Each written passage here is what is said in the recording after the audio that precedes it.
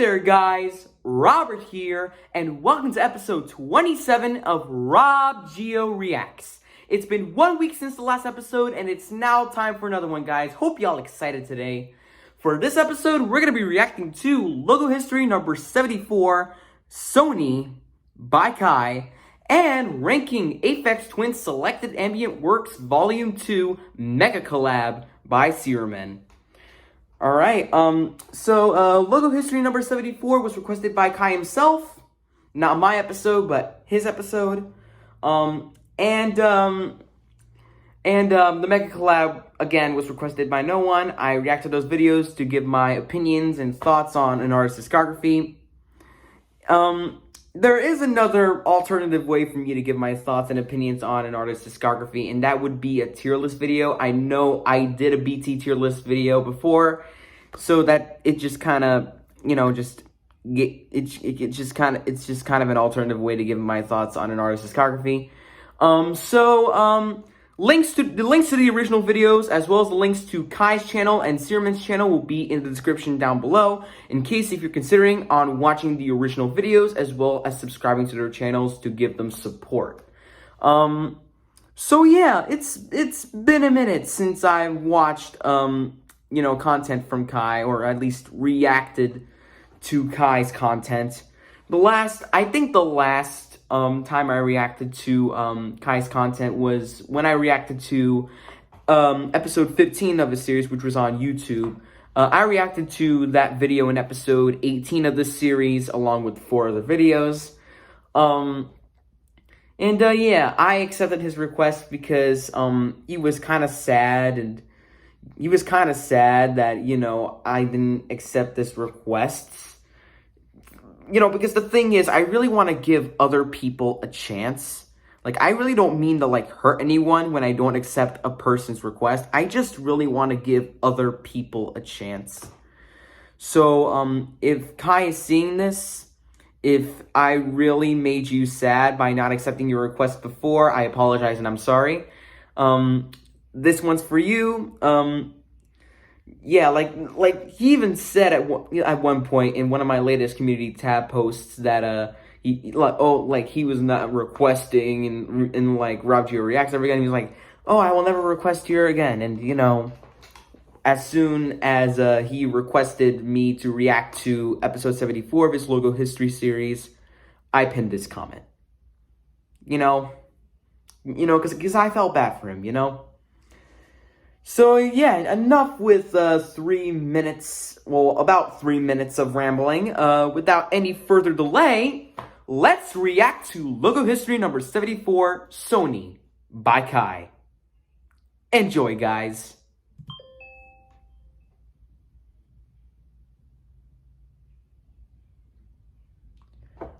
Oh, and by the way, images were taken from Logopedia. Credit goes to everyone. People work hard to create these logos, and people even work hard to find logos for Logopedia, so it's good to give them credit. You feel me? Alright, so, yeah, let's continue. Whoop, I paused the video.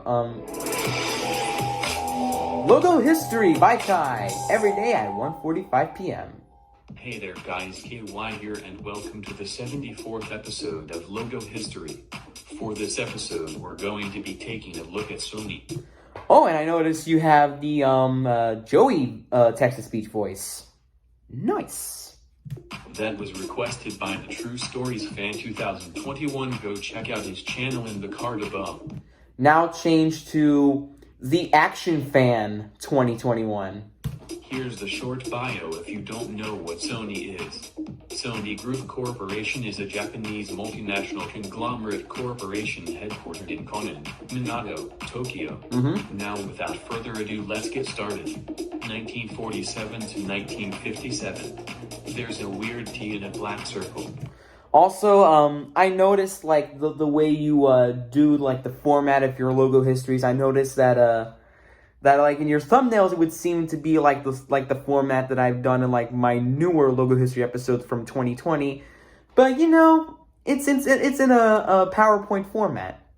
I'm not mad at that. I just noticed that. You can do it in whatever format you want, as long as you're not ripping me off or anything, and as long as I'm not saying, "Hey guys, it's Robert from RobGioReacts, like you're just stealing my name." Like, just don't steal your name. It's okay to be like inspired by my logo history series, but like, don't act like you're RobGio047L. I am RobGio047L. Yeah, let's continue. 1955 to 1957. There's the word Sony in black texts in a black shape. 1957 to 1961. The shape was removed and the font has changed. Okay, now the Sony logo is starting to take shape into the logo we all know and love. Well, the Sony logo we all know and love specifically. 1961 to 1962. The font has changed. 1962 to 1969. The font has changed. Yep. 1969 to 1973. The logo is darker. 1973 to the present. The logo is 2D. Okay guys, this is it for today. There we are. Stay tuned for episode 75. Mountain Dew Code Red. Until tomorrow, bye. Alright, so that was logo history number 74, Sony by Kai. And much like any other good logo history videos, this was, informative. And of course, it was inspired by my own logo history series. And I really think I should like tone down the brightness a bit. I don't know. I really think I should like tone down the brightness a bit. I noticed that, when it came to this like the logo reveal for the next episode, there's like this red glare on my face. 75. Mountain. See, look, I have that freaking red glare on my face. You see that? Like I look like the character Anger from Inside Out. or no, like probably like Darth Maul from Star Wars or something with that red glare on my face. Yeah, other than that, great work, Kai. Keep it up with those logo history videos. Keep trying. I know you can do it. And if I don't accept your request right away, or if I don't accept your request for some time, please be mindful and understanding. And Miguel Sanchez, if you're watching this, please be mindful and understanding. If I don't accept your request, it's fine. Because the thing is, I have to give other people a chance. So, yeah, if Miguel Sanchez is watching this, please be more understanding. Yeah, that's all I ask from you, and it goes for everyone. Yeah, now for the moment you've all been waiting for. It is now time for me. It's now, my God, I really don't know how to talk anymore. Now it's time for the moment you've all been waiting for, where I react to the Mega Collab ranking of Aphex Twin's Selected Ambient Works Volume 2, by Zero Man. Yeah, now we're, getting real over here. We got real with the first one, but I really think this is where things get real, because this was like such a hard album for me to rank, if I could be like straightforward with you. Like, this was very, very hard for me to rank. For one thing, it has 25 tracks on this album, and two, I like all of them. I really never hate any of them. Like, unlike 8592, I really never hate all of them, Whereas in 8592, I like all of the tracks except for Hephalum. And all 25 tracks, like, they're really unique in their own way. This album as a whole really takes me from one realm to the next. Like, you should really go listen to, like, this 2-hour masterpiece in, like, one sitting. Because, like, it's like the musical equivalent of traveling from dimension to dimension. Like, it has, like, it goes from, like pleasant to, like, unpleasant, creepy, and foreboding. And it even has like a few beat-centric stuff here and there. And I'm really sorry if I didn't like mention this in my last reaction, but 8592 was not actually ambient, at least for the most part. The only ambient-centric piece on that album was the interlude I. Volume 2 is actually filled to the brim with textualized ambient stuff. With the purpose of, with the purpose of those tracks just like taking you to like another planet or something. Like it just makes you think that like you've transported to like another planet or something whenever you listen to like one of those tracks on this fantastic album.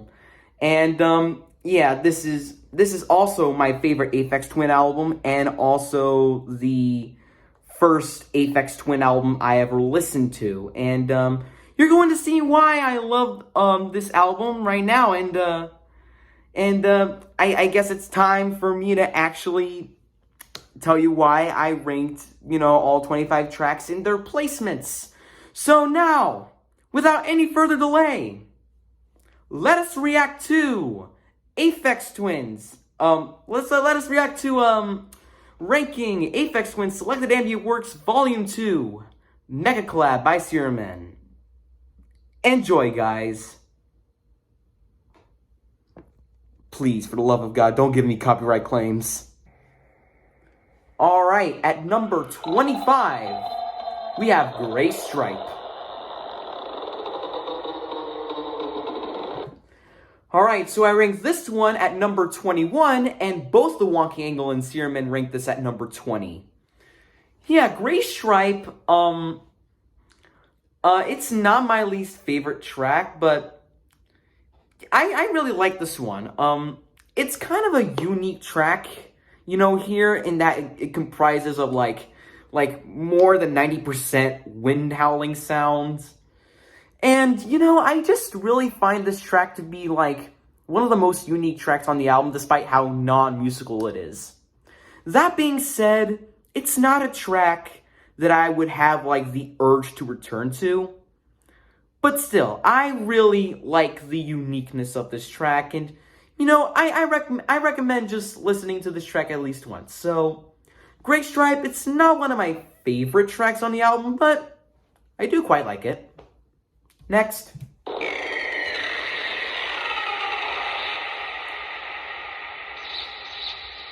This one makes me feel like I'm in a cave.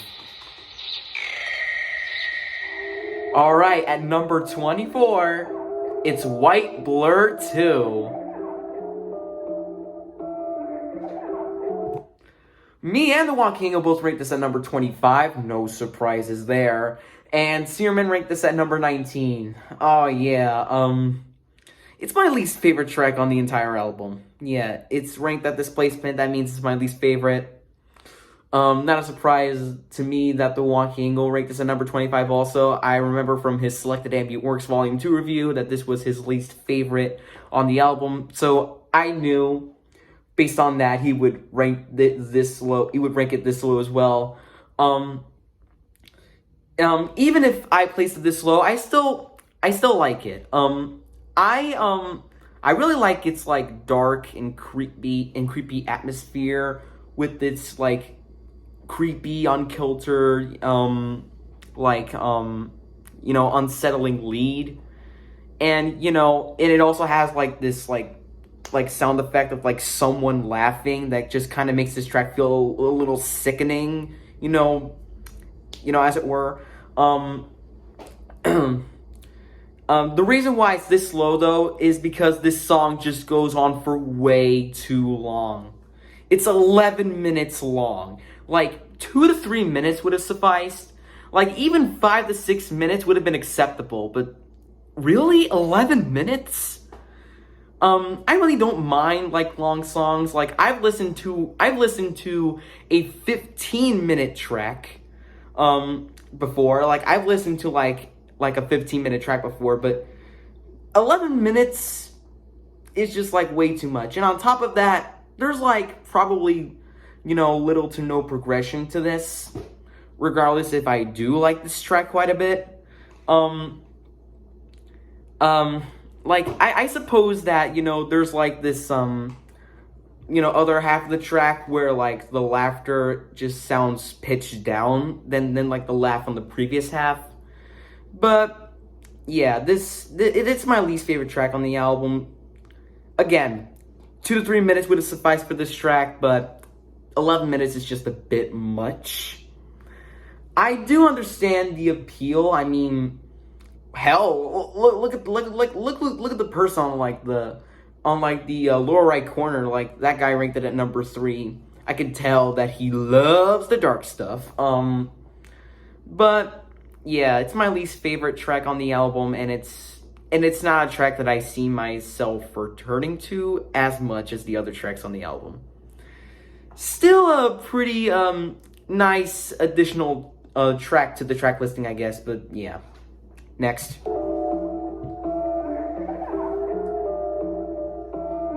Just like really, really unsettling. Alright, at number 23, we have White Blur 1. I rank this one at number 10. Searman ranked this at number 14, and the Wonky Angle ranked this at number 13. Like, honestly, White Blur 1 got done dirty, like horrendously dirty. Yeah, so like really number 23, I'm actually kind of disappointed with that spot because I actually think that it's like one of the best tracks on here. Yeah, like you can tell that it's in my opinion one of the best tracks on here. I mean, after all, it's at the tail end of my top 10. I love White Blur 1 for like its dark and creepy atmosphere, and it also incorporates some wind chimes in there for like most of the song or most of the track. I do love me some wind chimes. And it also contains like this like fast and high pitched like talking that just like fits with the track so well. Like, I don't know, like, yeah, like it may be only 2 minutes, and it may only be like one of the shortest tracks on the entire album, but this track sure does leave an impression on me. I highly recommend this track. It's like, if you wanna hear some creepy ass shit on this album, just go listen to the White Blur 1, and you'll see why that it's filled with creepy stuff and not just all the pleasant stuff. Nice track. I like it. I love it, actually. Next.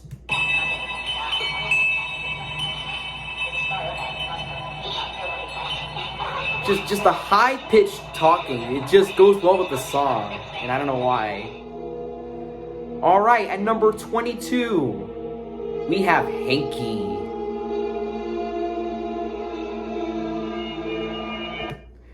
Alright, so I ranked this one at number 23, Searman ranked this at number 24, and the Wonky Angle ranked this at number 16. Hanky, it is, much like any other creepy track on here, it is very creepy. Like, it has kind of like this unsettling string lead, and there's some organ sounds thrown in there for good measure. Yeah, I really don't have anything much to say about Hanky. And I do like it, but it's also not a track that I would return to often. But still, just a great example of some of the creepiest stuff you'll ever hear on the entire album. And probably some of the creepiest stuff you'll ever hear in your life. So, yeah. And also, fun fact, this was actually omitted from US pressings.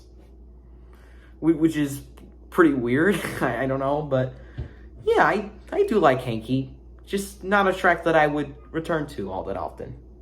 Next.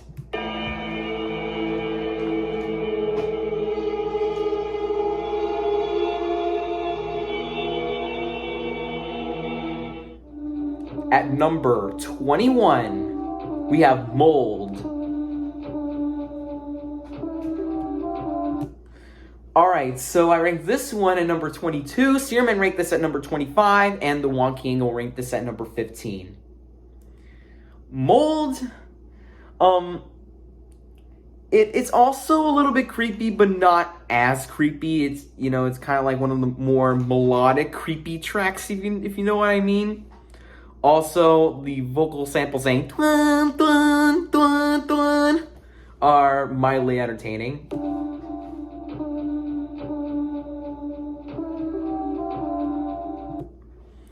And also kind of slightly annoying. I mean, yeah. Again, it's a track that I really don't remember. Like, it's a track that I really don't, like, think of whenever I think of this album. And it's also not a track that I would return to often. And, you know, the vocal samples, they're both, like, they're like mildly entertaining and also slightly annoying. And that's what made this track be put in like my bottom 4 of my list. But other than that, I do like Mold quite a bit. You know, I kind of recommend this one. So next.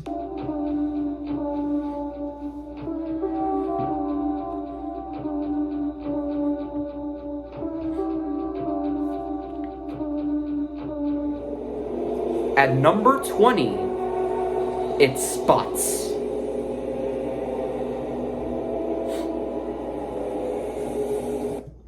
Alright, so I ranked this one at number 13. Searman ranked this at number 22, and the Wonky Angle ranked this at number 17. Spots, I also think, is a really interesting one. Like, Spots is also kind of like creepy. It makes it, but you know, it's not that creepy to me, actually. It honestly makes me feel like I'm in like, a crowded room, like a crowded subway or something, because like the vocal samples are like so echoey, like you won't believe. Like, just listen to that.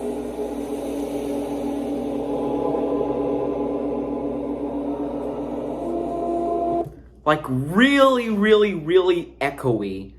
Like, you know, that's why it kind of makes me feel like I'm in, like, a subway station, like, filled to the brim with, like, crowded people.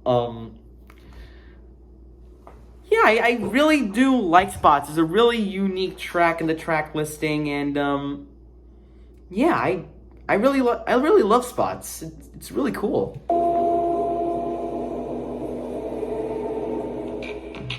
Alright, at number 19, we have Shiny Metal Rods. Alright, so I ranked this one at number 19. Searman ranked this at number 10, and the Wonky Angle ranked this at number 12. Yeah, Shiny Metal Rods. It's also kind of interesting to me. Like, to me, I also like this even if I ranked it this low. Yeah, that's the thing. Part of why this album was so hard to rank is because like these tracks, I like all 25 of them. Even White Blur 2 is like likable. Problem is its length though. But yeah, I'm not talking about White Blur 2 right now. I'm talking about Shiny Metal Rods.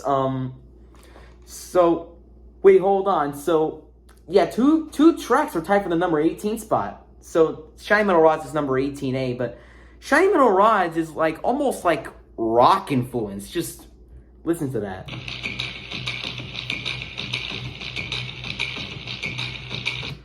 Like the ones that go like those sound effects in this track, it kind of makes me feel like that they're like electric guitars or something. It's not one of my personal favorite tracks on the album. It's like in the bottom half of my list, but I still really like this one despite that. Again, I like how like sort of rock influence, you know, this one is, and yeah, I really like Shiny Metal Rods.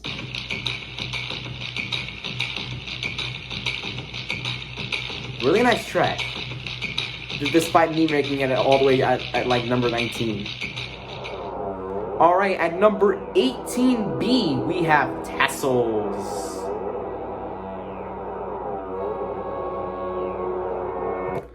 Alright, so I ranked this one at number 18, Searman ranked this at number 17, and the Wonkangle ranked this at number 22. Tassels mainly just comprises of like these like electric sound effects that kind of make me feel like I'm standing next to a power line, or in the words of Aphex Twin, being in a power station on acid. I swear I think that's what he said when he like made this album. And I'll probably just like talk about how he sort of made the album like after I'm done reacting to this video. But yeah, Tassels I think is just an interesting one. It doesn't really give me anything to say. Like the electric sounds can be a bit much at 7.5 minutes in length, but I still think it is quite an interesting one regardless. So yeah, Tassels, I think it's a pretty good track, but not a great one or an amazing one either. So yeah, I like this one. I just don't have an urge to return to that as much as the other tracks on here, and yeah. I like this one.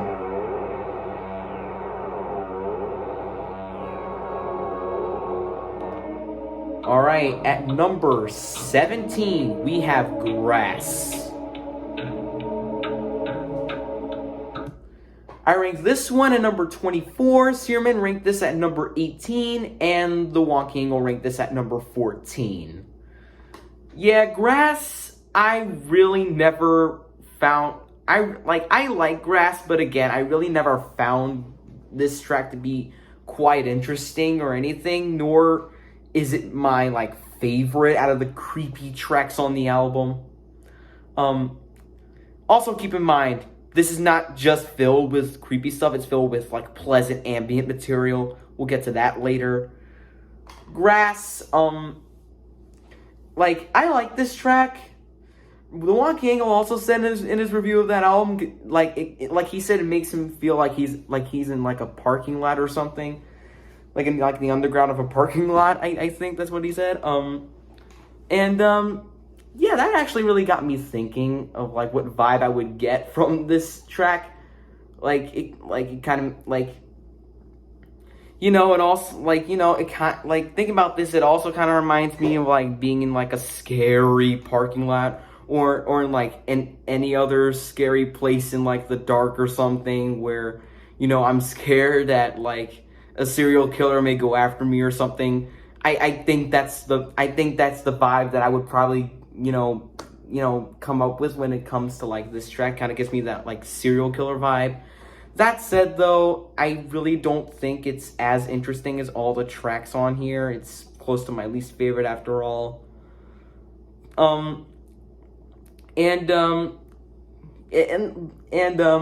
At 8.5 minutes, I really don't think it justifies its length.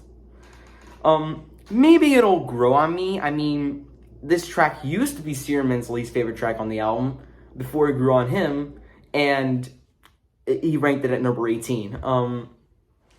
But Grass, I really don't have an urge to return to this, and I think that its cousin track Tree, I think, just pulls off this long, creepy stuff better. And yeah, don't get this wrong though, I like Grass, but I don't have an urge to, like, listen to it all that often. And yeah, cool if you really love this. I mean, one user in the thing ranked this at number 3. But yeah, next.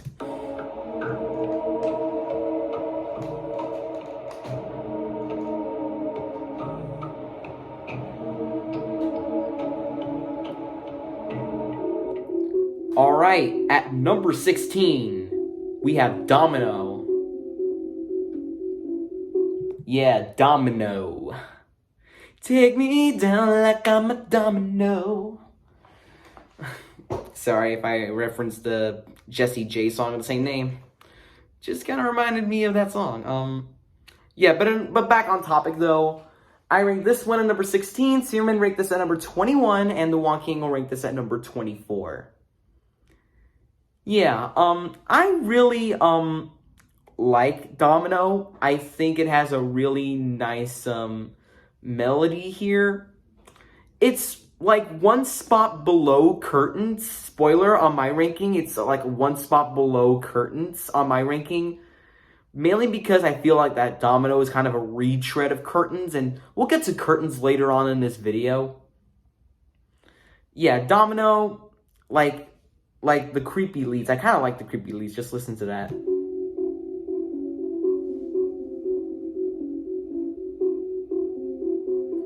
Like, it's kind of like, you know, soft. It's kind of like, you know, soft, creepy stuff when you think about it. And it also has like this high, like string-ish lead, or maybe not, like high string-ish lead, you know, for good measure in like the second half or something. But yeah, Domino, I really like this one. It's not like amazing or anything, but I do like this one.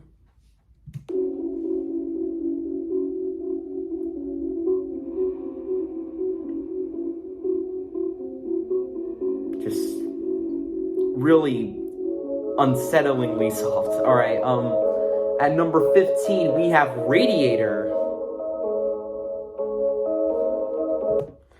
All right, so I ranked this one at number 9. Searman ranked this at number 13, and the Wonkango ranked this at number 19.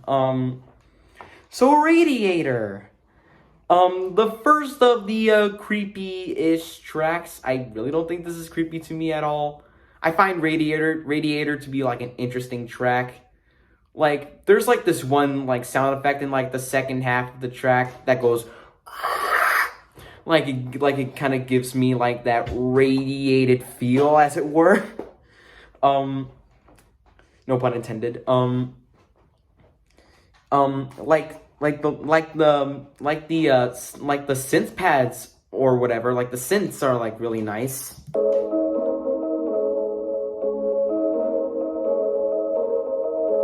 They also feel kind of like unsettling. And yeah, I actually find Radiator to be like interesting, and like the melody kind of switches up in like the second half of the track, and I kind of like that. So yeah, Radiator, really interesting track. I love it.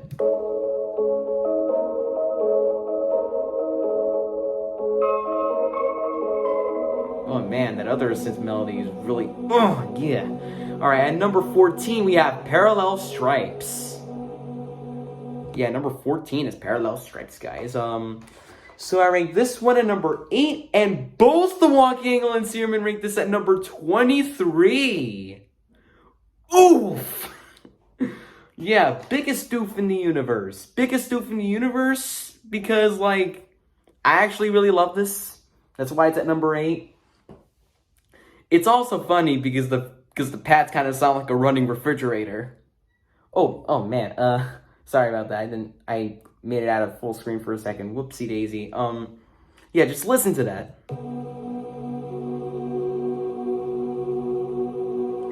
Like if you listen closely, it kind of sounds like a running refrigerator, and the pads are like really, really, really angelic.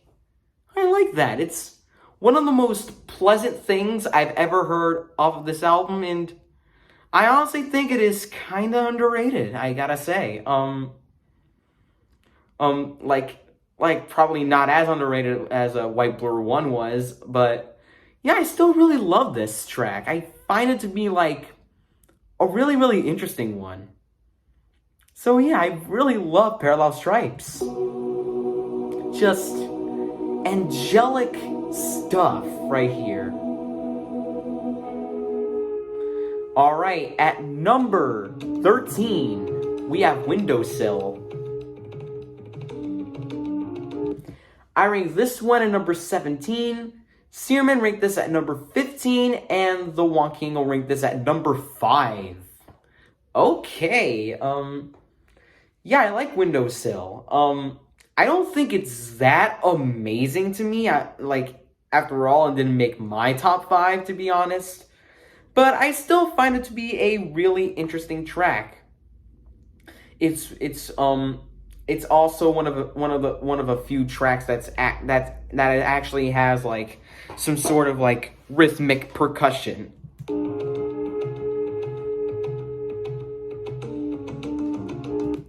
Like, it kind of reminds me of like Arabian music or something. Like, I don't know, it's kind of like a world influence track, and I kind of like it. It makes me feel like I've been transported to, like, you know, United Arab Emirates or Saudi Arabia or Egypt or any other, like, Asian country or something, because it's just kind of world influenced. Yeah, I really like Windowsill. Despite me ranking this at number 17, I still really like this one.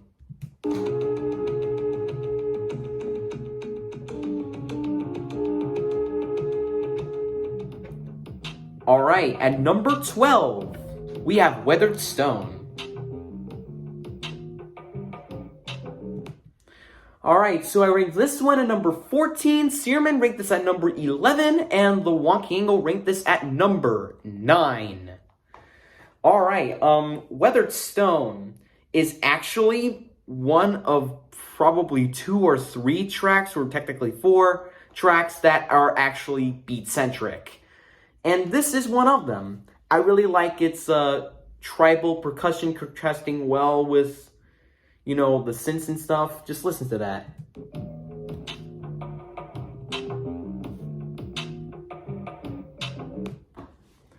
You know, like, I don't know, it just kind of makes me feel like I'm, like, underground or something. Like, yeah, I got nothing else to say. It just kind of gives me some, like, underground vibes, and, you know, I actually kind of love how beat-centric it is, along with, you know, Hexagon and Blur, and we'll get to both of those tracks later on.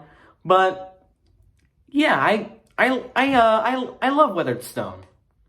Pretty nice and interesting track, and definitely a unique one in the track listing.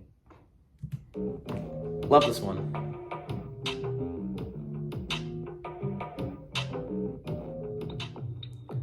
Alright, at number 11, we have Blur. I ranked this one at number 20, Searman ranked this at number 12, and the Wonky Angle ranked this at number 18. Blur, I think is also an interesting track, but I really don't have the urge to return to it as much as I probably should. It has a really nice kick drum there. Boom, boom, boom. Boom, boom, boom, boom. Yeah, I probably just messed up the rhythm there, but you get my point. I like that kick rhythm and the unsettling-ish melody, like unsettling, pleasant-ish melody. It's kind of like a hot, the melodies are kind of like a hybrid between like pleasant and unsettling. Like, it just kind of like changes up like the key signature and stuff, I guess. But yeah, Blur is kind of an interesting track. I like this, but it's not a track that I kind of return to. Like, I think the thing is, like I said, I like all of these tracks. I find all of these tracks to be likable. I think how I rank them is determined on like how much I have the urge to actually return to these. But yeah, Blur, nice track. Again, don't have the urge to return to it, and that's really all I have to say, really.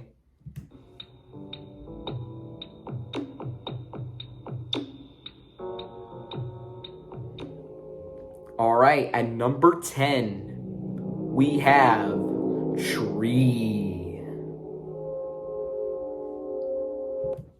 Mwahahaha, because it's by far the creepiest track on the album.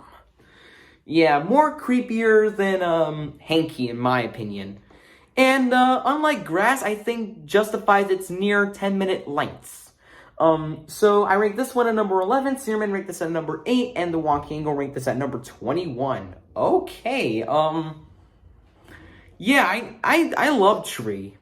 I think it's probably like the creepiest track on the entire album, like I said before.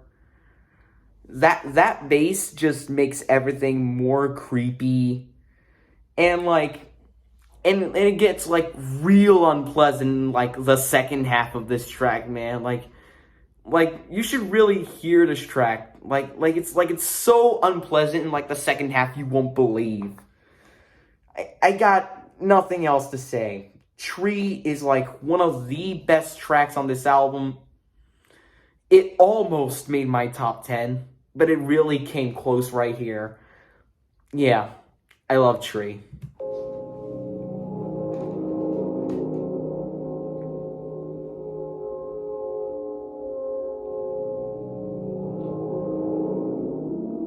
At number 9, we have Curtains. Alright, so I ranked this one at number 15, Searman ranked this at number 16, and the Wonkingo ranked this at number 11. Curtains is just one spot above Domino in my ranking, because Domino just feels kind of like a retread of Curtains, despite the fact that I actually like Domino. Curtains I like slightly more for its the vibe that I get from this track. The Sound Binge said in like her worst to best ranking for Aphex Twin's albums that Curtains kind of feels like, like you're watching your life pass by in slow-mo, and honestly, I actually kind of agree with that perspective, actually. Thinking about it now, it also kind of makes me feel like my life is like, my life is going by in like slow motion or something.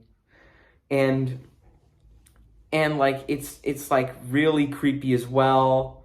And I actually could see this being turned into like a remix or something.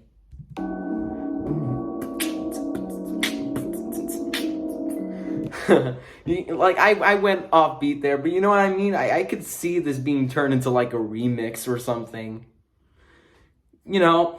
I could see this. I could see like a hip-hop artist kind of like sample this track into like his or her own rap song. That'd be sick, actually. But yeah, Curtains, I actually really like this one. I recommend it. That melody, wow, that melody is really good. Alright, at number 8 we have Matchsticks. Alright, I ranked this one at number 4, Searman ranked this at number 6, and the Wonkiangle ranked this at number 3. Yeah, what a beautiful end to a beautiful album right here. Matchsticks is also one of the first tracks I ever listened to from this album, along with Rhubarb and Tree. And we'll get to Rhubarb way later on in this video. Spoiler, it's definitely in the top 5, but I won't tell you its placement.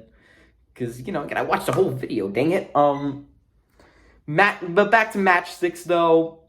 I absolutely love Matchsticks. Just what a beautiful end to an amazing album right here. It kind of makes me feel like I'm being abducted by aliens or something. Like this sounds like that this kind of track should be in like the beginning of like a movie about aliens. Imagine if someone made like a movie about like aliens abducting human society, and then this track plays in the beginning of the movie. This track plays in like the opening titles or something. I'd be so impressed, man. Yeah. I really love Matchsticks. I really do love Matchsticks, and it deserves my recommendation to the highest degree. Next.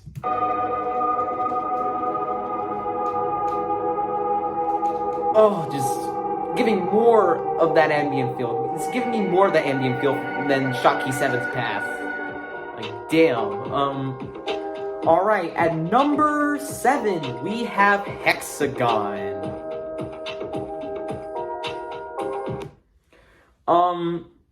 So I ranked this one at number 6, Searman ranked this at number 4, and the Wonky Angle ranked this at number 7.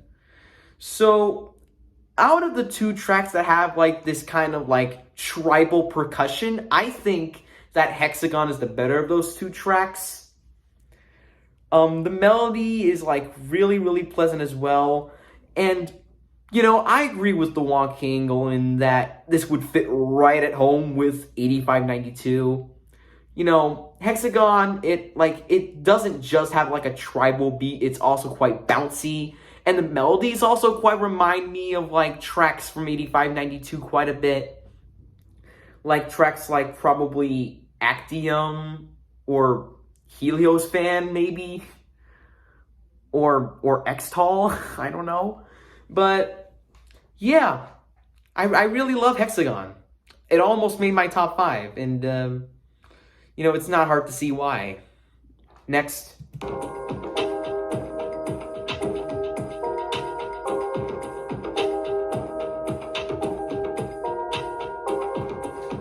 It's also kind of another case of, like, trap before trap became, like, a mainstay of all of electronic music. I don't know if I'm, like, wrong, though, but just my theory, I guess. Alright, at number, 5A.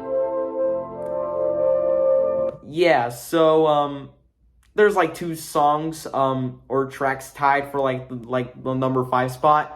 So at number 5A, we have Lichen. So I ranked this one at number 3. Searman ranked this at number 2, and the Wonky Angle ranked this at number 10. Okay, wow. So Lichen, just amazing track right here.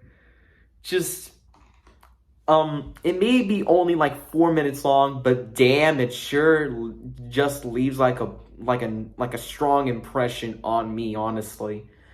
Lichen, it kind of just makes me feel like I've been out of the dark for, like, it makes me feel like, you know, like, I'm nearby, like, the ocean. Like, I'm, like, I feel like I'm in, like, the fields after being in, like, the dark for a very, very long time. And I know I kind of, like, stole this perspective from the Sound Binge, but, you know, it's just this kind of, like, uplifting and pleasant track that just kind of makes me feel this way, you know? Kind of makes me feel like I've been transported to, like, the fields or something. And, like, yeah, just everything about Lichen is so alluring to listen to. So, yeah, I really love Lichen so much, and I really recommend it. Next.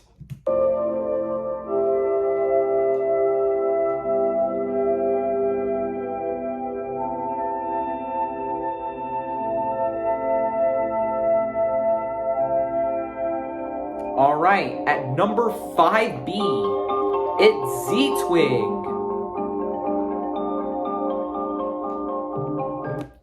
Alright, so I ranked this one at number 12, Searman ranked this at number 7, and the Wonky Angle ranked this at number 6. So I think this is kind of an interesting track here. It has those kind of like xylophone, marimba sounds, and it just kind of it's just kind of interesting, and that high-pitched lead just goes along very well with those xylophone sounds. Also, I heard that I watched Searman's original ranking for this album, and I saw that I saw that he said it, like when he talked about Z-Twig in that original ranking, kinda that this was featured in like a GTA 5 game. I don't know if that's true, but honestly, I'm gonna take the bait and say it is true. Honestly, honestly, honestly, if I heard that it was featured on like GTA or something, I'd be impressed. But yeah, I really like Z-Twig. I love it as a matter of fact, and I think it's like one of the most interesting tracks on the entire album. Yeah, despite me ranking this at number 12. It may be the shortest track at a little over 2 minutes, but pretty nice one. And it's like easily the happiest track on the entire album. Next.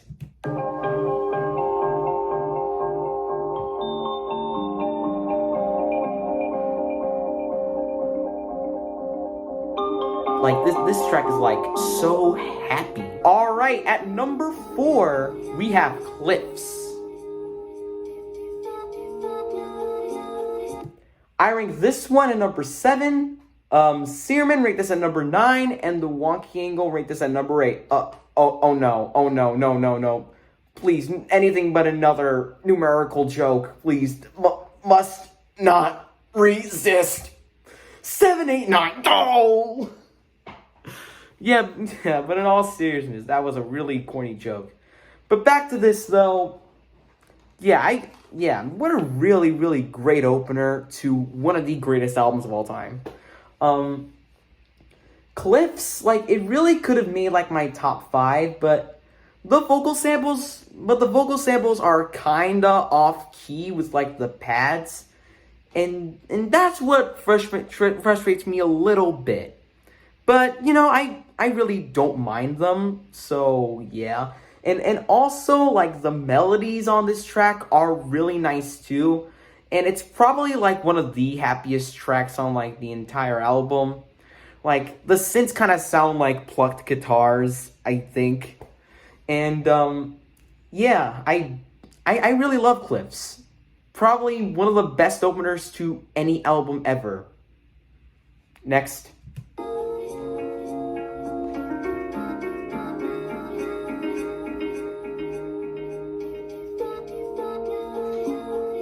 Okay, about the vocal samples, they're probably not that off key, but this song is in like the key of like a D flat major, and the vocal samples are going which, as far as I know, that's probably not a melody you would use for like this kind of a key signature. So yeah, other than that, I really love Cliffs. Would have made my top 10. Would have made my top 5 otherwise. Alright, at number 3, we have Blue Calx. I rank this one at number 5. Yeah, me and Searman both rank this at number 5, and the Wonky Angle rank this at number 4. Blue Calx, one of the most popular tracks on this album. Not just from this album, but also probably one of the most popular tracks Aphex Twin has ever made. And for a good reason. Yeah, Blue Calx. I really love how cold and mechanical, you know, this track is. Makes me feel like I'm in a science lab. Yeah, kind of agree with the Wonky Angle in that perspective. Yeah, I love Blue Calx for how cold and mechanical it is. Just everything about it. Just listen to this and let me know if you get a science lab feel.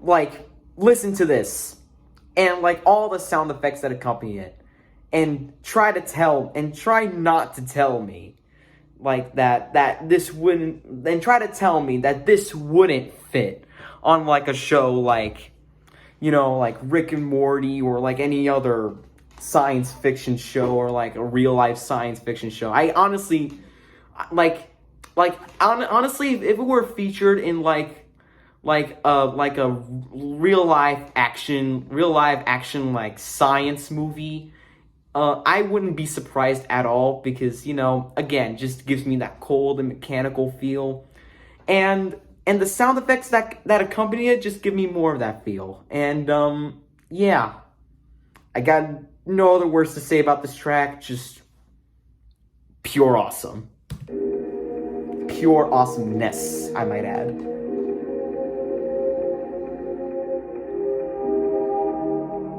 At number 2, we have Rhubarb.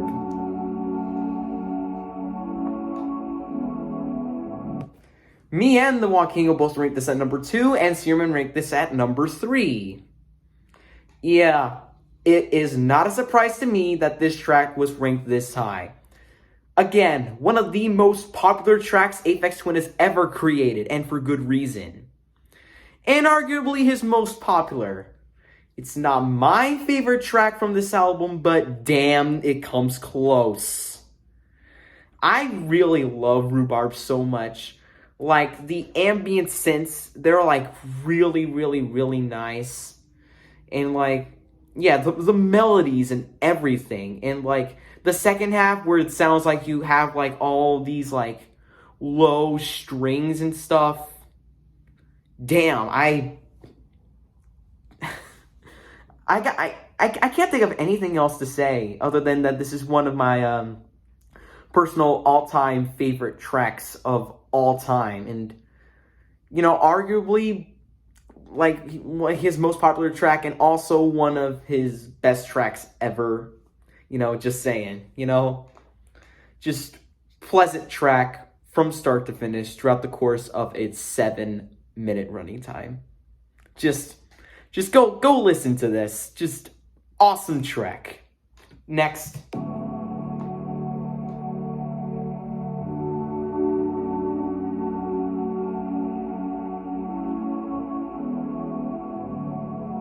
And finally, at number 1, we have Stone in Focus.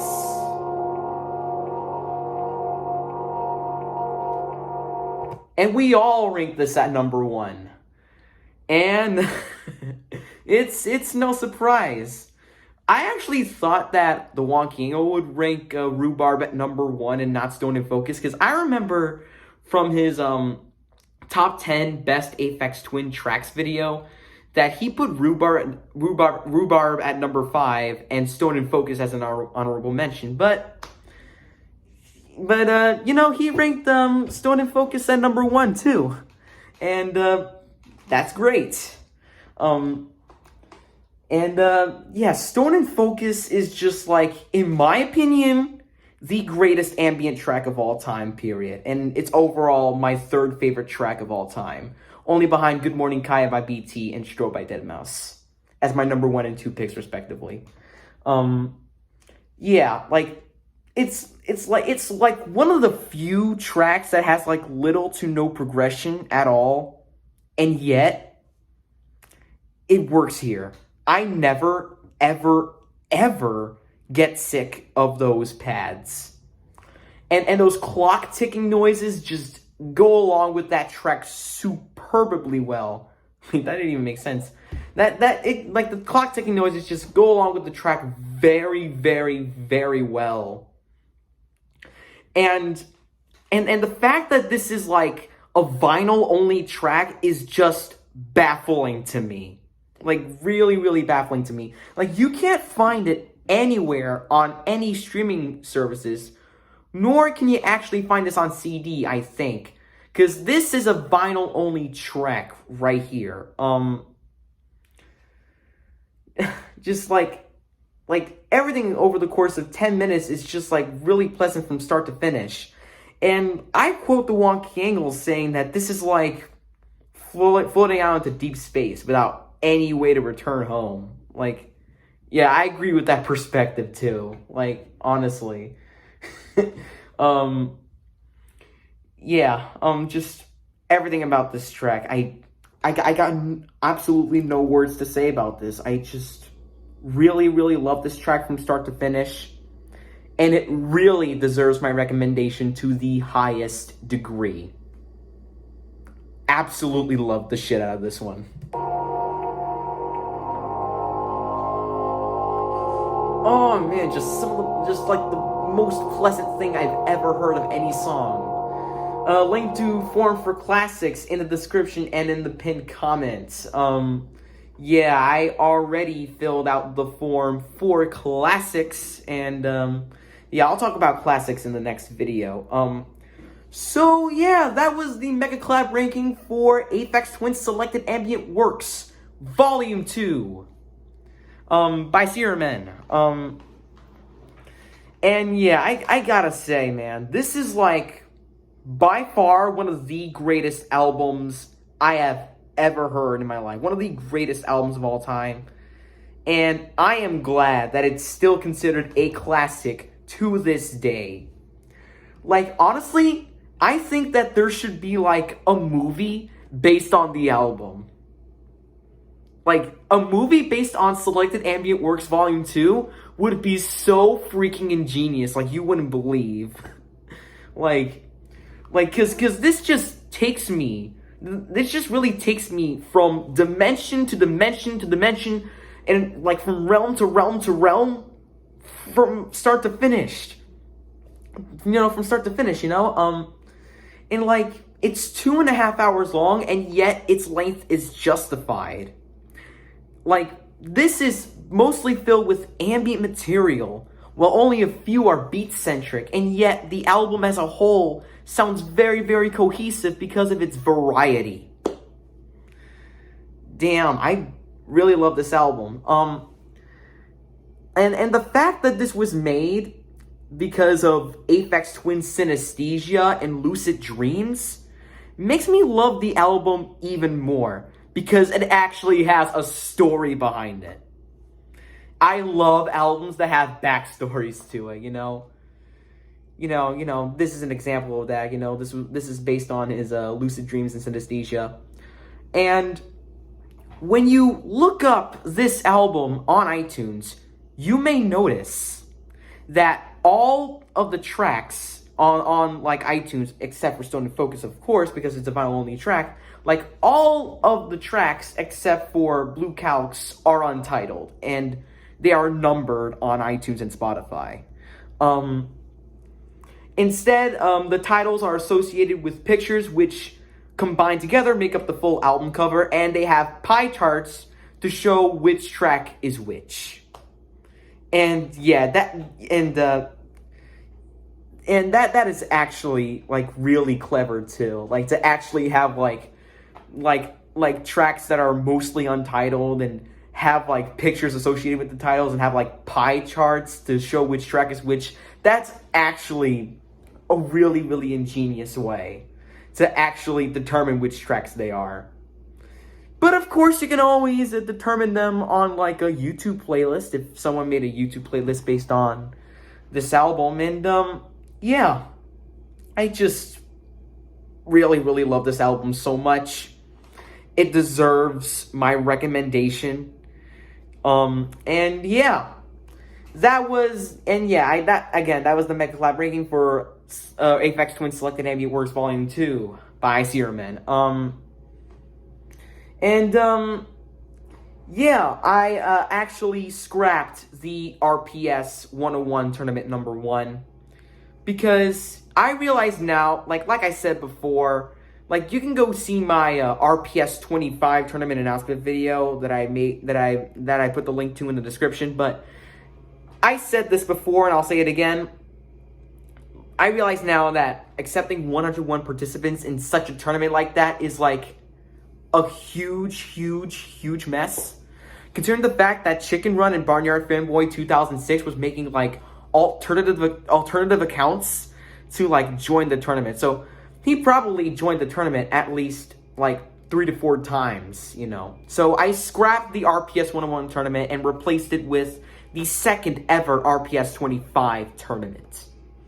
I'm going to see right now how many spots there are left in the RPS 25 tournament number 2. How many? Hold on. Yeah, we have 16 people in the tournament. So 25 minus 16 is, well, actually, I'll go look it up on my Google calculator, but yeah, 25 minus 16 is 9. We have 9 spots left. And yeah, here is who I have in the RPS 25 tournament so far. retroGALAXY, John Fernandez, NFL Fan 21, The Action Fan 2021, Brobomb, I don't know how to pronounce this. Perunka Batacuti TPOT, Alberto Vargas Jr., Raymond Garza World Cartoon, the CEC Fan, Tszki Lam, Jan Jasinski, MFS Studios, Kai, 20th Century Aeon YouTube BFB, Emmanuel Tehran, Mason Wrigley, and Arsip Game.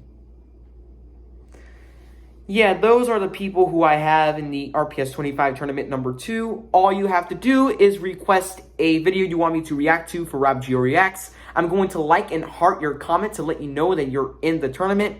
If I like, heart, and pin your comment, though, it will not count as your entry into the tournament, but rather as a request for RobGioReacts. So if you want a better chance at getting into this tournament, then go check out the link to the RPS 25 number 2 announcement video that I put the link to in the description down below. And yeah, we made it to the end of this reaction video, guys. Thank you for watching.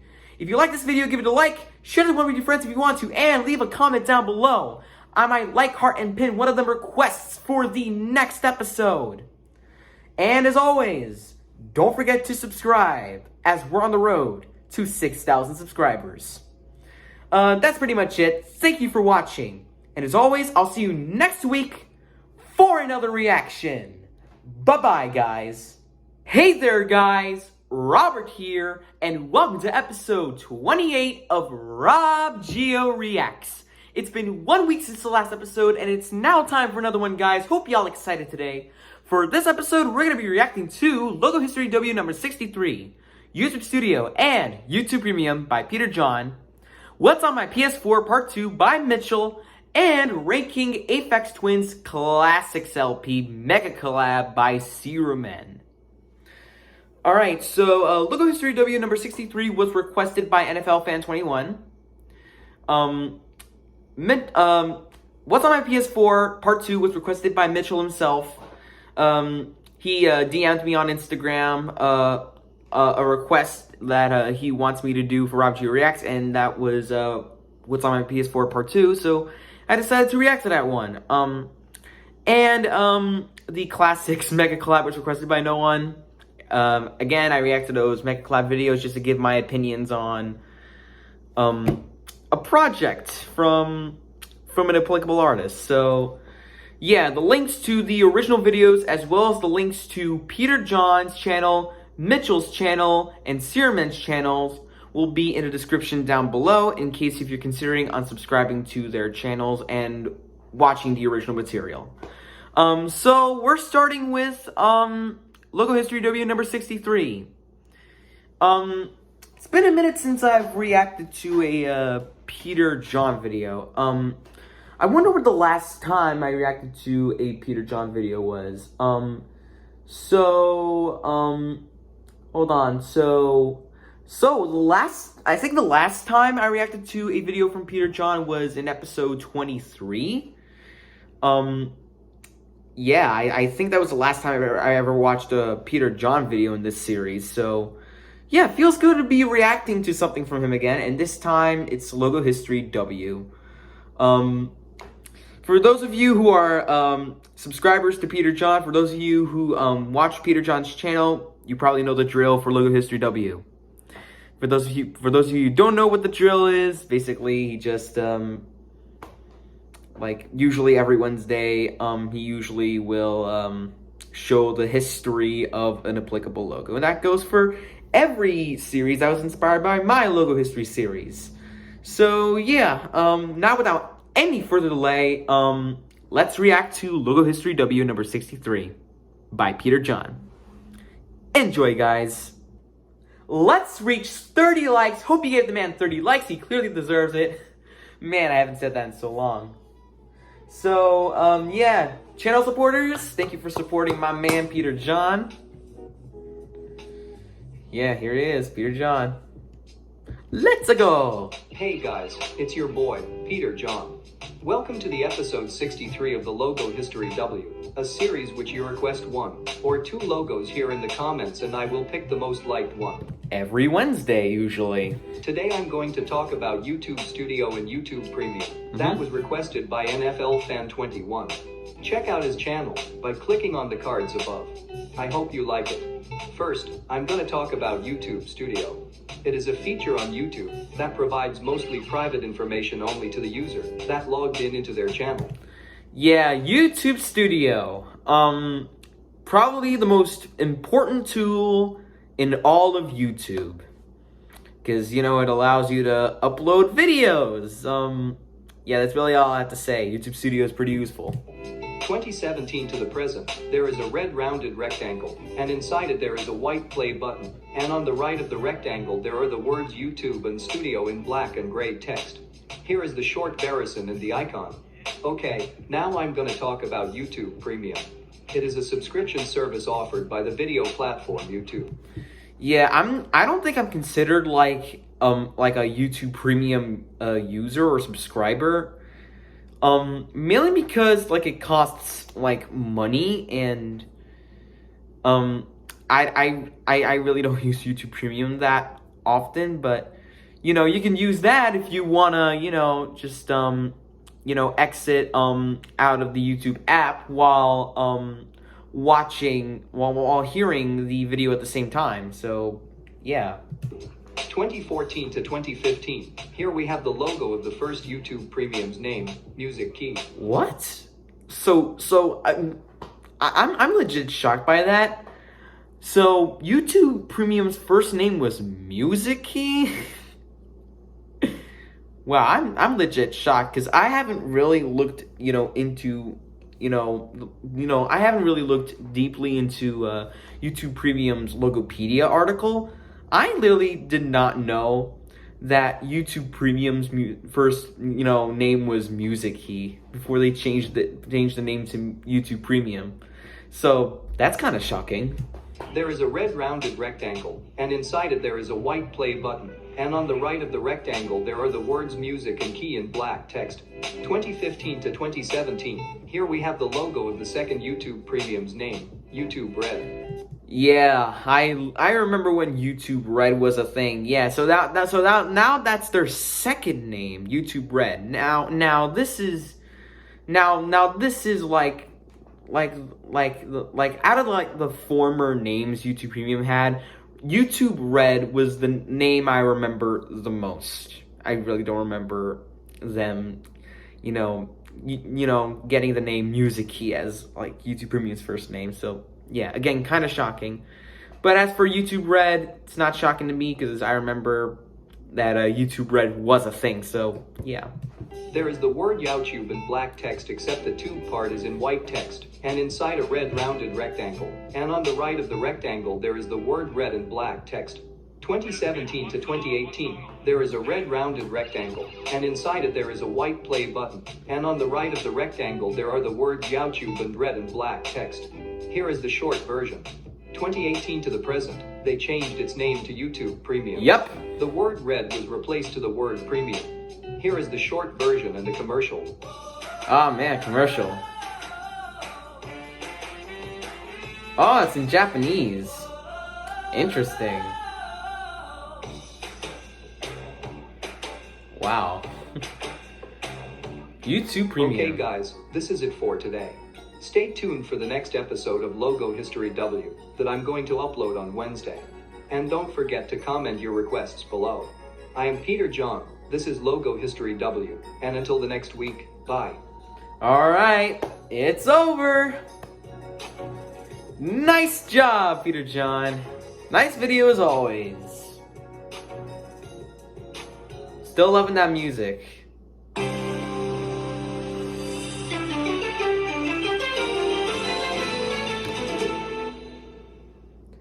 This is how I feel. Okay, so that was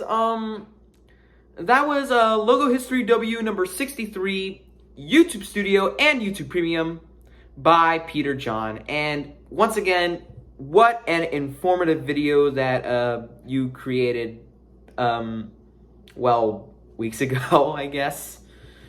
So yeah, once again, pretty informative video. I really don't have anything to say. I still have yet to know what the outro song is.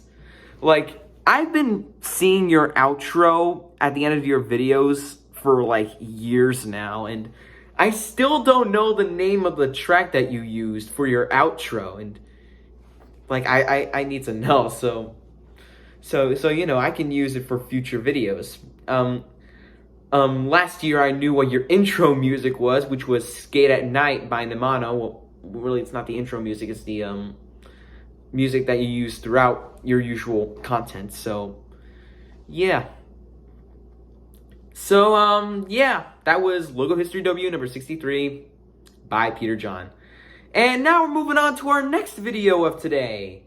And it is called What's on My PS4 Part 2 by Mitchell. It's been a minute since I reacted to Mitchell's content. Really haven't reacted to his content in a while, so feels good to be reacting to his content again. What's on My PS4 Part 2's purpose, I think it's probably pretty simple. It's probably to like show you what's on Mitchell's PS4, duh. And we're gonna go look into that right now. So now without any further delay, let's react to What's on My PS4 Part 2 by Mitchell. Enjoy, guys. Ooh, suspenseful music. I like that. Oh, maybe. Maybe it's suspenseful music. Yeah, it is. Wow, nice new intro. People, Mitchell here. Sorry if I haven't uploaded this video for a very long time. Didn't have that much time to do it. Anyways, we're doing a part 2 on What's on My PS4, so let's get started. Sorry for the noises and also the network. It might even crash. The remote play application might even crash. I don't know. I have to use PS Remote Play right now because I don't have one of those little cables that plug into your PS4 and it allow you to record it on your computer. You can't do that. I don't have one of those, so yeah. So I have to do it the cheap way. Anyways, we're in Turismo Sport. I really like this game. It has a lot of customization for your cars in there, and I do like the customization. The only thing is that you can't make your own decals. You have to upload them on a website, which I might even link down in the description below if you want to like upload decals. But you need like a PSN account in order to do it. Like you need to sign into your PSN. Also, you're only allowed to post decals that are a .svg file. Huh. Account in order to do it. Then I have Spotify, which I play music on. Capture Gallery. Yeah, I really don't like Spotify. They're kind of annoying. Spotify's kind of annoying in my opinion. If you like Spotify, good for you. But for me, I really don't like Spotify because like, yeah, because for Spotify, like you can only play like, you can only like skip songs, you know, it's like skip a certain, like you can only skip like a certain amount of songs per day, and then after that you're forced to sit through an unskippable ad, which is really annoying. So yeah. But then I have Spotify, which I play music on. Capture Gallery, it has photos and videos. GTA 5, I like this game as well. Yeah, and even though I really don't physically play the game, I really haven't played GTA 5 before. I see my brother play the game, though, and I like it, too. My favorites. TV and video, which allows you to watch YouTube and other stuff like that. PlayStation VR or PSVR demo disc. I also have 2 and 3. Now, the 1 and 2 demo discs, that they actually didn't even come with a VR headset. They are actually our digital games. So I went and bought them on the PS Store. So, but the third disc, this one right here, it came with a headset. So, yeah, and it's actually a bundle that came with it. It actually is Superman VR, which I have on my PS4. Spoiler. All right, so it's Iron Man VR and not Superman VR. Okay, because I saw the typo there. But anyways, Super Hot. I got that from PS Now, which I posted a tweet about this game. And also, I'm trying to get a lot of trophies in this game. It's like a lot of the levels in this game are pretty hard, and it's probably be really hard to actually earn these trophies in this game. Share Factory, that's where you can actually edit your videos from your PS4. I don't really use this anymore because I don't even use it at all. I mainly use a video editor, Sony Vegas 17. Yeah, Sony Vegas. I've heard of this one. I don't use Sony Vegas. For one, I have Apple, not Windows. And two, it looks pretty complex. Yeah, it is kind of complex, you know, compared to like iMovie, which is easier for me, honestly. So, yeah. So yeah, I don't use this anymore, but I recommend it if you are like a beginner of video editing or something like that. I recommend you to do that to get it. Rainbow Six Siege, I don't really play it at all. I only got one like bronze trophy, and I don't really even play it at all. So yeah. Call of Duty Black Ops 3. Yeah, I've heard of this one. This is actually from a PS Plus sale from the PS Store. And it was for free, so it was like a sale and whatever. It was for free, so I got it. Yeah, I've heard of. Whoop! I turn on captions. I've heard of Call of Duty Black Ops 3, and I think I've seen some gameplays of it, and yeah. So I like Black Ops 3, though I really don't play it. I really don't play it, so yeah.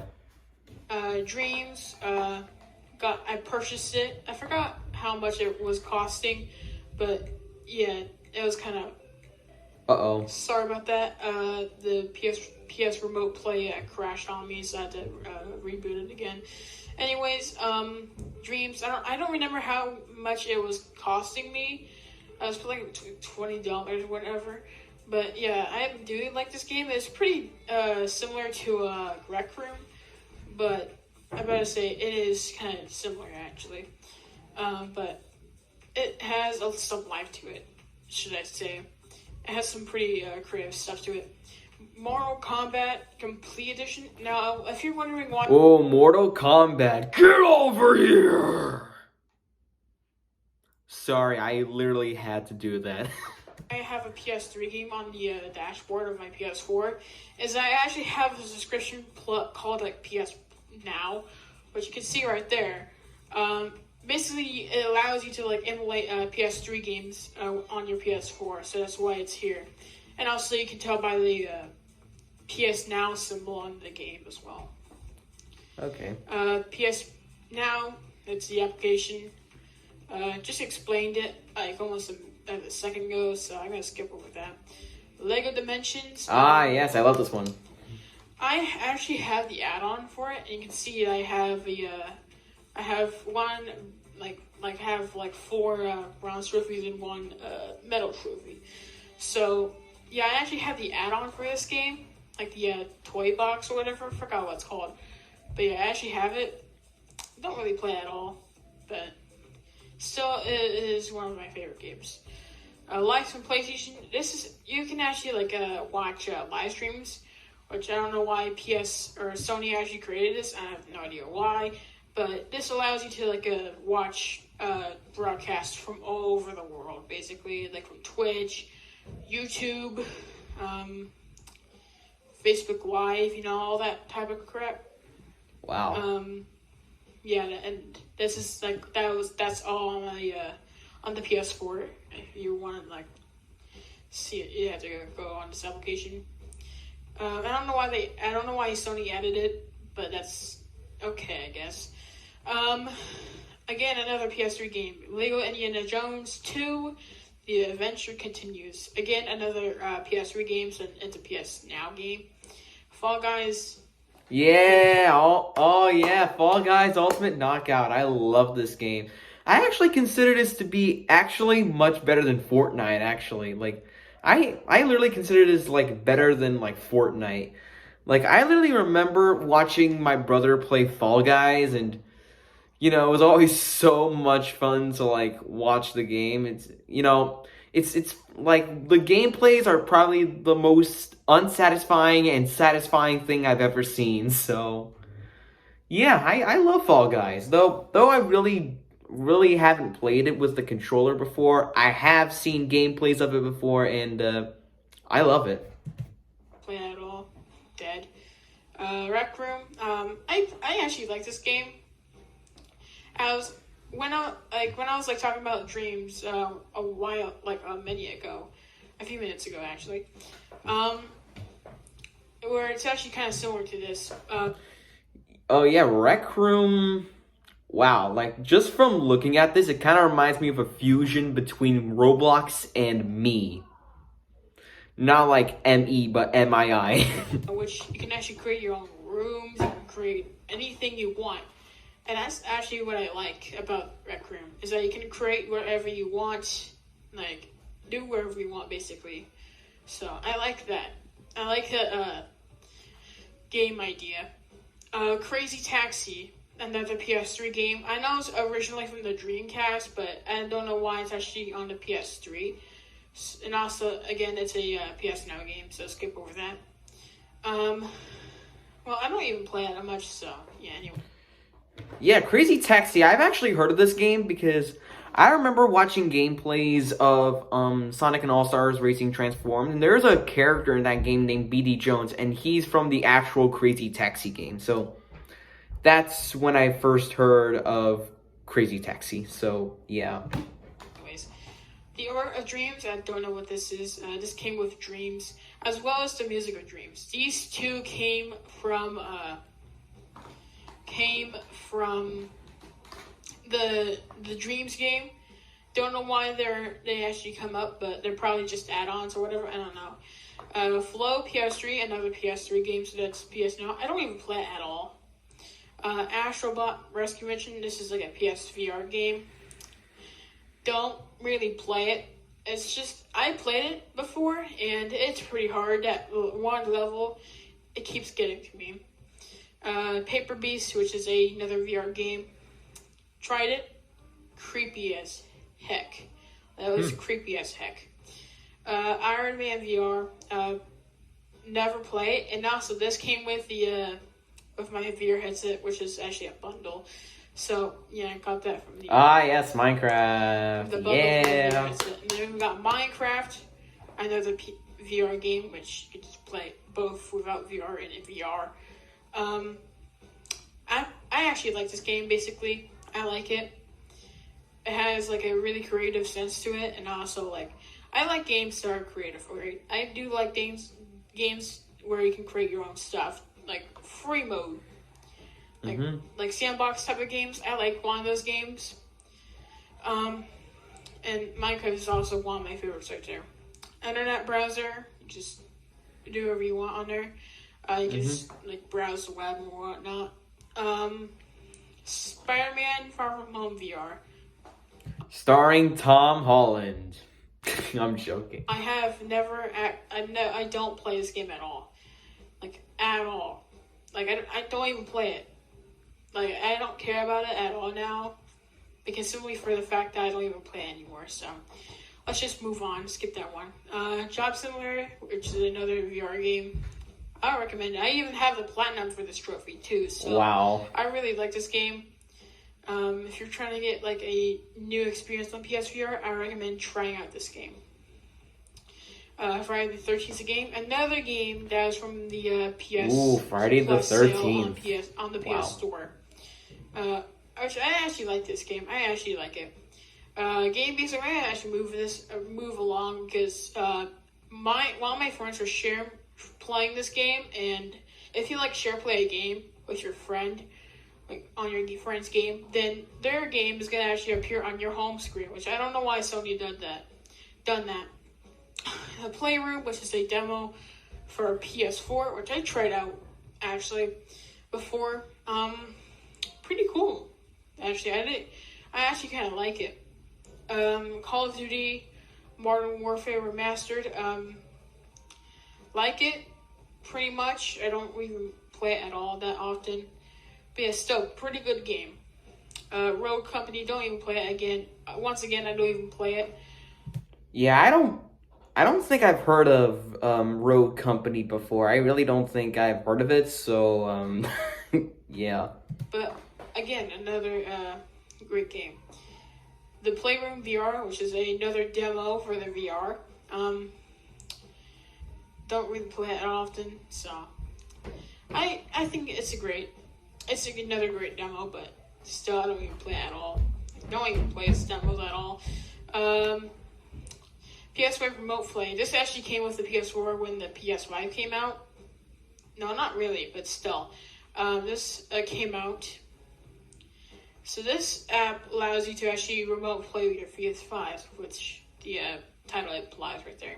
Yeah. Which I don't even have a PS5 at all at the moment, so I'm not gonna really try this at all.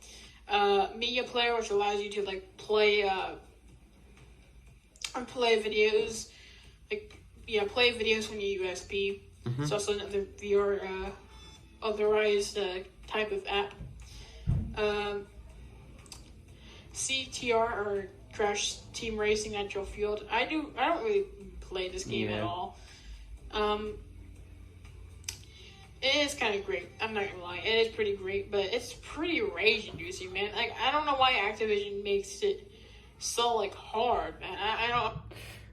And CTR Crash Team Racing Natural Fueled, that game. It's just your typical Mario Kart-esque game. Duh. Like, without the success of Mario Kart, then CTR Racing, like without Mario Kart, then this game might as well not be here, so yeah. I actually kind of like this game quite a bit, though I really don't play it. I don't understand why. Again, one of my other friends' games, so move on. From SharePlay, so let's move on. PlayStation Video, which allows you to like play with so basically when you get like films, movies or like TV shows from like the PS Store or whatever, it'll be in PlayStation Video. Don't even use it at all. Literally at all. Let's just move on. The Lego Movie video game. Don't play it at all. And also another PS3 game, which is a PS Now game. Which I have two on this PS4. One for the PS4 and one for the PS3 from PS Now. Don't really play this game at all. Not really finding myself interested into it, so yeah, let's just move on. The Last of Us, pretty good game so far. I never play it at all. Like, I've been playing it since I got my PS4 or PS Now. Ever since I bought, I got it for the first, I got it from the first time I ever got PS Now. So, yeah, it was kind of good. Like, I like the story of the game. I do like it, but I don't really care about it because I don't really play it that often. Red Dead Redemption. Yeah, I've heard of this game before, and I probably have seen I probably have seen like some gameplays of it. Like, I'm not a true like gamer or anything, so for me, I only have seen like some gameplays of RDR. Yeah, Red Dead Redemption. Yeah, and it's from the only Rockstar Games, responsible for obviously GTA. So, yeah, and I think I can only imagine that this looks similar to GTA, knowing that it was made by Rockstar Games. So yeah. Another PS3 game. Don't find myself playing it. It's like I don't even play these PS Now games. Lego Batman, the video game, another one I don't even really play that often. And Lego Worlds, I had this game from like a video store or whatever. I rented it, then unfortunately I had to like bring it back, and so I never even got it for the PS4 ever since. So that's kind of sad. And here's the apps I have for my PS4.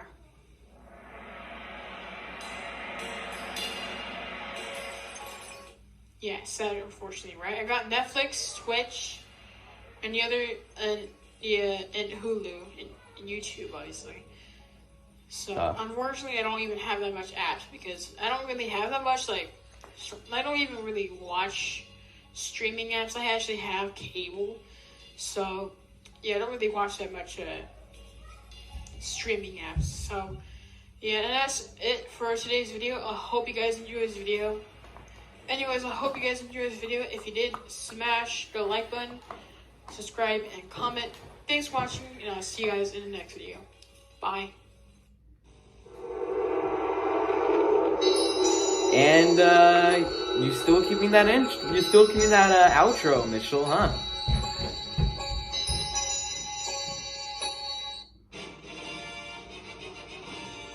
Watch out!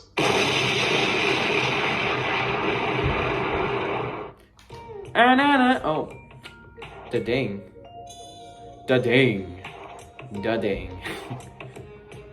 Oh yeah, the solo vanity thing. Wow, I wasn't expecting the solo vanity card thing to appear, like, at all. I thought you literally stopped using the solo vanity card. So yeah, so that's interesting. You got Da-Ding Productions, a Mitchell vanity card, and then it comes solo vanity. So yeah, that was What's on My PS4 Part 2 by Mitchell. Yeah, it was pretty interesting. There are some games that I really like. I'm just gonna state it right now. I'm not a true gamer. My brother Giovanni is. He plays GTA 5 on the PS5. So yeah. And yeah, it was pretty interesting to see what was on Mitchell's PS4, you know? And I've seen the PS5, and like I really hope you actually get it. I actually really recommend the PS5. I mean, my brother plays the PS5, you know, he wanted it. And probably like a few weeks ago he got the PS5, and yeah. Again, that was What's on My PS4 Part 2 by Mitchell. And now time to react to our final video of today, and it's going to be the Mega Collab ranking of Aphex Twins Classics LP Mega Collab by Serumen. I think it should be more like Classics Comp, because Classics isn't really even counted as one of Aphex Twins' mainline albums. If you don't know what Classics is basically just a compilation of all his pre-85-92 stuff, and some of the and some tracks actually probably hinted into the direction that he would go on I Care Because You Do. Because some of the tracks are kind of abrasive and stuff, and you know, I Care Because You Too, and I Care Because You Too, and I Care Because You Do also has abrasive stuff too, i.e. Starting For Me to Go On and Ventolin, etc. Before I react to this Mega Collab ranking, I just want to say thank you in advance, Serumen, for answering my question for your Q&A video. I really hope you get a chance to listen to the entirety of Jean-Michel Jarre's albums in like the future or something. I agree with you that Oxygen is a classic. Oxygen 3, perfect. The Electronica 1 and 2 projects, they're really cool. I love Zuluk as well. And his 10th album, Waiting for Cousteau, is freaking amazing. The 46-minute title track on Waiting for Cousteau is like literally one of the best ambient tracks I've ever heard. period. Like, right on first listen, I listened to the title track on Waiting for Cousteau, and I was like, okay, that's for sure, like, in like my top 50 favorite tracks of all time. Now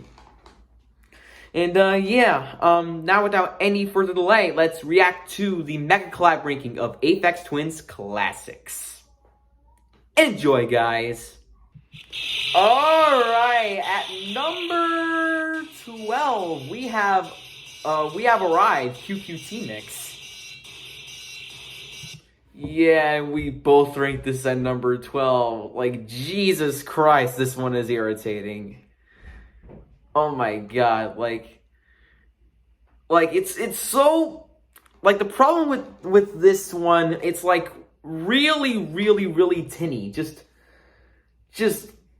headphone warning for those of you who are sensitive to, like, very loud noises. But for those of you who can really bear that, just listen to me and let me know how tinny it actually is.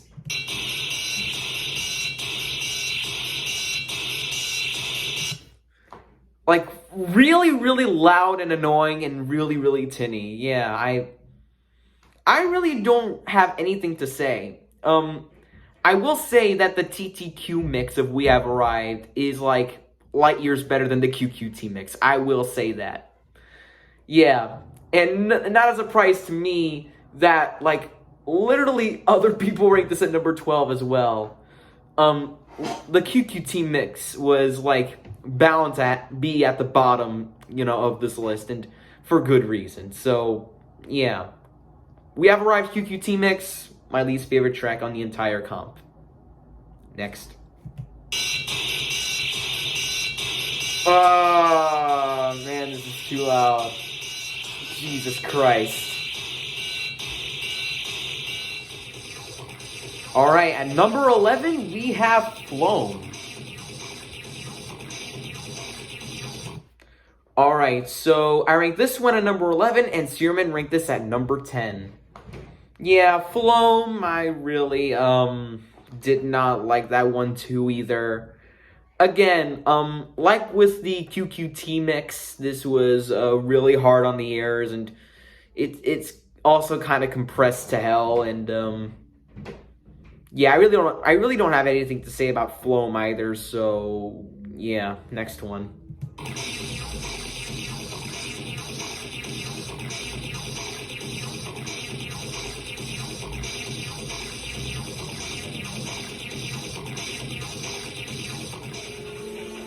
At number 10, we have Flange Face.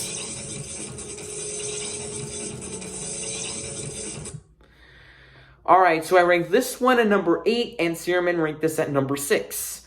I thought Flange Face was okay. The production of this thing is pretty decent.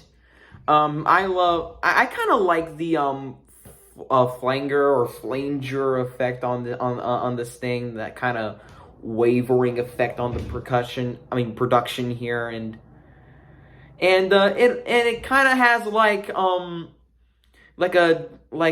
a dark atmosphere to it, kind of reminding me of Icthedral from I Care Because You Do, which you know obviously came out like after this one, but it's just that kind of track with such a dramatic atmosphere. But overall, Flange Face, it's okay. That's it. Next.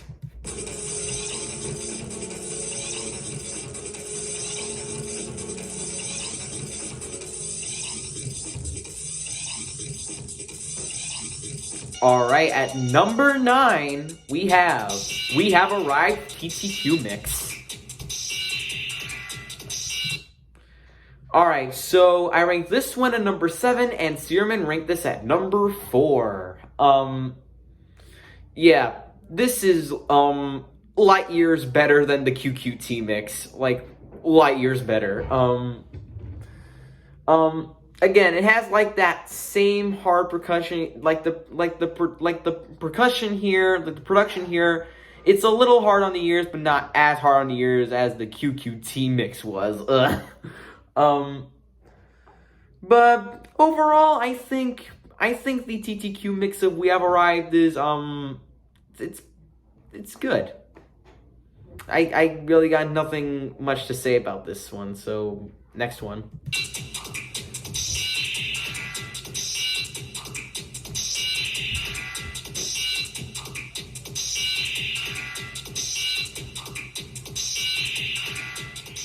Alright, at number 8, we have Dodecahedron.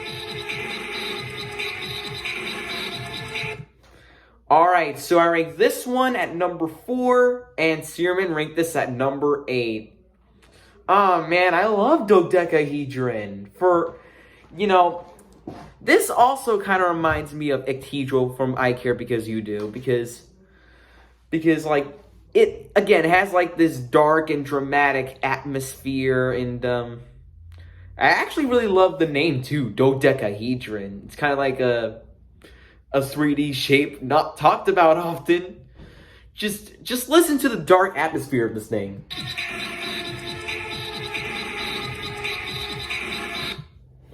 Just, again, reminding me of Ictedral over here.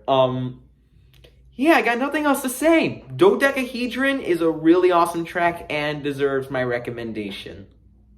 Next one.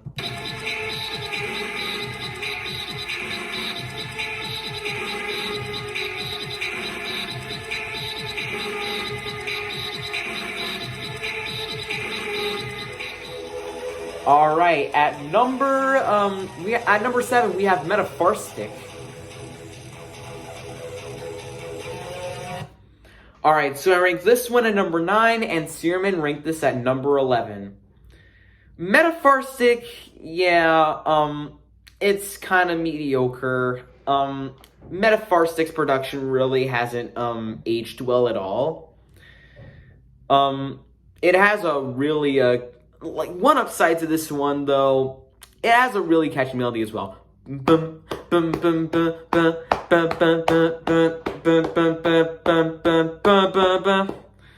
Yeah, I like the melody. It is kind of catchy, but what drags this down is the production, which, again, really hasn't aged well. And, yeah, like, problem is, like, this comp really doesn't really give me, anything much to say.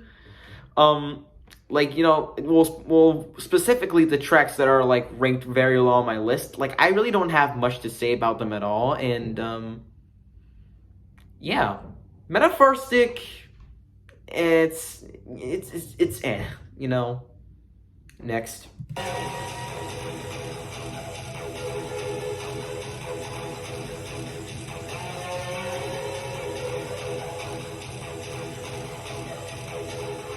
All right, at number 6, we have Flaphead.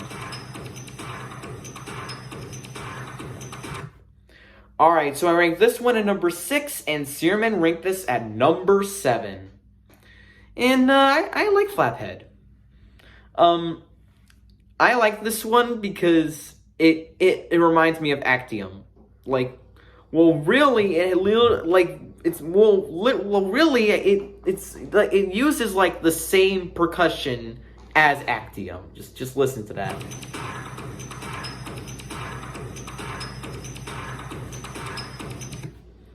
Yeah, if you have listened to Actium before, then you might listen to Flaphead and point out that the percussion is exactly the same as Actium.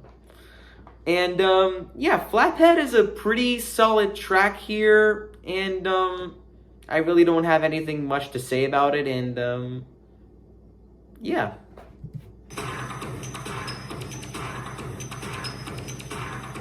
I like the percussion here.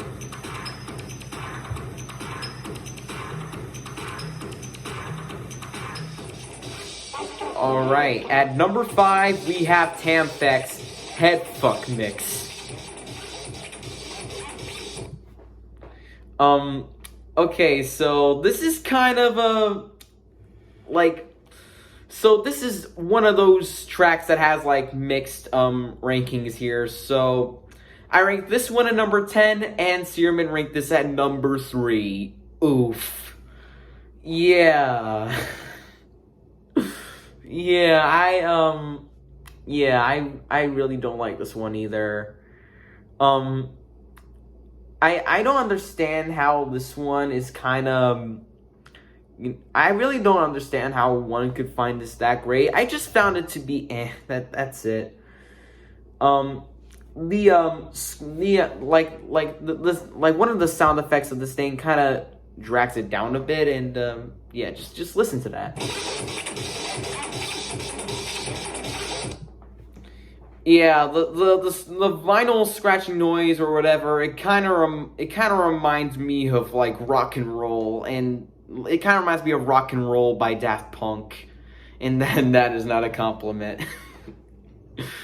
Yeah, so Tamfex, I understand the people who love this one and consider it to be like among the greats on the album, but for me, it's That's it.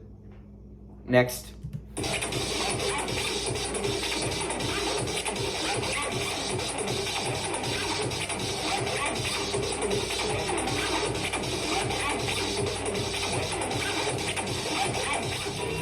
All right, at number 4 we have Isoproflex, also known as isopropanol. So I rank this one at number 5, and Searman ranked this at number 9. I actually kind of like this one.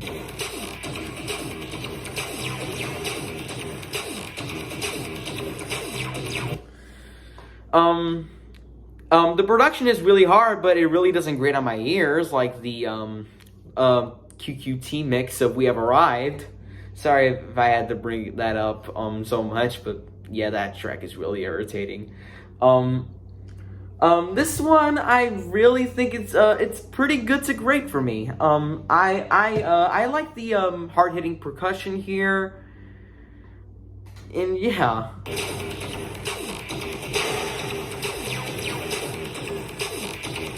That bass is really, really dope too. I love this one actually.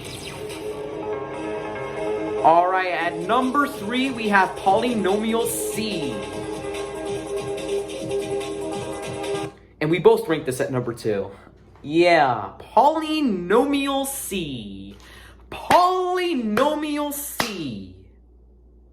What a dang awesome track right here.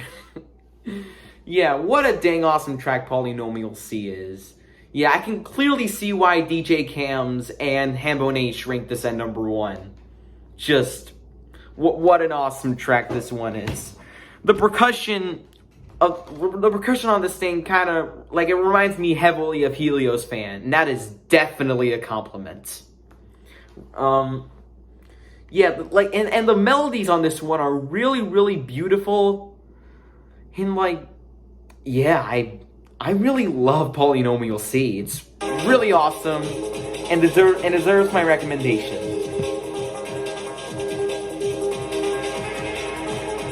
Just, I love this one. Alright, at number 2, we have Analog Bubble Bath. Alright, so I ranked this one at number 1, and Searman ranked this at number 5. Yep, that's right. That's right, guys. Analog Bubble Bath topped my list. Analog Bubble Bath all the way, baby. Yep. Yeah, I love Analog Bubble Bath so much. I love this one because of how it foreshadows, the sounds that he would make on 8592. Because, like what I said about classics, this is a compilation of his pre-8592 stuff. And I forgot to mention, I think it was also from some of his EPs as well, I think. But yeah, back to Analog Bubble Bath. I really love the melodies to this one. It makes me feel like I'm in a bubble bath, get it? Again, I am a very, very bad comedian. I'm not a very good comedian at all, so, yeah. Yeah, and that blippy noise is just the cherry on top right here. So, yeah. I love Analog Bubble Bath so much, and I'm glad other people rank this at number 1.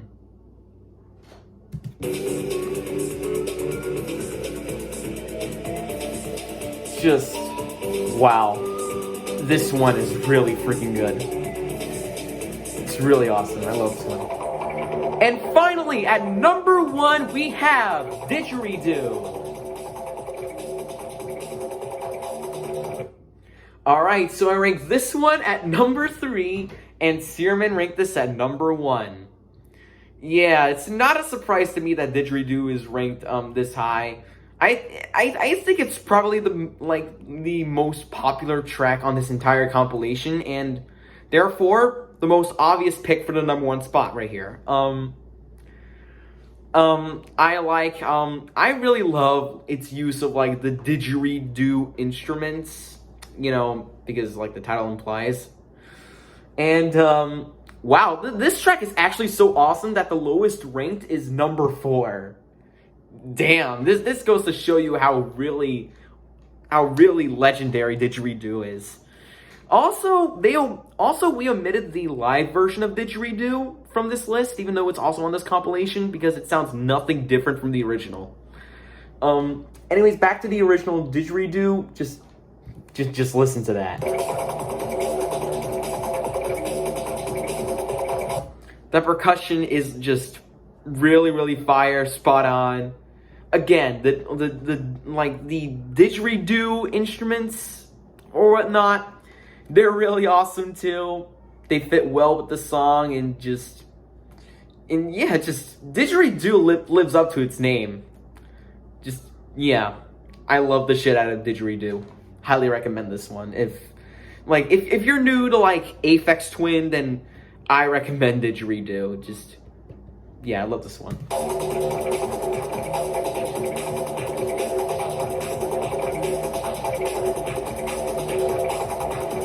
Love the shit out of this one. Legendary ass track. Alright, link to the form for I Care Because You Do in the description and pinned comments. And I already filled out the form for I Care Because You Do. Spoiler, Ventulin's definitely going on the bottom of my list. Yeah, that's the only spoiler I'll give out. Ventulin's at the bottom of my list. That's it. Alright, so that was the Mega Collab ranking of Aphex Twin's Classics by Searman. Okay, so that was an interesting compilation. You know, it's like, I've already said this in the comments of that Mega Collab ranking video already, but it's really nice to like hear the sounds before we knew him as the guy behind 8592. And also the guy behind, well, arguably one of his most popular albums, I Care Because You Do, and we'll hopefully talk about, that album in the next video. Even though there are like some tracks like We Have Arrived QQT mix and like that Tamfex mix and that Metapharstic mix that are like really irritating on the ears in my opinion, the other tracks they range from decent to pretty dang awesome. And so overall I think Classics is a really solid it's a really solid compilation, and it's worth checking out for those of you who are interested in hearing the sounds of his music before he even released 8592, though the compilation released way after 8592. So again, even though Classics isn't any better than 8592, I still think it's pretty enjoyable most of the time, and it's a pretty solid compilation. So that was again the Mega Collab ranking for Classics. And by the way, all spots for the RPS 25 tournament number 2 have been filled, which means you will be refrained from requesting. That means you are not allowed to request for the tournament anymore because all spots have been filled. And I'm going to work on the tournament, like the PowerPoint portion of the tournament, that is, as soon as I'm finished with all 7 parts of Logo History Expansion Week. Like, as soon as I'm done working on, like, the 7th part, I'll probably get started with the, PowerPoint portion of the tournament. I say the PowerPoint portion of the tournament because I already outlined the tournament on how it's gonna turn out. So therefore, that means that I can determine, that means that I already know who the winner is. And obviously, I'm not gonna spoil it. I'm not gonna tell you who the winner is until you actually watch the tournament when it actually premieres. So yeah, so now I'm going to read out to you the final time the people who are in the RPS 25 tournament. This list is now finalized because all spots have been filled. Please do not request for the tournament anymore. If you request a video you want me to react to for RobGioReacts, it will count as your request for the next episode and not for the tournament anymore. So yeah, so I'm gonna find my list right now. Okay, there it is. So these are the people who I have in the RPS 25 tournament number 2. retroGALAXY, John Fernandez, NFL Fan 21, The Action Fan 2021, Bro Bomb, Parum Kabata Cutie TPOT, Alberto Vargas Jr., Raymond Garza World Cartoon The CEC Fan, Tszki Lam, Jan Jasinski, MFS Studios, Kai, 20th Century A on YouTube BFB, and Manuel Turan, Mason Wrigley, RSIP Game, Macy's Mango Adventures, Turgonite D, Write-ins, Logos, and Facts About Everything, Stephen Dodge, Gabriel the Papermaster, Miguel Sanchez, Alex Nico 0811F, Dragonflare Studios, and MBS Entertainment. So yeah, these are the people who will be in the RPS 25 tournament number 2. If you're one of those people, congratulations. I've hearted some comments from YouTubers from the RPS 25 tournament announcement video that is now unlisted. Like some YouTubers, for some YouTubers whose requests I've hearted but didn't get a chance to put you in the tournament, I apologize and I'm sorry. I just sometimes kind of forget sometimes, you know, I'm not a robot. I don't remember everything, so yeah, I'm not perfect or anything. I'm not a robot, and yeah, we have made it to the end of this reaction video, guys. Thank you so much for watching. If you like this video, give it a like, share this one with your friends if you want to, and leave a comment down below. I might like, heart, and pin one of your requests for the next episode. And as always, don't forget to subscribe as we're on the road to 6,000 subscribers. That's pretty much it, guys. Thank you for watching. And as always, I'll see you next week for another reaction. Bye-bye, guys.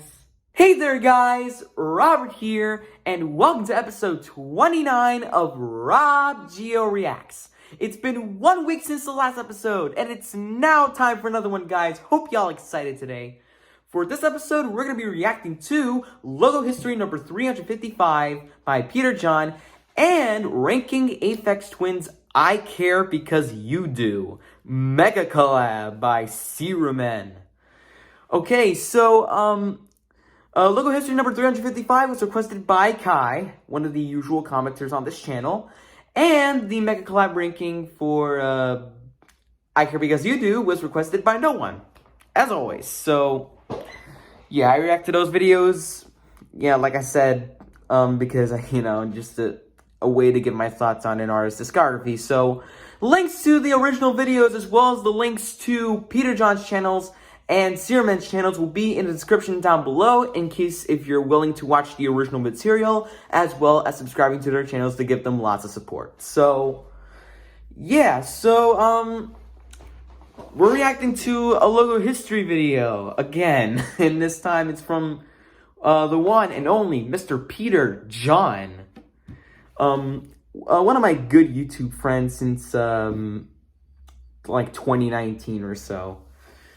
And his channel wouldn't exist if it weren't for my old Logo History videos back in the day. And now we're watching the newest one. It's Wednesday as I'm recording this, making this the earliest time I ever worked on a reaction video to date. Because, I usually work on them either on a Thursday, Friday, or Saturday. It depends. But today for this episode, it's a Wednesday as I'm recording this. And, it's you know, as of now, Peter John's latest Logo History episode, he hasn't, like, uploaded a Logo History episode in some time because, you know, daily uploads can be, like, really stressful. Thankfully, I switched to weekly uploads. Well, technically, no. But, yeah. Now, without any further delay, let's react to Logo History number 355 by Peter John. Enjoy, guys! Let's reach 90 likes. Hope you gave the man 90 likes at the time of this video's release. Channel supporters, thank y'all for supporting my man. So, yeah. Alright, let's go! Hey guys, it's your boy, Peter John. Welcome to the episode 355 of Logo History. Before starting the video, I want to tell you how you can request today. You have until midnight to request in the comments below or in my request here chat on Discord. You have to request in this video or in the chat, because if you request in another video or in another chat, I won't be able to see your request. And you can't request more than 2 logos at once, because then other people won't be able to get their logo done. Yeah, I already requested for Peter John's Logo History already. I won't tell you what my requests are, but yeah. Also, if you request yourself or another YouTube channel, it'd be much appreciated if you make a video with all the profile pictures you've used. And I have more super important announcements at the end of the video, so stay tuned for that. Which I'm already aware of as of right now, so yeah. But okay guys, today I'm going to talk about Butterfinger, Tszki Lam, Spectrum News NY1, and SSSniperWolf. Butterfinger was requested by Jennifer 20 SAUTTPATHDTC. Also, minor critique, your text-to-speech voice is pronouncing it wrong. It's Butterfinger, not Butterfinger. I think the best solution might be to, like, split the word Butterfinger into 2 separate words, butter and finger. If you probably do that, then maybe it'll say it correctly, but yeah, just saying, bro. Tszki Lam was requested by Tszki Lam, and Spectrum News NY1, and SSSniperWolf was requested by Kai. Check out their channels by clicking on the cards above. I hope you like it. First, I'm gonna talk about Tszki Lam. It is a YouTube channel that was created on January 29, 2021, and which has 3 subs at the time I'm doing this video. 2021 to the present, there is a picture of a boy wearing glasses and a mask inside a transportation. Okay, now I'm gonna talk about Spectrum News NY1. It is an American cable news television channel founded by Time Warner Cable, which itself is owned by Charter Communications through its acquisition in May 2016. 1992 to 2001, here we have the logo of the first Spectrum News NY1's name, NY1. Okay, wow, I actually haven't looked deeply into New York 1 News or whatever, Spectrum News New York 1, like on Logopedia or something, because, well, really, I really haven't, like, seen, like, their, like, I haven't really checked to see, like, their, like, old logos and everything, and maybe I knew that they have been here since, like, 1992, and I may have forgotten, but yeah, it's quite fascinating to see their old logos. There is a blue square, and on it there is the word NY1 in white text, and on the right of the square, there is a picture of New York, and on it, there is the word news in white text, and under all these things, there are the words all and evening in blue text. Here is a bumper. New York 1. More New York City stories. 90s footage. It's gonna be nostalgia for people who grew up in the 90s, so yeah. Gunther's Island, Mary Anthony Ramsey. Greenwich Village, Dennis Ferris. From Crown Heights, Brooklyn, Andrew The music too, man. New York City news for New Yorkers. 24 hours a The music just reeks of the 90s, bro. New York 1, because there's only one New York. 2001 to 2013, there is a blue square, and inside it, there is the word NY in white text, and under it, there is a white number 1 on a blue outline. Here is a variant and a bumper. Wow. Manhattan, Brooklyn. Oh, wait! Oh my god, I remember this bumper! Cause like for a while we had Spectrum before we switched to Verizon. like my family moved into this house in like 2006 when I was like only 2 years old, and like for like a while we had Verizon, then for a while we switched to Spectrum, and then back to Verizon, and back to Spectrum. And one of the times we had Spectrum before we switched to Verizon, I remember this bumper right here, like like oh my, like holy shit, like I didn't recognize the bumper at first, but once I listened deeply into the music, I was like, okay, I may recognize this bumper now. Yeah, wow. Staten Island, where I live. Watching New York One news all morning. And by the way, we have Verizon and not Spectrum. By the way, just saying. 2013 to 2016. Here we have the logo of the second Spectrum News NY1's name, Time Warner Cable News NY1. There is a silver shape that looks like an eye, and on the right of it, there are the words Time Warner Cable and News in silver text, and on the right of them there is a blue shape, and inside it, there is the word NY1 in white text. Here is a bumper.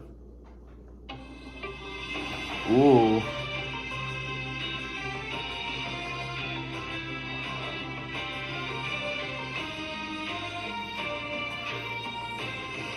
You're watching Time Warner Cable News. Yeah. Yeah, I remember this bumper too. 2016 to the present, they changed its name to Spectrum News NY1. There are the words Spectrum and News in blue text, and on the right of them there is a blue square, and inside it, there is the word NY in white text, and under it, there is a white number 1 on a blue outline. Here is a bumper. Oh yeah. I'm already loving their new bumper here. So, yeah. Looks pretty awesome. I'm going to talk about SSSniperWolf. It is an English-born American YouTube personality known for her commentaries, Ds, vlogs, reactions, and gaming content. Oh, okay. What? So she was born in like England, and she's an American YouTuber, right? But she was born in England. What? I actually did not know that. Also, I've heard of Sniper Wolf before. My little sister watches a lot of Sniper Wolf's content, and that's how I know her YouTube channel.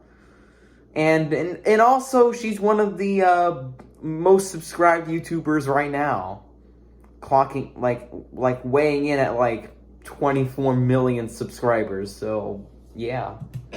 2013 to 2016. Unfortunately, I wasn't able to find this logo. 2016 to 2017, there is a picture of a black hair woman wearing glasses on a blue background. 2017 to 2017, the woman is now on another background, and she isn't wearing the glasses anymore. 2017 to 2019, she is wearing glasses again, and she's now showing her tongue and doing the peace sign. 2019 to the present, there is a picture of a woman with black hair and wearing red clothes. Okay, now I'm going to talk about Butterfinger. It is a candy bar manufactured by the Ferrara Candy Company, a subsidiary of Ferrero. Okay, so this is the last logo, like, on this video, and we're not even halfway through the video. You know what that means? Butterfinger's logo history is going to be super long. Jesus Christ. But, you know, what are you gonna do? I mean, yeah. And, by the way, images, in this episode of Peter John's logo history were taken from Logopedia. Credit goes to everyone. People work hard to, like, create these logos, and people work hard to find logos for Logopedia. You know the drill.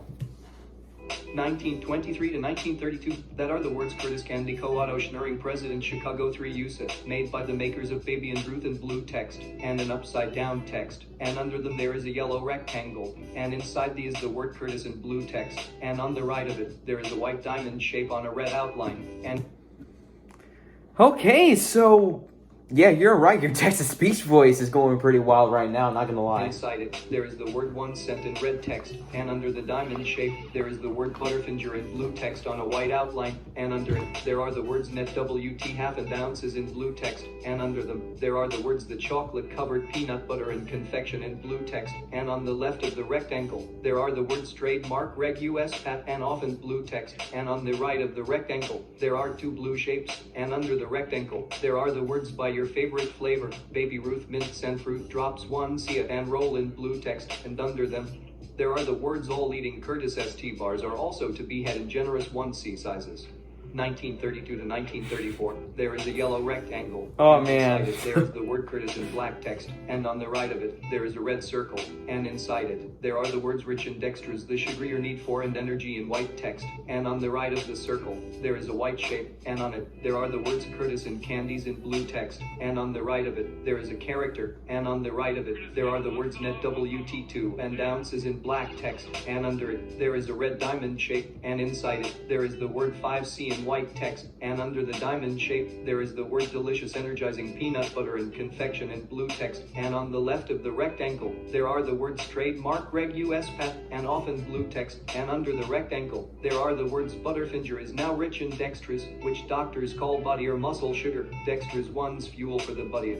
Gives material for energy, helps to banish fatigue. Your own doctor will tell you that every moment of your life to breathe, wall talk, yes, even to think your body uses dextrose. It is the most important form of food energy known to medical science. Dextrose is promptly absorbed by the body, needs no digestive action. Butterfinger is now rich in this amazing sugar. It gives you now only a pure delicious candy, but a real food rich in this sparkling quick energy everyone needs every day for work and play in blue text, and under them, there are the words ammed by the makers of Baby and Ruth in blue text, and under them, there are the words Curtis Candy Co-op Oceanuring Pre-Sci in Chicago 3, and use it in blue text. Okay. How did you even, determine, the pixelated text? Because I can't determine it. Like, pixelated text is like Arabic to me, basically, so... Damn, Peter John, you got a good eye. 1934 to 1936. In order to make this video faster, I'm gonna stop saying all the words. So there are some words in blue text and upside down, and under them there is a yellow rectangle, and inside it, there is the word Curtis in blue text, and under it, there is the word Butterfinger in blue text, and between the middle of it, there is a white diamond shape, and inside it, there are the words 1C and sticks in blue text, and under the word Butterfinger, there are 2 blue lines, and under them, there are the words chocolate honeycomb peanut butter, and filled in blue text, and under the rectangle, there are the words made by the makers of Baby and Ruth in blue text. 1936 to 1950, there are a lot of words in blue text surrounding a yellow rectangle, and inside... Wait, did your text-to-speech voice say there are a lot of words? Hold on. 1950, there are a lot of words in... Wow. Ooh, a lot of words.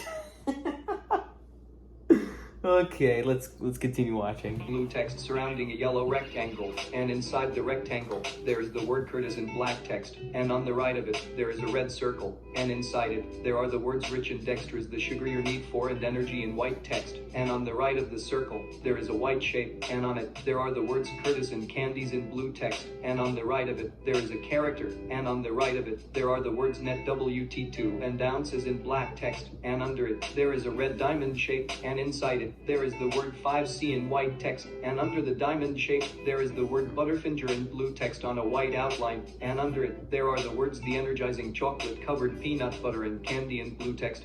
1950 to 1952, there are a bunch of words in black text upside down, and under them there is the word Curtis in black text, and under it, there is the word Butterfinger in blue text on a white outline and on the sides, and under the word Butterfinger, there are 3 words Butterfinger in black text, and on the right of the word Butterfinger on the bottom, there are some words in black text.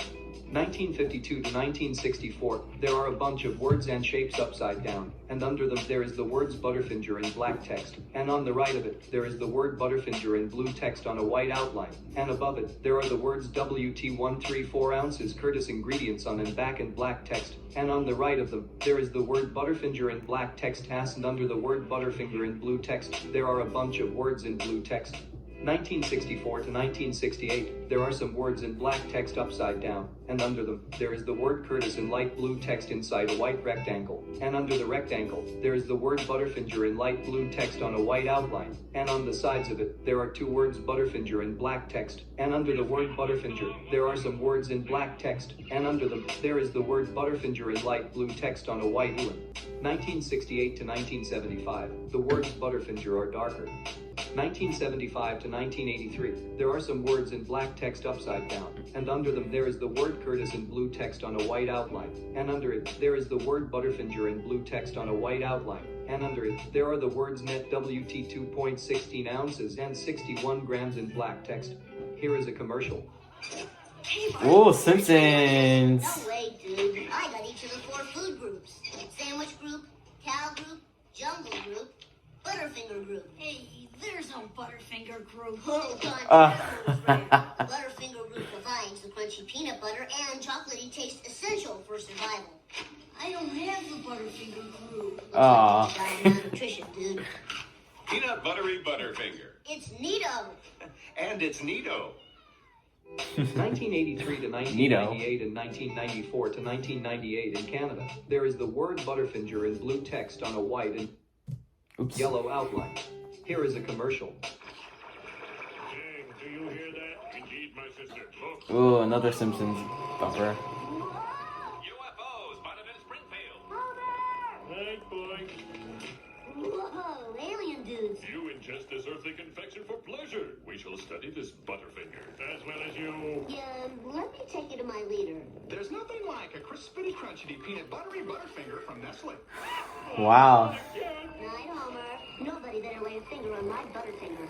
You tell 'em. To 2018 and 1998 to 2004 in Canada, there is the word Nestle in blue text on a golden outline. It's pronounced Nestle, not Nestle. Nestle. Thank you very much. And under it, there is the word Butterfinger in blue text on a golden outline. Here is a variant in the commercial. Come on, boy.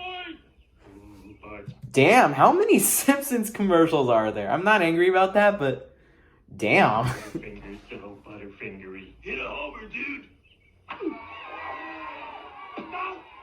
Crispity, crunchy, Butterfinger from Nestle. Nobody better lay a finger on my Butterfinger. Again, Bart, you tell him. No one lays a finger on my Butterfinger, okay? 2004 to the present in Canada and 2018 to the present in Russia, there is a red shape, and inside it, there is the word Nestle in white text, and on the right of the shape, there are some words in English and French in white text on a blue outline, and under them, there is the word Butterfinger in blue text. 2018 to 2019 in the United States, there is the word Nestle in blue text on a white and yellow outline, and under it, there is the word Butterfinger in blue text on a yellow outline. 2019 to the present in the United States, there is the word Butterfinger in blue text. Okay guys, this is it for today. I really hope you liked it. I won't be answering y'all's requests yet as I gonna take a break for some weeks. This YouTube thing has been amazing, but each day it gets harder and harder, and I've got to figure out what should I do for my future. Yeah, I can agree with you right there that the YouTube thing can be harder each day sometimes, especially when you are making daily content.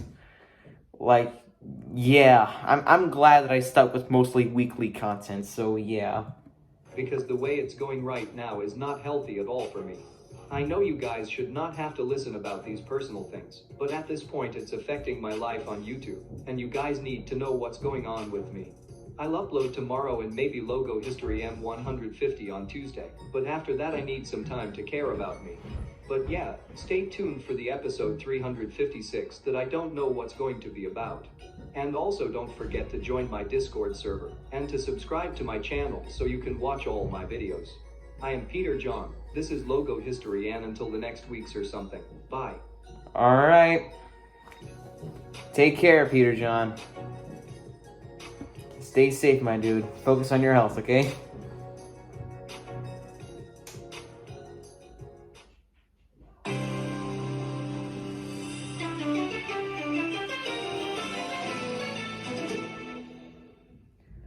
Okay, so that was Logo History number 355 by the one, the only Peter John. And yeah, what another informative logo history video. And I do apologize if I skipped some. Sorry if I cut out my reactions to some of the bumpers. It's just that I really do not want to go through copyright hell right now, so yeah, that's the reason. But other than that, I really hope you you know, in the future, just accept my request for like a future episode or something. I requested 2 logos for you, and yeah, so yeah, logo history number 355 by Peter John. And now it is time for me to react to the Mega Collab ranking of Aphex Twins' I Care Because You Do by Searman. I Care Because You Do is a classic. Not only because some of the tracks on the album, like Alberto Balsam, are like pretty damn, you know, popular, but also because of its album cover. Okay, for those of you who are probably gonna lose sleep tonight because of this album cover, sleep well. But anyways, I Care Because You Do is a classic. It might not be like one of my favorite albums that Aphex Twin has ever made, but I still think it's a pretty great album. And there are 2 certain tracks on the album that I really don't like, but the rest of the tracks range from pretty great to awesome. So yeah, now without any further delay, let's react to the Mega Collab ranking of I Care Because You Do. Enjoy, guys. Okay, at number 12, we have Ventolin. Okay, so, me and the Wonk Angle both ranked this at number 12, and Searman ranked this at number 11. Oh no, I am so shocked that Ventolin made it this low. It's everyone's favorite, right? Everybody likes Ventolin, right? /S. But in all seriousness though, Ventolin may very well be the worst track Aphex Twin has ever made, period. I swear, it's annoying, like, should I even tell y'all why Ventolin is like the worst track Aphex Twin has ever made? Just listen to this for yourself.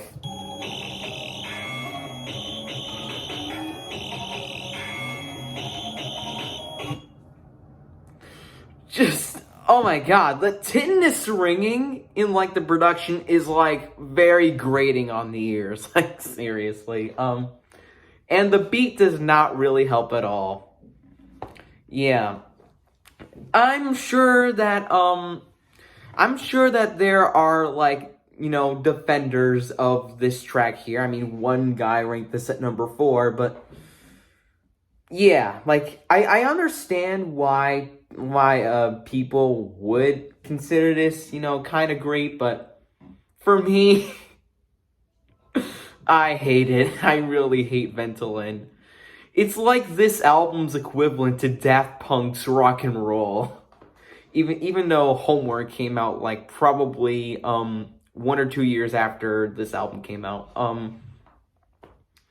You know, it's just that kind of track that's really, really annoying and grating on the ears. So yeah, Ventolin, it was just bound to be at the bottom of this list, and for good reason. Next. Yeah, I'm skipping to the next one. So at number 11, we have Started You Need to Go On. Alright, so me and the Wonk Angle both ranked this at number 11, and Searman ranked this at number 12. So yeah, Started You Need to Go On. It's not really as annoying as Ventolin, I will give it that, but it still really is annoying. It's kind of like this album's equivalent to Headphone from 85-92. And, like, it has a really nice melody, like, a really nice, like, soft melody, but that's all canceled out by a really loud, annoying, abrasive, and obnoxious beat. So, yeah, okay, 2 people rank this at number 1. Yeah, yeah, so that tells me that there are, people who will defend this track to the ends of the earth that they have to, so, yeah, but still, though, I also really do not like this track at all. Again, it may not be as annoying as Ventolin. Again, I will give it credit for that, but, yeah, I don't like this one. Next.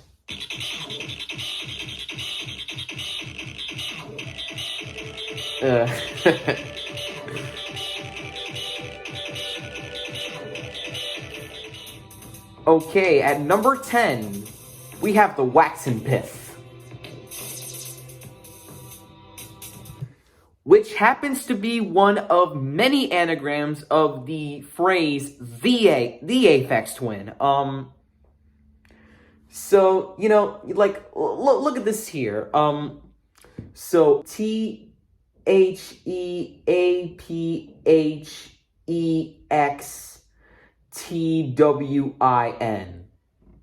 The Wax and Pith is an anagram of the Aphex Twin. So, yeah. Alright, so I ranked this one at number 10. Searman ranked this at number 9. And the Wonky Angle ranked this at number 7. Okay, so now we approach the tracks that are actually really great. Yeah, Ventolin and Starting Me to Go On were, like, easy to rank. They were my bottom 2, but like, from those 2 tracks on, the rest of the tracks were really kind of hard to rank, I'm not gonna lie. Yeah, the Wax and Pith is, like, a really, really great track. Listen to that.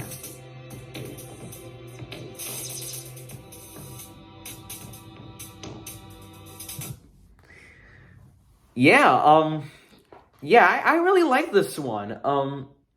The melodies are really nice. The percussion kind of reminds me a bit of Outercur a little bit, circa Incunabula or Amber.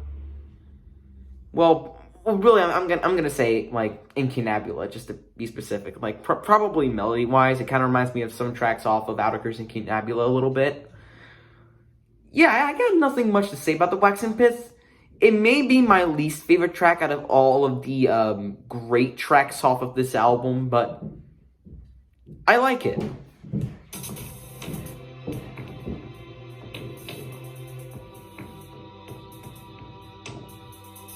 It's a really nice track.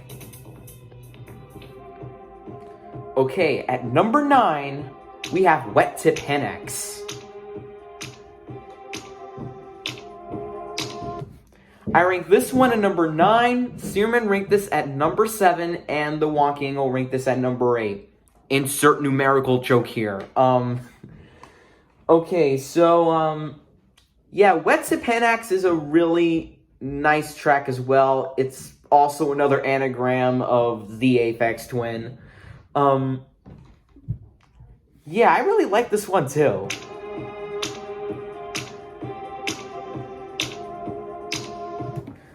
Again, really satisfying percussion and, like, really, really, really nice melodies as well. I like this one too. Yeah, I got nothing much to say about this either.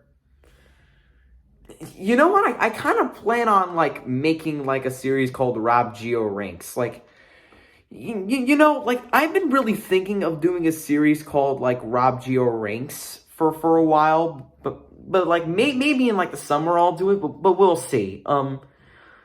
Like, I think in that series I'll probably just, like, rank, like, certain tracks off of an album from, like, worst to best, kind of like Searman, and then give my thoughts on the album, like the Wonky Angle, so then I would bring the best of both worlds. Yeah, I'm saying this because really, you know, with the magic of scripts, I could just explain, you know, the tracks in, like, greater detail easily. But yeah, for now, I got nothing much to say about Wet Tip Hand Axe. I really think it is a really nice one. Again, really nice percussion, really nice melodies. Just really spot on.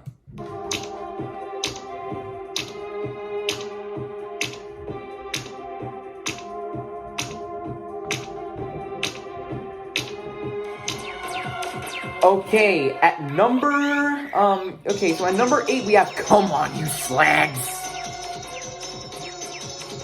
So me and Searman both ranked this at number 8, and The Wonky Angle ranked this at number 10. So yeah,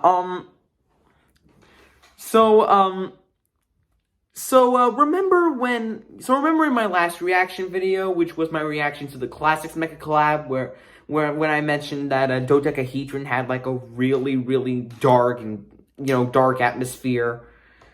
I think it kind of foreshadows tracks like Come On You Slags. Because, just listen to this. Come On You Slags has such a dark atmosphere. Just listen to this and let me know if you don't get like a dark vibe off of this.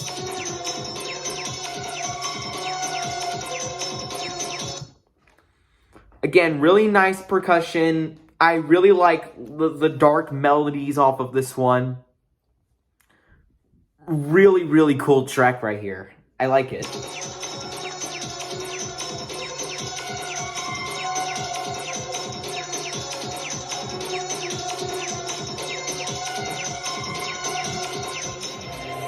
Okay, at number 7 we have Wax the Nip.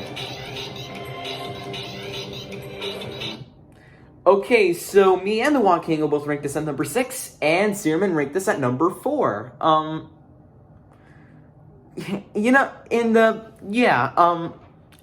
love Wax the Nip. Just listen to that track.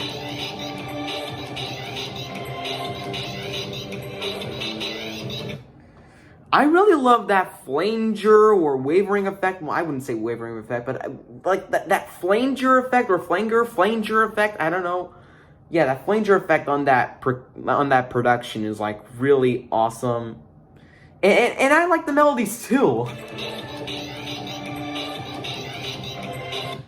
Yeah, those like ambient synth pads, they just go really well with like the flanger percussion here. Just.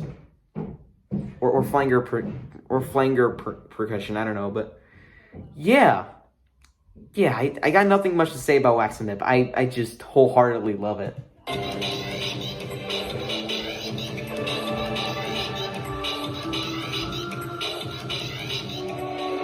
All right, at number 6 we have Ictedral.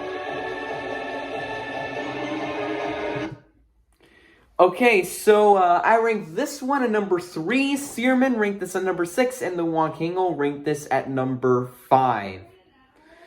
Yeah, again, dodecahedron has like a really dark atmosphere, but Ictedral has even more of a dark atmosphere than that track did.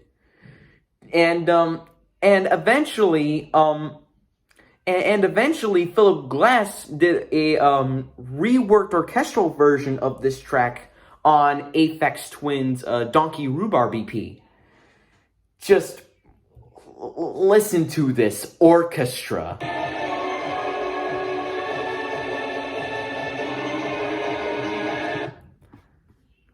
Or maybe it is not. I don't know, but it's so like overly dramatic. I love like the evil and dark vibes this track gives me, like Jesus Christ, like again, I really don't have anything much to say about Ictedral though. I just really love the dark vibes out of this one. I think it's definitely one of the best tracks Aphex Twin has ever created, so yeah, I just straight up love this one.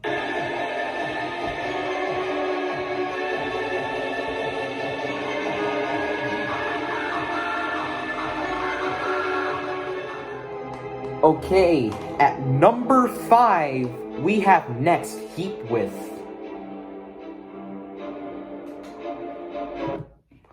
Okay, so I ranked this one at number 5, Searman ranked this at number 10, and the Wonky Angle ranked this at number 4.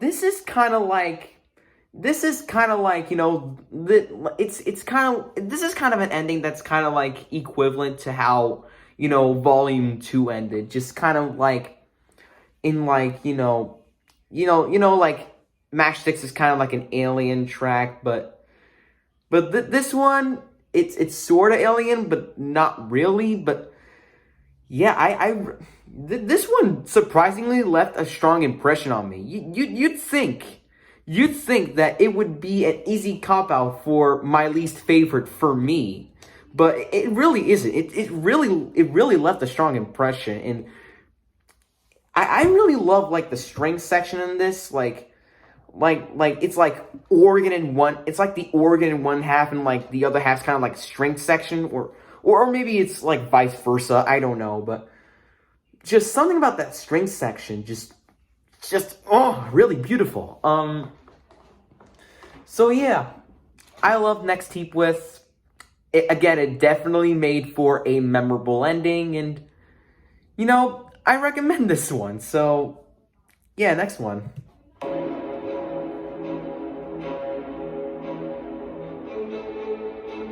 Man, I love that string section. Alright, at number 4, we have Moo Kid.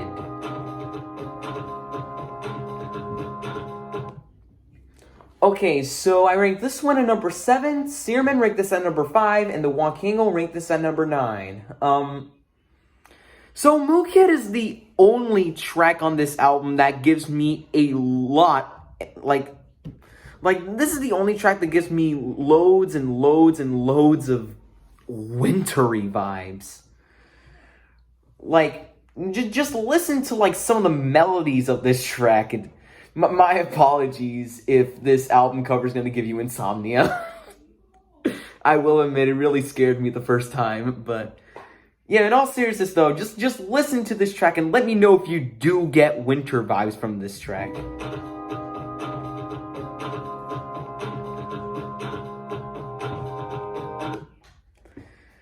Just something about like that like synth selection, like I don't know, like those synths, they kind of remind me of like, you know, like it just transports me back to like you know my young winter days. I mean, when I say my young winter days, I mean the winters that I lived through when I was like a little kid. So yeah, just. Man, I love Moo Kid. Yeah, just in the middle of like between good and great for me. I love Moo Kid. All right, at number 3 we have Acrid Avid Jam Shred. Okay, so I ranked this one at number 4. Searman ranked this at number 2, and the Wonky Angle ranked this at number 3. Damn. Just goddamn. Like, it's like the longest track on the album at like 7.5 minutes, but damn, it packs a lot of punch during its time. Yeah, and I think it works very well as an intro, despite being a track that's like literally longer than everything else. Just listen to that.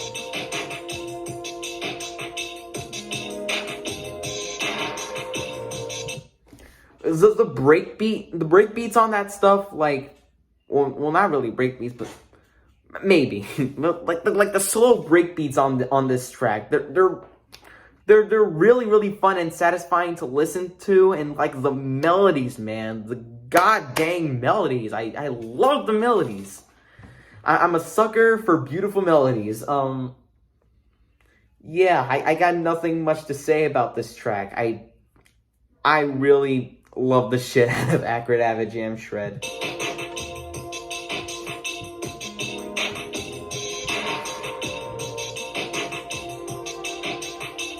Really love this track so much. Alright, at number 2, we have Cow Cut is a Twin. Okay, so I ranked this one at number 2. Searman ranked this at number 3, and the Wonkingo ranked this at number 1. Yeah, Calcud is a twin. No surprises that he ranked this at number 1. I mean, I remember from his top 10 best Aphex Twin tracks video, he ranked Calcud as a twin higher than Alberto Balsam. It kind of makes sense. But me, spoiler, it's like one spot behind Alberto Balsam on my list. But still, Calcud is a twin is awesome. And also an anagram for Caustic Window.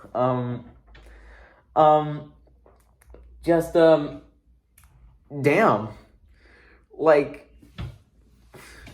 Like, oh my god, like the kid sample saying Roy, like that just caught me off guard, and like that kid saying Roy, like it caught me off guard, and I was like, did someone say that right behind me or something? But damn, like the beats are awesome, and like the text to speech voices just fit well with this track. Like, Jesus Christ, damn, like. And oh my god, Waffles ranked it at number 12. Wow, I'm actually surprised by that. But for me, just damn. I love Calcutta as a twin so much.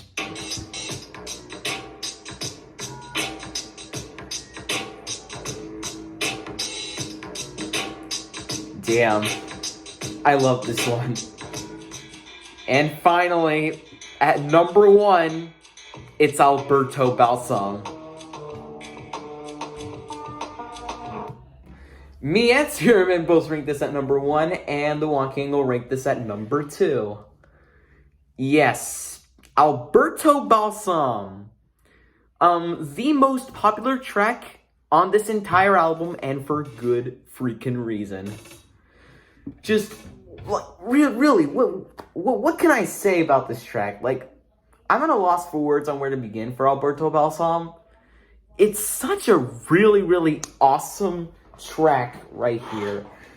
Like, it's an obvious pick for me to pick this track as my number 1, but just, I just can't sit here and lie. I can't help but really enjoy it, like, a lot. Just listen to this.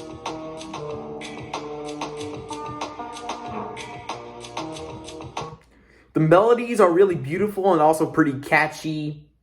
The beat behind it is really, really awesome as well. Like, damn.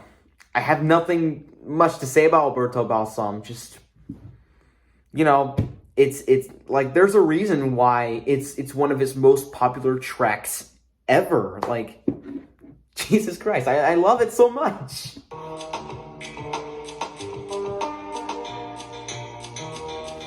And I really wouldn't be surprised if it were people's introduction to Aphex Twin as well. Hold on, like, I also want to add that this song is so legendary that the lowest ranked is at number 5. Damn, that's how legendary this track is. Like, wow. Alright, link to the form for the Richard D. James album in the description and pinned comments.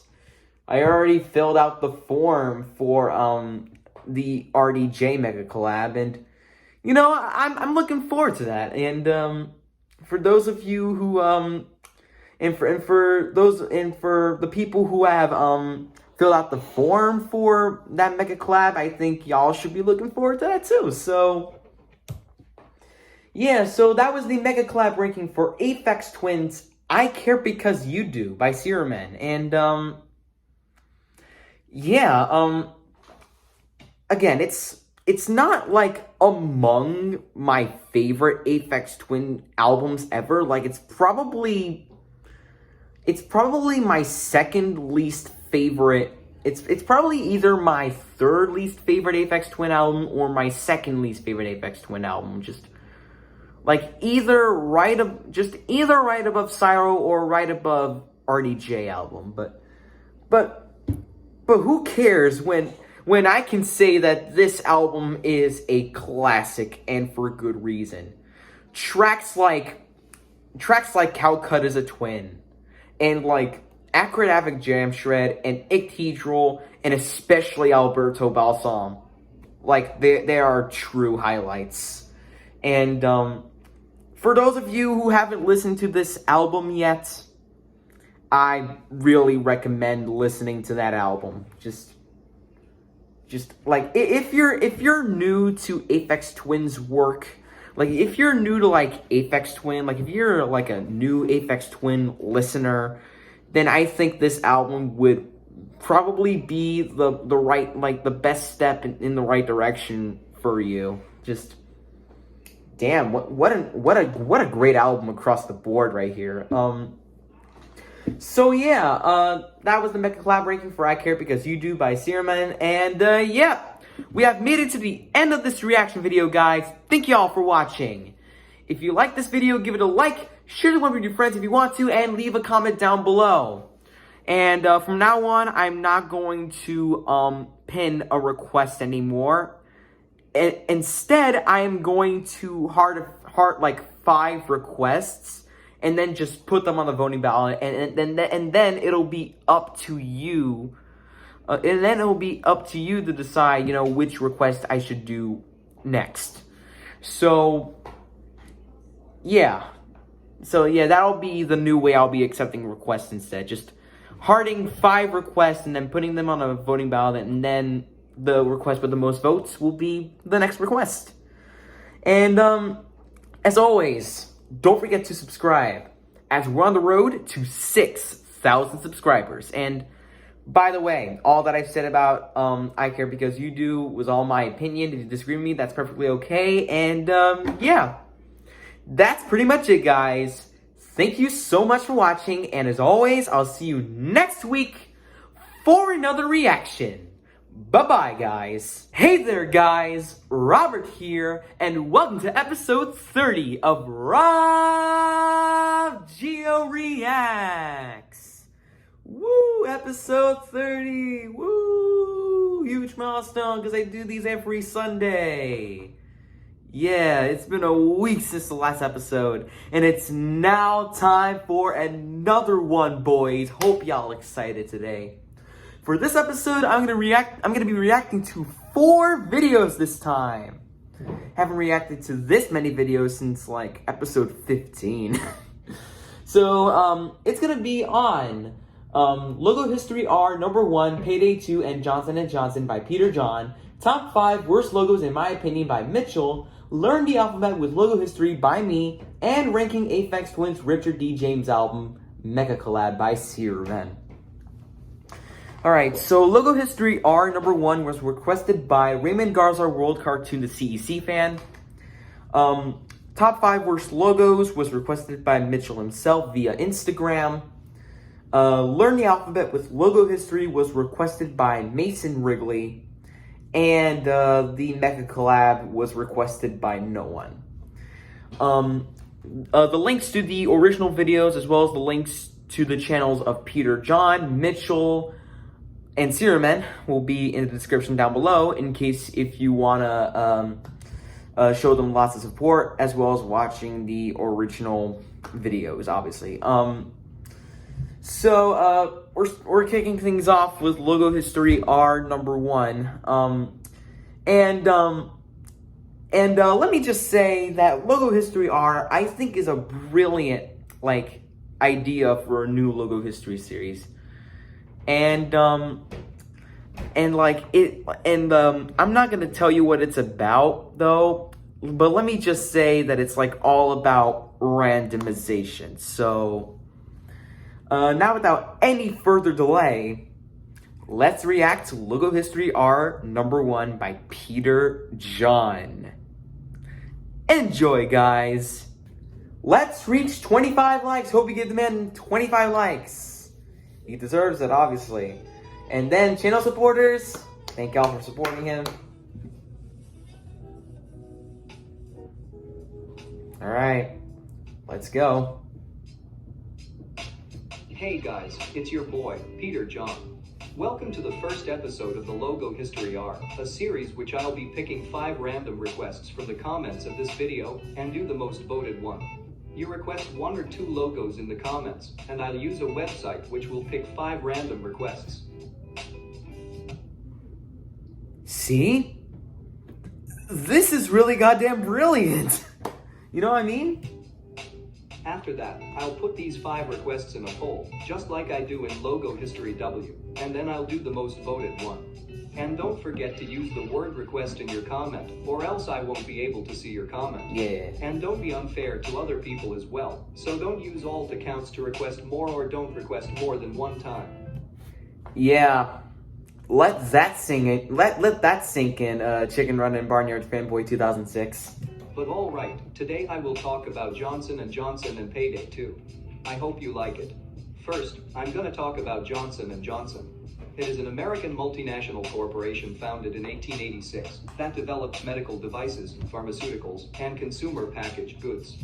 Yeah, I've heard of this company, and it's a pharmaceutical, I guess that means it's kind of like, CVS. That develops medical devices, pharmaceuticals, and consumer packaged goods.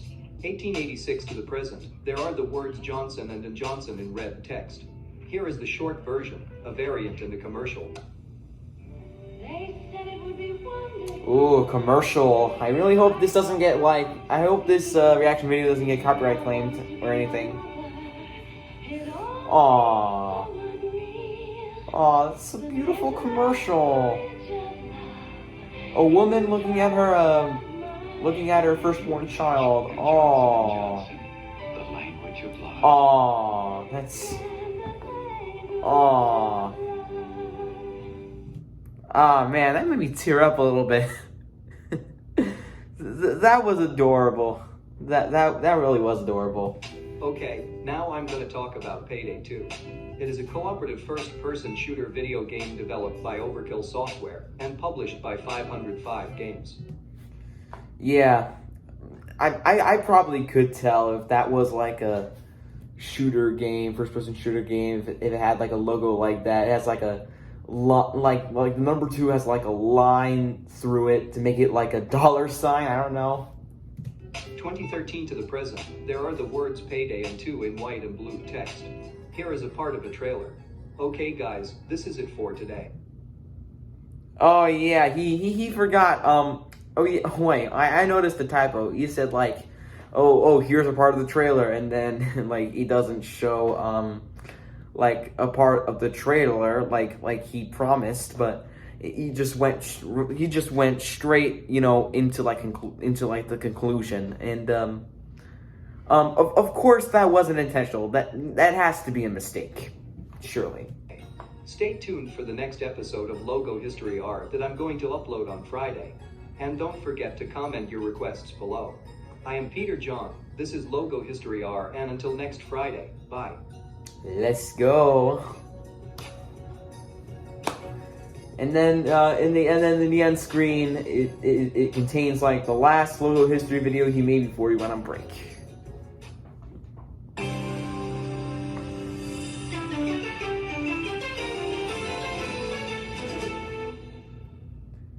Alright, so that was Logo History R #1 by Peter John. And yeah, I already told you this in the comments section already, Peter John. Yeah, I did, but this is actually really brilliant. I love it. Like it's a new concept of Logo History where you like select 5 requests according to a randomizer. Now that's brilliant. Now I think he has made only 2 or 3 episodes so far, because he kind of took some break. He's currently on a long break right now, because he said that uploading daily is not really healthy at all for him, and I can relate. My initial retirement from making logo content just it was sad, but also it helped me a lot, so that way I wouldn't be as stressed by uploading daily content. Like I swear, I remember when I used to make a limit like a maximum of like 3 to 5 videos a day at best back in the day. Thankfully, I've moved past from that. I moved past from making this amount of videos in a single day and just mostly make weekly content. Well, not really, but weekly content as in like I make reaction videos like on a weekly basis instead of a daily basis, you know. And cutting back on like how much you upload per day, it helps. It helps 100%.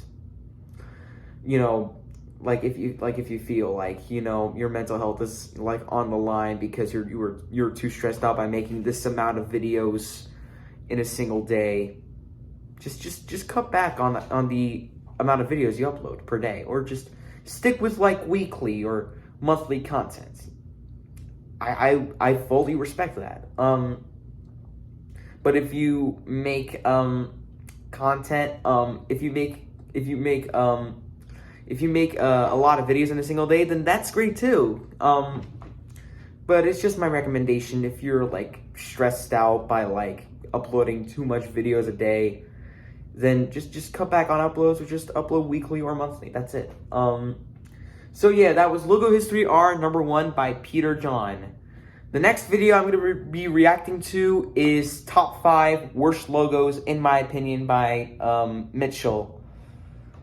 And I think it's been a minute since I last reacted to Mitchell's content, right? Hold on. Well, really, it hasn't been a minute. It only has been like, what, 2 weeks? You know, since I reacted to Mitchell's content. But, you know, in this episode, we are reacting to his content again. This time, it's going to be on his personal list of his, like the worst logos in his opinion. So, yeah. The bumpers may or may have not been they may have been taken, like the bump. I think it's gonna show like the bumpers in like the video, and I think the bumpers were taken from the CLG Wiki. So I'll credit CLG Wiki in the description just in case. So yeah, now without any further delay, let's just react to Top 5 Worst Logos, in my opinion, by Mitchell. Let's go. Okay. Still loving that new intro, Mitchell.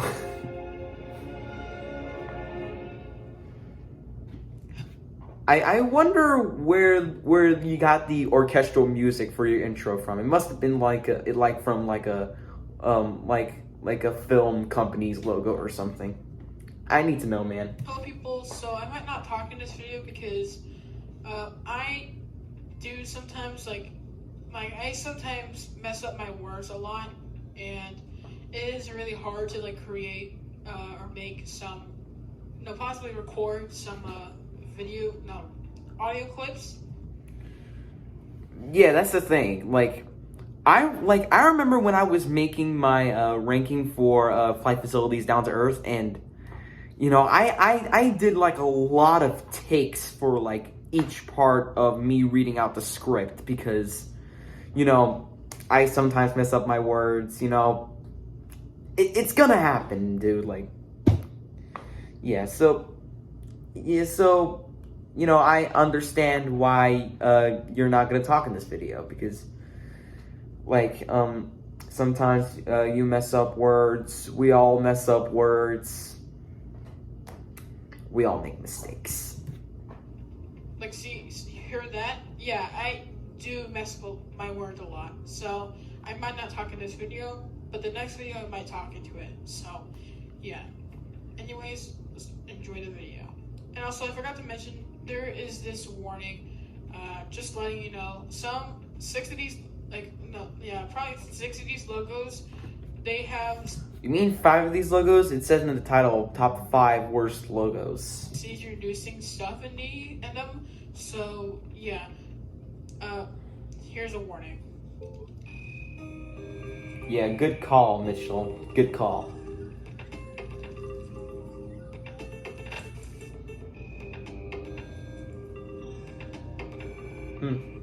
Anyways, enjoy the video.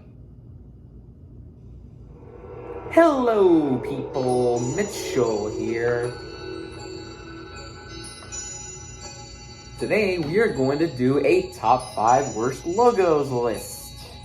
Pretty cool. So let's go ahead and get started. Here we go. Number 5. Number 5 is Boyd's Video, UK, 1980.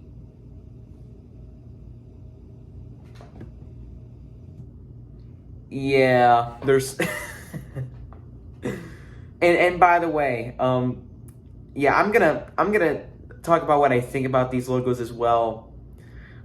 This is not meant to like tear down the company in any way. This is my honest criticisms, my honest critiques, and you know, my overall personal opinion.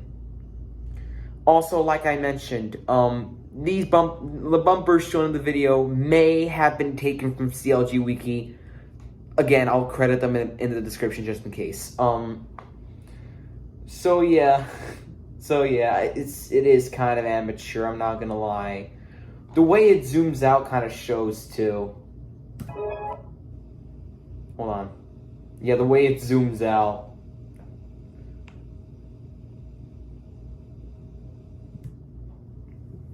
Yeah, like the logo looks pretty cool, not gonna lie, but there's basically, there's nothing substantive to this logo besides that, so yeah.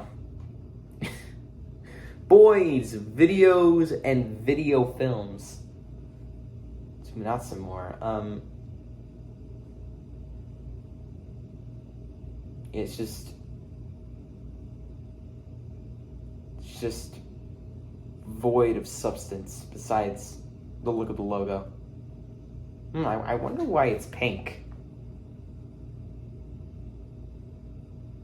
Wait.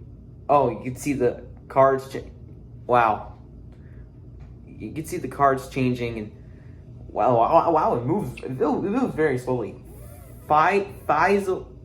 Okay, Boyd's Faisal's Enterprises Limited. And then the address. Alright, number 4 is Productions Optimus SA, Argentina, 1991 to 1992.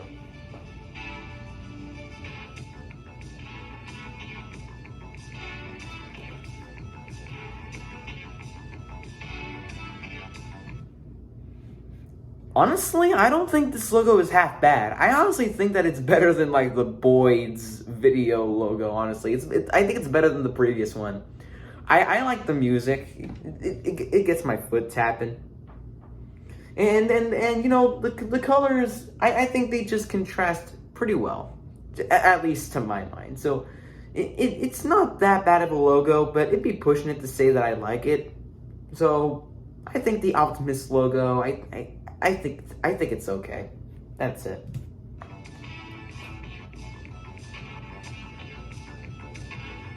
Optimus Presenta.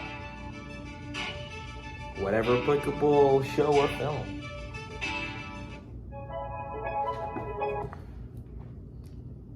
Yeah, I could probably see why he put it on the list because of the video quality. It is kind of old and does not age well at all to me, I guess. I don't know.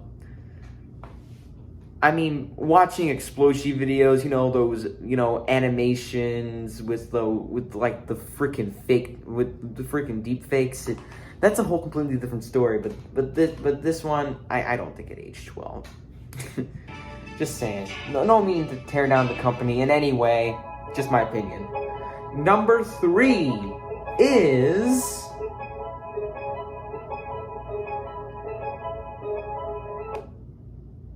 Summit Entertainment, Stars, NBC Universal, Sony Pictures. Wait. Summit Entertainment, Stars, NBC Universal, Sony Pictures Television, the ULULU Company, and 20th Century Fox Television Distribution, USA. 2018 to the present, 2016 to the present, 2011 to the present, 2020 to the present, 2018 to the present, and 2013 and 2016. I really hope my reaction video does not get blocked worldwide for like these logos that are about to appear in the video.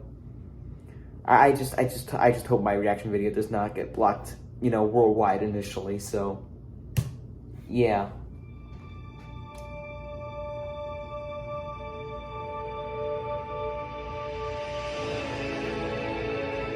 Lionsgate Company. Yeah, Summit. I like the music. It's so orchestral. And then Stars.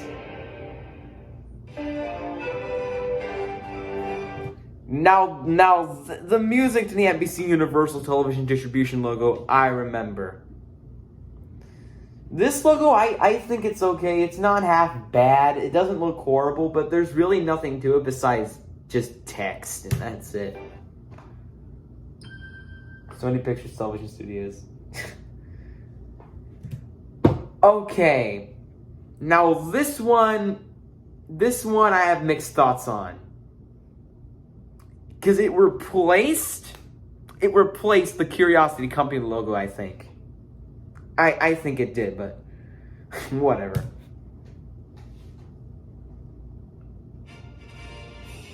'20th Century Fox Television Distribution. Okay, so number two. Damn it, I promised I wouldn't make another Pitbull joke, but come on, what is wrong with me? Alright, number 2 is Super Video, Photo Video Germany, Greece. Wait, Super Video, Photo Video from Germany and Greece, 1983, 1988.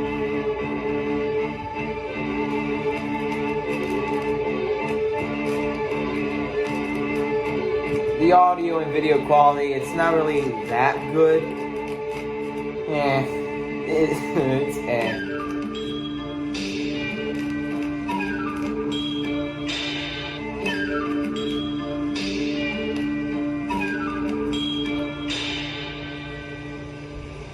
Dishonorable mentions.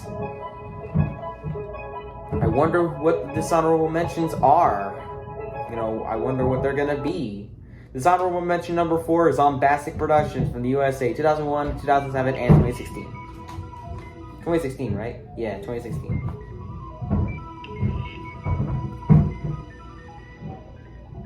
Ooh. Oh.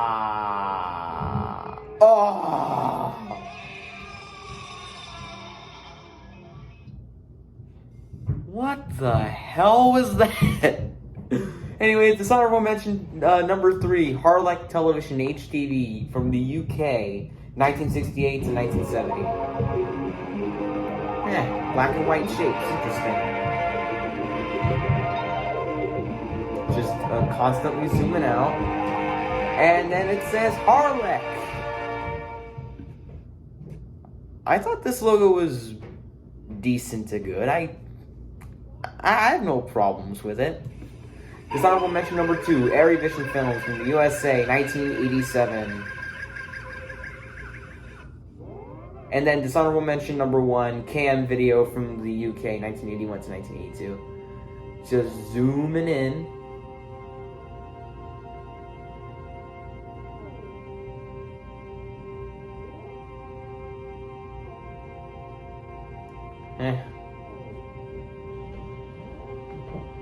What's going on here? Presents whatever show.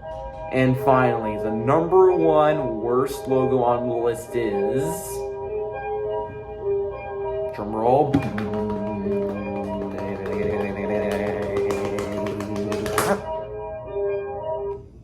The Video Band Corp from the USA, 1980 to 1990. The Video Band Corp thinks... The Video Bancorp thanks you for using our product. Like, thanks you for using our product. Like, I don't think that's a typo because it literally says the Video Bancorp thanks you. It makes sense. So, just a minor correction there, Mitchell. It's not a typo. So, yeah. But yeah, there's really nothing much going on. It's just a still image of this logo and complete silence. That's it. Alright, people, this is the end of the video. If you like this video, then hit the like button, as well as hitting the subscribe button and hit the post notification bell so you can get notified on my latest videos. Bye, people. And then the credits roll.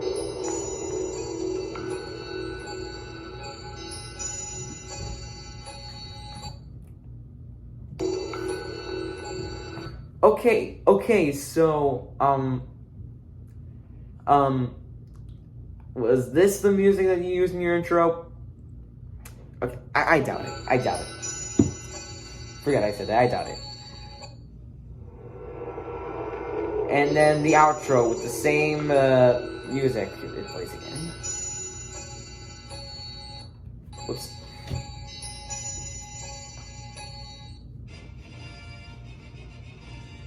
Watch out! Boom!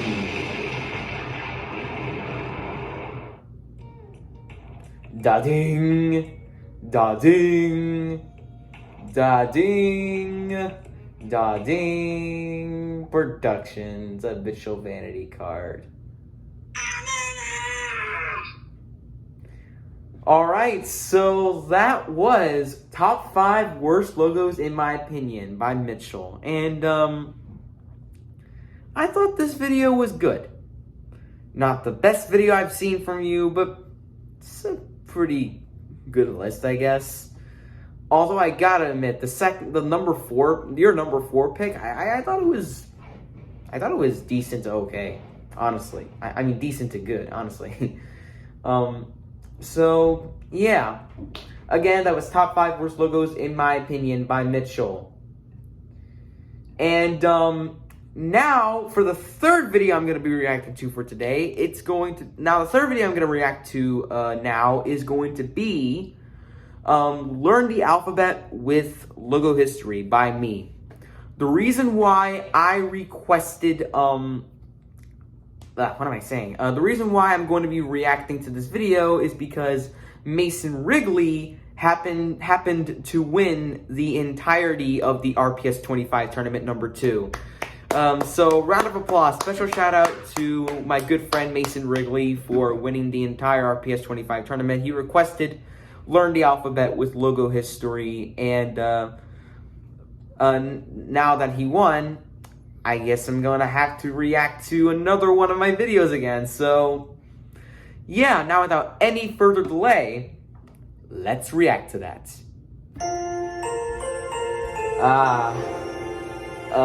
One of my old intros. RobGioReacts presents Learn the Alphabet with Logo History. Yay! A is for ABC. My old voice. Is for BET. C is for Columbia Pictures. The first logo I've done. Is for Disney Channel. E is for E is for Facebook. G is for Yoami. H is for Hasbro. I is for Instagram. J is for G. K is for Keynote. L is for Lacoste. M is for Macrovision. Yup. N is for Nickelodeon. O is for Opera. P is for PBS. Wow. Q is for Qatar Airways. Oh yeah, the new style, the new canvas style that I did for my last few Logo History episodes, you know, back in like 2020. So yeah. R is for Ragdoll Productions. S is for Screen Gems. Oh, hold on a quick minute. Let me go back to the part where I revealed the S. I love how I like looked up like the letter S on Google Images and I came across that. So I got the Shrek S. Is for Screen Gems. T is for TriStar Pictures. U is for Universal. V is for Verizon. W is for Walt Disney Pictures. X is for Tszki Lam Animation. You know, there are very few companies that start with an X. Thankfully, I did a logo history episode on a company that started with an X, which is Tszki Lam Animation. But of course, I'm gonna have to eventually do it, like, you know, in the new series if someone requests it, because, you know, I only did it in the old series. Y is for Yahoo. Z is for Zara. The end.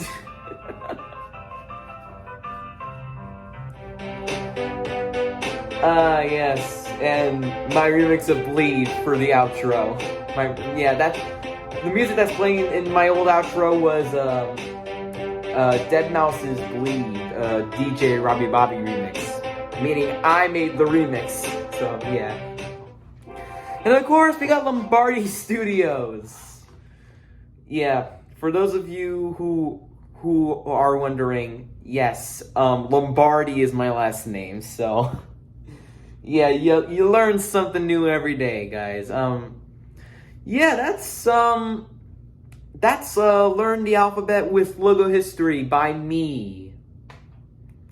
And yeah, it's a pretty nice video for me to go back and revisit. It's like one of my late 2020 vids, I guess. And yes, this was inspired by that Vine Alphabet video. It was inspired by that Vine Alphabet video that you know that I saw one time. So I thought I'd make a similar video with you know, my old Logo History episodes. And yeah, congratulations Mason Wrigley for winning the second RPS 25 tournament. I'm not sure if I'll make a third one, but it's not gonna be immediately. But it's not gonna be immediately. Like I need some time. Like this was also a very hard tournament for me to make, I guess. So yeah, again, that was Learn the Alphabet with Logo History by me. And now, moving on to our final video of today. Of course, we end this reaction video with my reaction to the newest Mecha Collab ranking, which is ranking Aphex Twin's Richard D. James album by Searman. Yeah, we should be no strangers to Searman on this channel. Of course, I've name dropped him a couple times already, and also I've reacted to all of his BT Mega Collab rankings, and of course, like all the Aphex Twin Mega Collabs thus far. Now, the Richard D. James album, I really don't know if I could consider this to be like better than I Care Because You Do. But this one is still a pretty great album, even if it's among my least favorite albums from Aphex Twin. And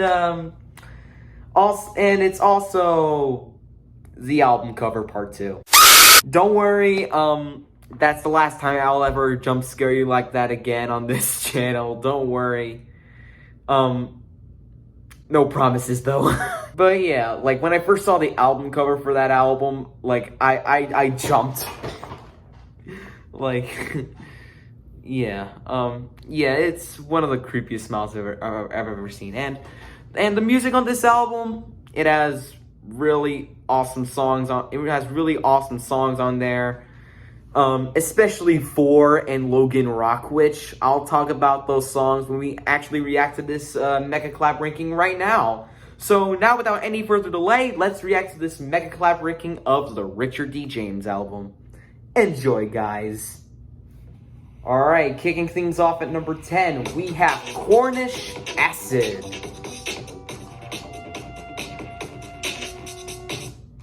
Okay, so I ranked this one at number 9, Searman ranked this at number 10, and the Wonky Angle ranked this at number 8. Cornish Acid, I really don't think it's as interesting as all the other tracks on here, regardless if it's only my second least favorite track on the album.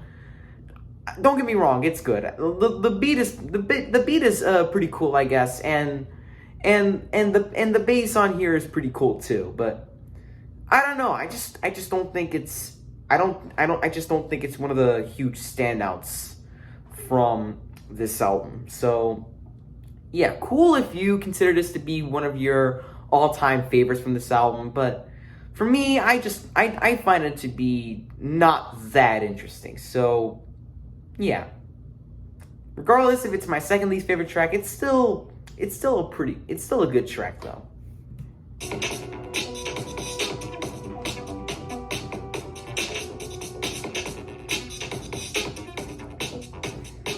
Still an interesting track though, I guess. Alright, and then next at number 9 we have Goon Goompas. Alright, so I ranked this one at number 8, Searman ranked this at number 9, and the Wonky Angle ranked this at number 6. So Goon Goompas, I can consider this to be like a much more happy and uplifting version of Next Heap With from the previous album. Yeah, and it's also this album's equivalent to that track as well, because it's also an orchestral piece. Like it's so much more happier than Next Heap With. Just listen to that.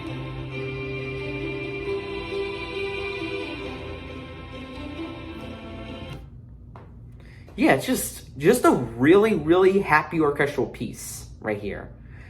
I really don't have anything much to say about it because, again, it's just an orchestral piece, but it's a pretty good one. Though I will have to admit it's not as good as Next Heap With, though. But still, though, nice track to be sure.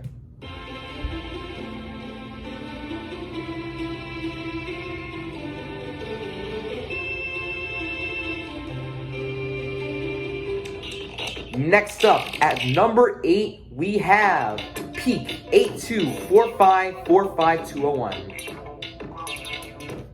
So me and the Wonky Angle both ranked this at number 10, and Searman ranked this at number 6. Yeah, it's also my least favorite track on the album. Yeah, this like, and the title's a bit, and the title is a bit weird too. Like, I don't understand what the numbers refer to, but yeah, like this track I really never found to be that interesting. Though I really do consider this to be kind of unique with its metallic percussion and everything, but it really just doesn't give me that much to say at the moment. So yeah, Peak 8245452001. It's alright. Next.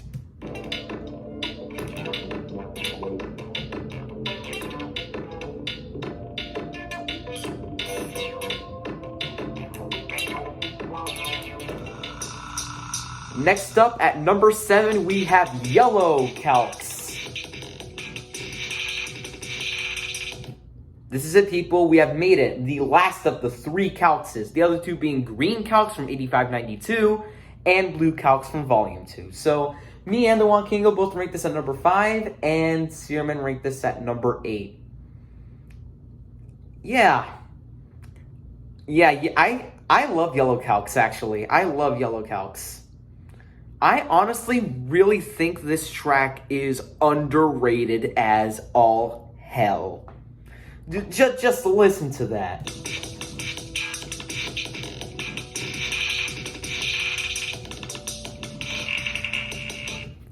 Damn, the melodies on this one are really damn amazing on here. And the percussion is just off the wall and intense, sort of. I love it. Yeah, Yellow Calx, just, I love this track so much, and yeah, it's an awesome track. Just go listen to this. It's underrated.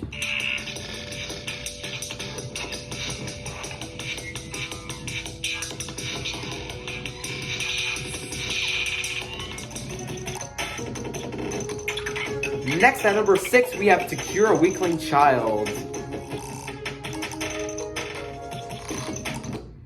Alright, so me and the Walking both rate this at number 4, and Searman rate this at number 5. Yeah, yeah, I love To Cure a Weakling Child as well. The lyrics are pretty catchy. My and my ears. My singing voice is not that good today, but whatever. My point is, I still think that To Cure a Weakling Child is a serious standout here. The twinkly melodies on this one, I don't know if they're twinkly melodies, but yeah, I really love the melodies on this one too in particular, and the percussion, it's really cool as well. So To Cure a Weakling Child, just a really awesome track right here.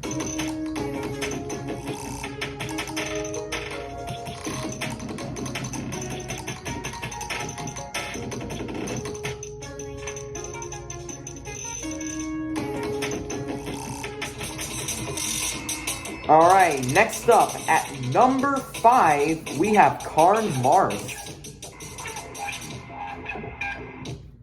Alright, so I rank this one at number 6, Searman ranked this at number 2, and the Wakango ranked this at number 9. Alright, Karn Mars.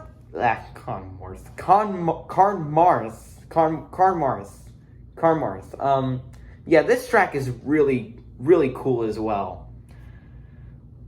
Like the percussion and like the melodies on this one, again, as always, they're really cool too. Just listen to that.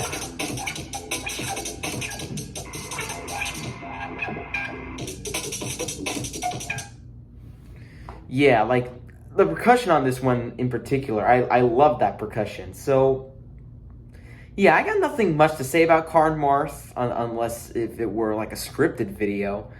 But yeah, Karn Mars is a really great track on here. I love it.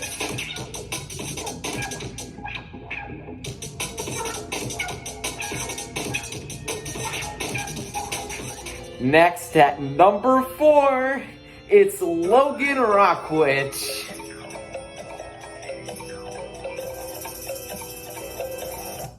So I rank this one at number 2, Searman ranked this at number 3, and the Wakango ranked this at number 1. Oh god. Logan Rockwitch is such an awesome track, like I have no words. Yeah, and it's no surprise that the Wakango ranked this at number 1, because Logan Rockwitch is just like off the wall and really nuts, and I love it. Like the cartoony percussion contrasting well with these organs. God, like this sounds like it should, like this sounds like, you know, like a track that was supposed to be on like a Crash Bandicoot or like a Banjo-Kazooie or a Rayman game or something like that. It's just that kind of track that should fit on like a soundtrack to a video game. Like, yeah. Logan Rockwitch, this has to be among my top 20 favorite Aphex Twin tracks to date. Just, I love how off the wall and crazy this track is. Just, I love this track so much.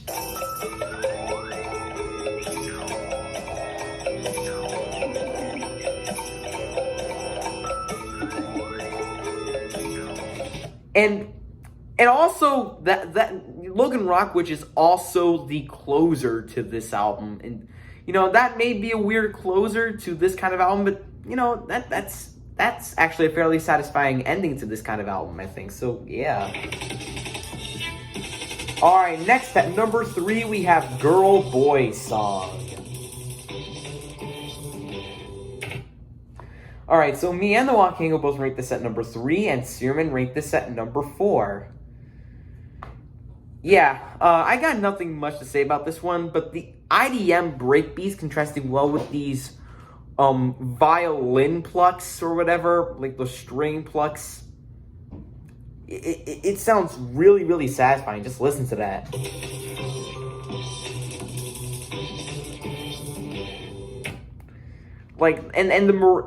the high twinkling marimba melody on this one is really beautiful as well. I love Girl Boy's song. It's a pretty excellent track right here.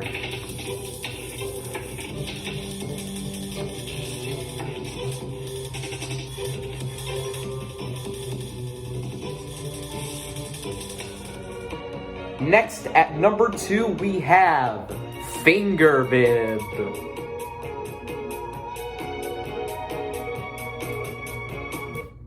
And all 3 of us rank this at number 7. All right, 7, 7, 7.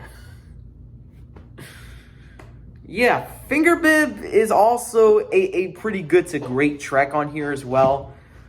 The wavering melody on that one is also pretty cool as well. I love the melodies on this one too, and listen to those melodies. Wow.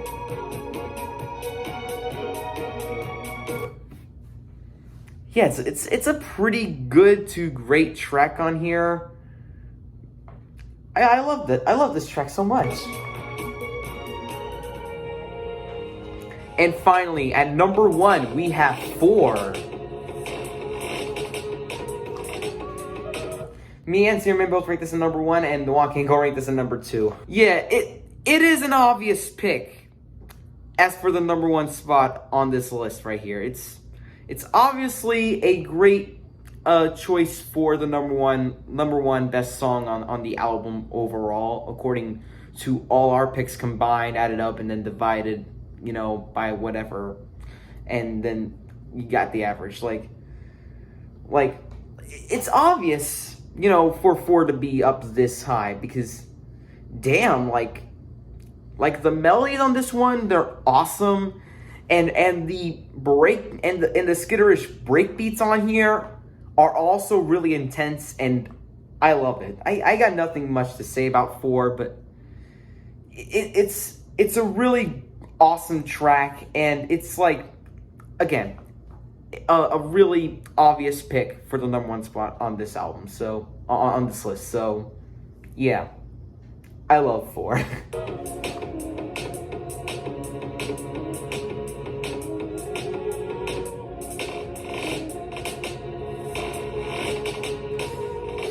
Wow. Thanks for watching. Link to the submission for my second favorite album of all time, Druckus, in the description and pinned comments. Or Drux, however you say it. So yeah, that was the Richard D. James album Mega Collab by Zimmerman. I was also going to react to that submissions ranking, but I really don't want this reaction video to be a little too crazy and too long.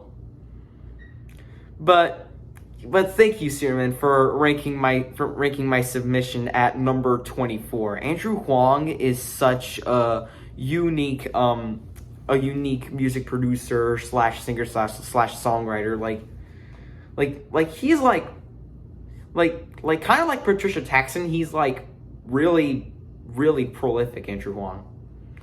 And albums and there are albums from him that I absolutely love, like Love and Desolation, Cosmos, Lip Balm. There are a lot of other albums from him that I could probably list right now that I love, but yeah, I recommend go check out Andrew Huang. But as for this album, again, I don't know if I consider this to be better than ICBYD. I care because you do, but again, it's still a pretty great album that I recommend.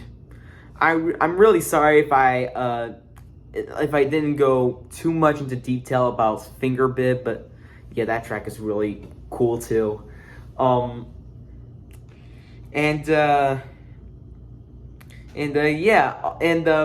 Hopefully I'll react to that Drux Mecha collab in the next episode. In the event that it gets blocked, though, I'll still react to the video, but then I'll have to mute the video and react to it in the same way, kind of like how I reacted to the These Hopeful Machines Mecha collab. So yeah, there's that too. So yeah. Yeah, so again, that was the RDJ album Mecha Collab by the one and only Aussie boy himself, Searman, and we have finally made it to the end of this reaction video, guys. Thank you so much for watching, guys. If you like this video, give it a like, share it with your friends if you want to, and leave a comment down below. And don't forget to request for the next episode of RobGioReacts. I'm going to heart 5 requests, and then I'm going to put them in a voting ballot. And whichever request gets the most votes will be the request I'll accept for the next episode. So, yeah. And as always, don't forget to subscribe as we're on the road to 6,000 subscribers. That's pretty much it, guys. Thank you for watching. And as always, I'll see you next week for another reaction. Bye-bye, guys. Hey there, guys. Robert here. And welcome to episode 31 of RobGioReacts. It's been 1 week since the last episode, and it's now time for another one, guys. Hope y'all excited today. For this episode, I'm going to be reacting to 2 videos. Logo Evolution #1, ABC by retroGALAXY, and ranking Aphex Twins Drux, or Drucuse, Mecha Collab by Searman. Okay, so, Logo Evolution #1 was requested by retroGALAXY himself, and the Mecha Collab ranking, again, for Drucuse was requested by no one. The links to the original videos, as well as the links to the channels of retroGALAXY and Searman, will be in the description down below, in case if you're willing to watch the original videos and subscribe to their channels to give them lots of support. So, we're starting off with, Logo Evolution #1 by retroGALAXY. I think it kind of started it all for him, and for me at least. Of course, he made videos before, but I think it was under like a different name, like Ray TV or something. But I think it all started. For him, for me, because the first video I watched from him was his video about him congratulating me on 2,000 subscribers back in 2019. And then he started to create a Logo Evolution, like Logo History series of his own called Logo Evolution. And as of recording this, he has made 30 episodes so far. Now without any further ado, let's react to Logo Evolution #1, ABC. Enjoy, guys. Hello, guys. retroGALAXY here, and welcome to the first ever episode of a series I like to call Logo Evolution. Yep, the place where it all started. Where we talked about logos over the years. This series was inspired by RobGioReacts. Hey, that's me. I also remember when he used KineMaster before, he switched to Olive eventually, like many episodes after. It's logo history, so buckle your seatbelts, because this is gonna be a great episode in this series premiere. We're gonna be looking at ABC. This episode is inspired by one of the pre-retroGALAXY era. History of ABC Entertainment 2001 to 2014. Which, by the time I saw this video the first time, I just want to let you all know right now, I've seen Logo Evolution #1 before, but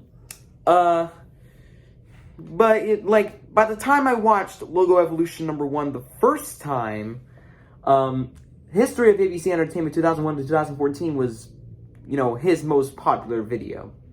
Until another video of his from years ago surpassed that video view-wise. So yeah. And also, logos were taken from Logopedia. Credit goes to everyone. Y'all know the drill. Well, probably. So that being said, let's get started. But before we take a look at it, let's look at what ABC is. ABC is an American commercial broadcast radio and television networks that is a subsidiary of the Disney Media Networks division of the Walt Disney Company. At this point, I think Disney just owns everything. like they acquired Blue Sky Studios, in 2019, but that didn't really last long when they shut Blue Sky Studios down. Like a month and a half ago, because COVID's a thing right now. So yeah. The network is headquartered in Burbank, California, on Riverside Drive, directly across the street from Walt Disney Studios and adjacent to the Roy E. Disney Animation Building. Now, let's get started, shall we? Yeah. 1948 to 1952. ABC was launched as a radio network, and this is what the logo looks like when it's launched. This logo has black classical text saying American Broadcasting Company. Yeah, that was their first logo, just text. That's it. 1952 to 1953. We now have a black outer circle and a gray inner circle with the words ABC. Also, you know what this actually reminds me of? This logo actually reminds me of like when you there's this red button that says that has the words "that was easy" on it, and when you press it, it says "that was easy." Kind of reminds me of that. Have a black outer circle and a gray inner circle with the words ABC. 1953 to 1956. We have an eagle holding a lightning ball, and we have stars surrounding a black circle that said ABC. Yeah, that logo looks really majestic right there. 1956 to 1960. We have the word ABC being surrounded by a lowercase a, and we have the words television network at the bottom of the lowercase a. 1960 to 1962. We have a rectangular box with a line at the middle. The left side is the word ABC, and the other side is the words American Broadcasting Company. 1988 to 2007. We now have a dot that say ABC in it. Yeah, now the ABC logo is starting to take shape, as the logo we know today. So, yeah. 2007 to 2013. Ah, classic logo alert. This logo is similar to the previous logo, but with the glossy look. 2013 present. Just like the two previous logos. We have a dot that said ABC, and we have a gray thing in the logo. Which is called a gradient. And also as of right now, this episode of Logo Evolution is outdated because I think recently ABC changed their logo. Yeah, I think they changed their logo, if I remember. I mean, I checked on Logopedia to see what logos have changed, and I saw ABC, and I saw ABC, and I was like, what? Yeah, but seriously though, I thought they would keep this forever, but I guess good things don't last forever. I guess. I don't know. Thanks for watching the first episode of Logo Evolution. Don't forget to like, comment, and subscribe to retroGALAXY. Goodbye.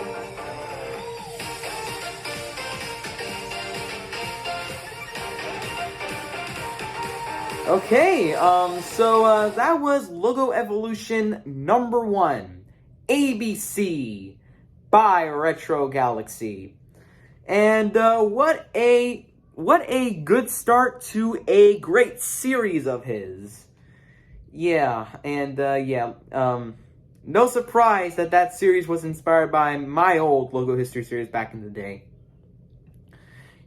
Back in the good old days where I just, shake my phone when it's recording to give my viewers a headache. Yeah, good old days for me. Yeah. Yeah, I'm seriously embarrassed of my old Logo History episodes, though. But I'm gonna keep them up, though, because, they're a part of my channel's history. But if you watched my Logo History episodes from 2019, then I am terribly sorry that you had to witness the utter cringe. But Logo Evolution number 1 ABC, the video that we just watched right now, like I said, what a what a good series, what a great start to a great series. And, yeah. Again, that was Logo Evolution #1 ABC by retroGALAXY. And now that segues us into our final video of today already. And that video that I'm going to be reacting to in question now is the Mega Collab ranking for Aphex Twins Drux, or Druckus, which is, you know, in my opinion, one of the greatest albums of all time, period. Just, yeah, what an amazing album. Like it stands behind Only Selected Ambient Works Volume 2 as my favorite Aphex Twin album of all time. Like, it's that good. It's that good. It's that good that it had to stand behind Volume 2 as my favorite Aphex Twin album ever. Like, it just hits. Like, especially with, like, the piano pieces. Like, I can't, like, and back when I actually put my ranking for the Mega Collab together, back when I put my ranking for this album together for the Mega Collab, it was a nightmare. It was by far, by miles, the hardest ranking I had ever put together for any Mega Collab ranking from Serum N, period. Like, it was a real damn nightmare for me to actually rank all 30 tracks. Especially when it came down to, like, the piano pieces and the harpsichord pieces. Like, I can't. And it has some serious highlights, like Zygomatic 17 and April 14th, and we'll get to those tracks when we react to this video right now. Also, disclaimer, I am going to be very quick with my reasonings because, one, I really want to make this video I'm trying to make this video not too long. I'm trying to make this video to not be too long. And two, the copyright claims for this album are horrendous. Like, I'm scared that this video might get blocked, like, worldwide. And if you live in a country that this video is blocked in your country, then I suggest using a VPN so, you know, you can still view it and watch it. But yeah, now without any further delay, let's react to this Mega Collab ranking of Aphex Twins Drux, or Druckus, however you say it. Enjoy, guys. And by the way, the album title has nothing to do with drugs. Thank you very much. At number 30, we have Osseous. And all three of us rank this at number 30. Me, Ben, Tommy, we all rank this at number 30. It's just the 7-second indecipherable voice sample. That's it. Next. At number 29, we have Bit 4. Me and Searman both rank this at number 28, and the Wonky Angle rank this at number 29. Bit 4, I really don't have much to say about it. It's just a warped synth played a total of twice. That's it. Next.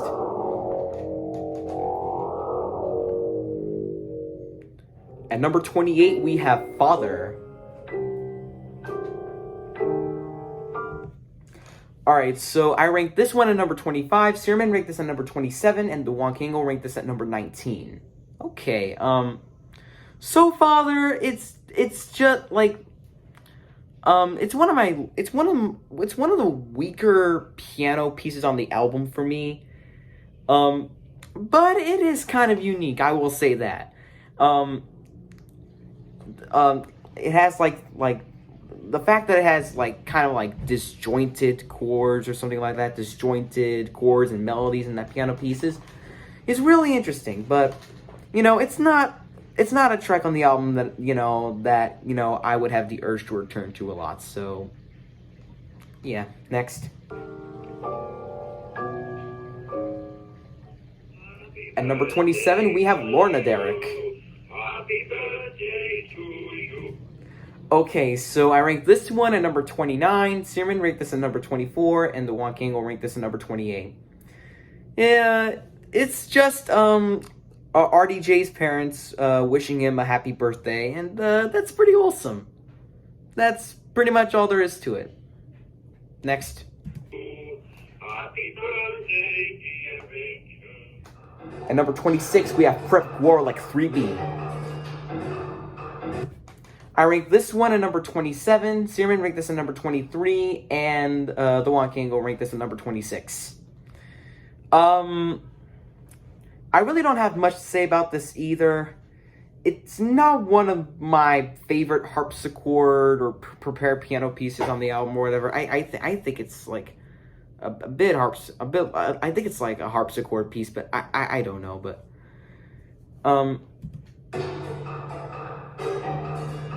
I kind of like how mechanical it is, I guess, but you know, I really don't have an urge to return to it all as much as all the other tracks on here, and yeah, it's an interesting track. It's just not one that I have the urge to return to a lot. So next.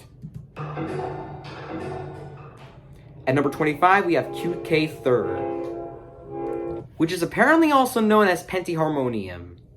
So I ranked this one at number 23, Searman ranked this at number 13, and the Wonk Angle ranked this at number 25. Yeah, QK Third, it's also a really unique track on the album. It's in like the bottom third of my ranking. That means, you know, replay value wise, I don't have an urge to return to it a lot. But it is an interesting and unique track on the album. It kind of sounds like the organs, they kind of remind me of like a circus organ or something. I mean, it kind of sounds happy, but also at the same time, it has like this like depressing edge to it, if that kind of makes sense. I don't know, but yeah, I like QK Third. It's a good track. I don't have an urge to return to it though, so yeah, next.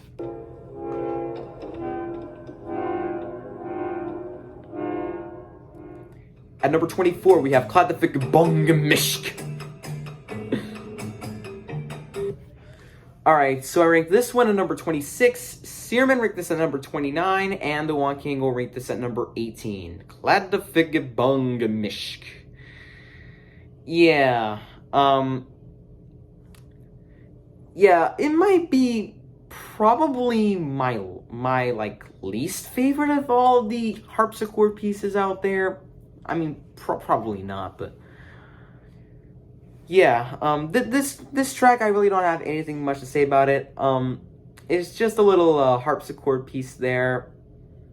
I like it, but I mean, I really don't have an urge to return to it a lot. So yeah, I really got nothing much to say about it. Next.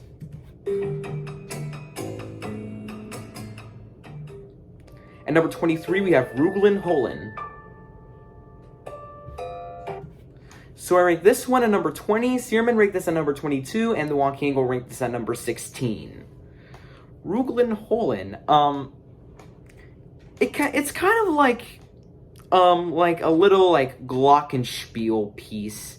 I mean, the melodies are all twinkly and stuff, so it's kind of like a beautiful, dark, melancholy, soft little glockenspiel-ish piece on the album, and yeah, I like it.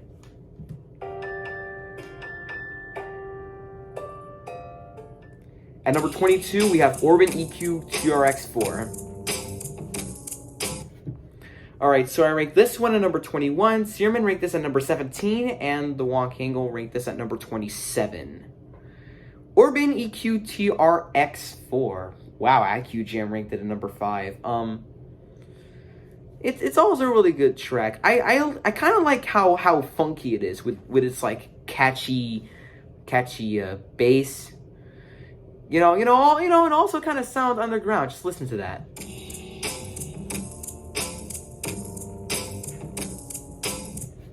Like the chords on that track, they kind of make me feel like I'm kind of underground, and yeah, Orban EQ TRX4, what a pretty good to great track on here, so yeah.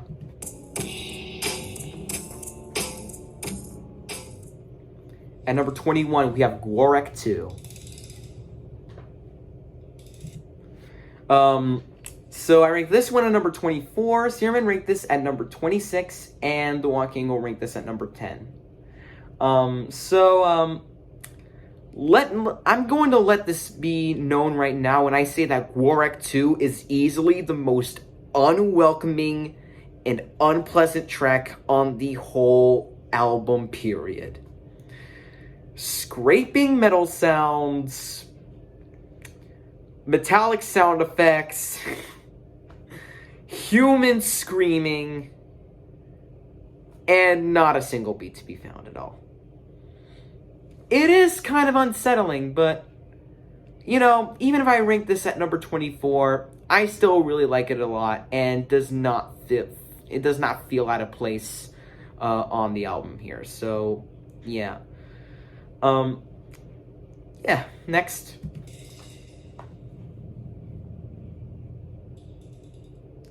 At number 20, we have Beshku 3 Eponym. I ranked this one at number 17. Searman ranked this at number 20, and the Walking will rank this at number 23. I think this is kind of another harpsichord piece. I'm not really sure if it kind of sounds like a harpsichord piece. Just listen to that and let me know if it's a harpsichord piece, because, just, yeah.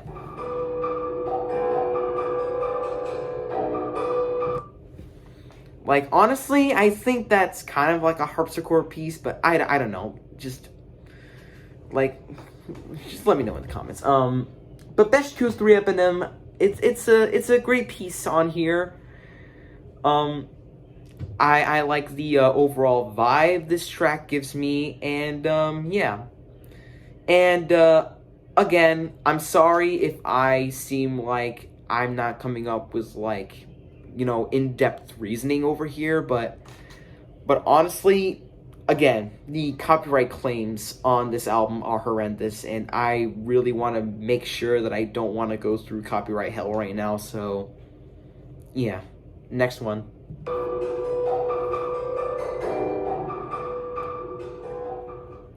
At number 19, we have Strotha Tiny.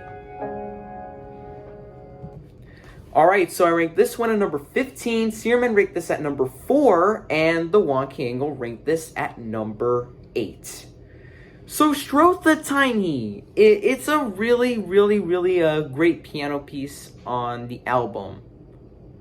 I really don't know if this is true, but I think Strotha Tiny kind of translates to the term deathbed. I really don't know if that is true or not, but yeah, yeah. I mean, I watched the Wonky Angles review on this album before. I think I remember that this track, I think it translates to the word deathbed. I'm not really sure, but just listen to this track. It's kind of fitting.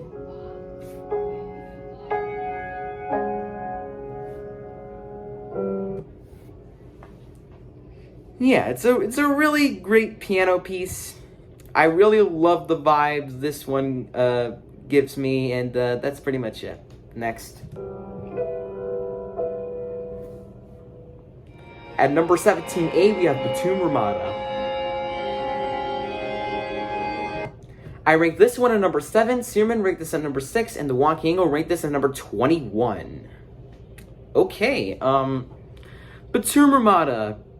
I really, really, really, really, really, really, really, really love the shit out of Batum Ramada. Just what a beautiful track. It makes me feel like I'm in a church. With its like, because the instrument kind of, because the reverb on like the instrument, I think it kind of sounds like the reverb on the instrument. It kind of gives me like so many church vibes, and yeah, got nothing much to say about Batum Ramada. Just a serious highlight on the album. Next. At number 17B, we have Welly Murnans. Alright, I ranked this one at number 9, Searman ranked this at number 11, and the Wonky Angle ranked this at number 14. Welly Murnans, yeah, it's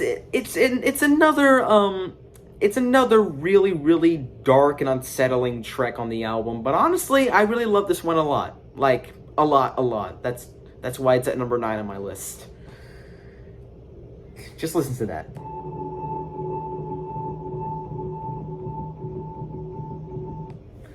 Just this one just gives me some serial killer vibes. Like, I wouldn't be surprised if this was featured in like a scary movie like Friday the 13th or something.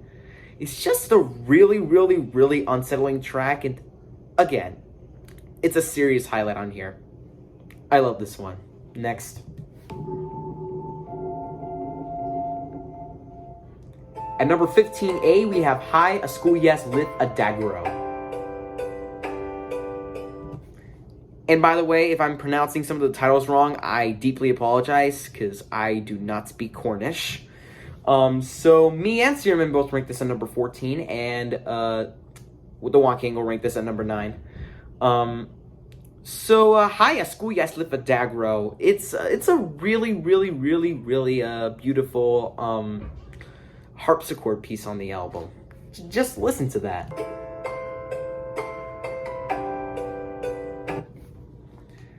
Like it kind of reminds me of the track.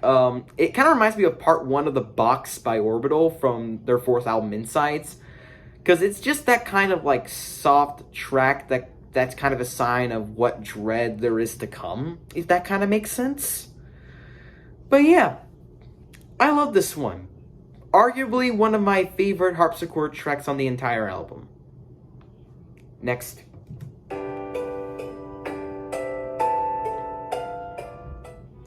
At number 15B, we have Kessin Dalef.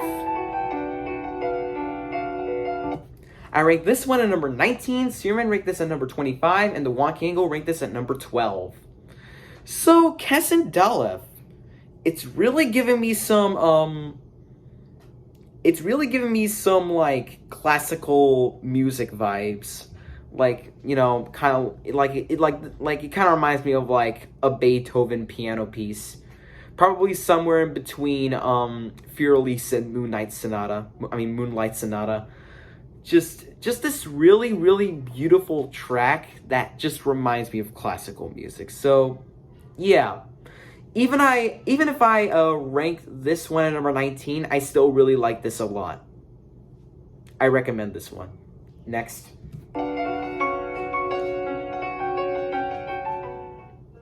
At number 14, we have Jinwei Thek. Okay, so I ranked this one at number 12, Searman ranked this at number 16, and the Wonky Angle ranked this at number 6. I mean, what can I say? It's the intro to one of the greatest albums ever made. And yeah, even if I rank this one at number 12, I mean, again, I see, like I mentioned before, like, this was very hard for me to rank, so, yeah, this was very close to entering into my top 10. Like, for real. Like, it was close to entering into my top 10, but, you know, it's a number 12, but I still really like this a lot. Jinwei Thek, it just hooks you in. It just lets you know what you're getting into, along with Vord Hospen, and we'll get to that track later on. But, yeah. I love Jinwei Thek. Next.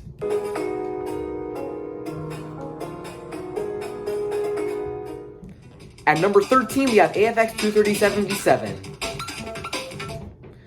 Alright, so I ranked this one at number 8, Searman ranked this at number 12, and the Wonky Angle ranked this at number 20. So yeah, AFX 237V7. From what I remember about this track, it's kind of like, I think this track is kind of like, you know, like a Texas Beach Voice or something, spelling, like saying, like, the word affix and completely failing. I suppose. Yeah, and it's like being spoken over this really, really intense drill and bass beat. And yeah, I love AFX 237v7. It's a real serious highlight on here, and I recommend it. Next one.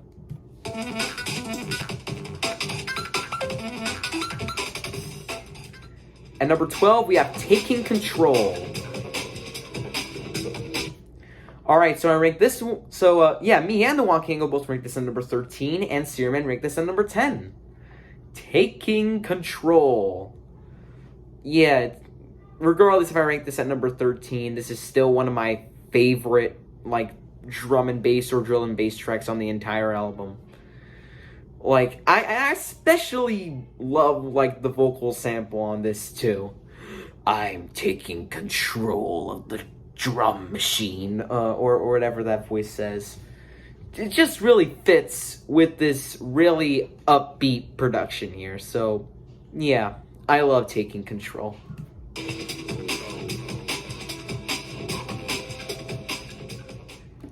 At number 10A, we have 54 Wow, I messed up. So, yeah, at number 10A, we have 54 Simru Beats. So I ranked this one at number 16, Searman ranked this at number 15, and the Wonky Angle ranked this at number 22. Yeah, I like 54 Simru Beats a lot. Yeah, I really love the intense drill and bass production on here, and the vocal sample that goes Guppy Bear or Gummy Bear is mildly entertaining. So, yeah, I love 54 Simru Beats. Gummy Bear.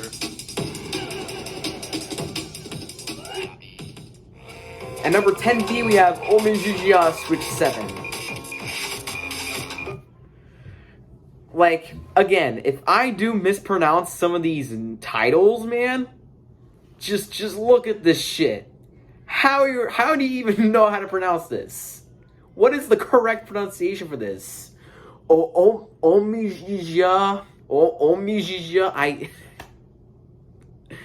I'm sorry, I don't know how to pronounce that. So I ranked this one at number 22, Searman ranked this at number 21, and the Wonky Angle ranked this at number 17. So, the most memorable thing about this track is its whipping noises in the beginning, I believe. And, it's just a really nice, drum and bass track from front to back. I think it's drill and bass, so yeah, listen to that.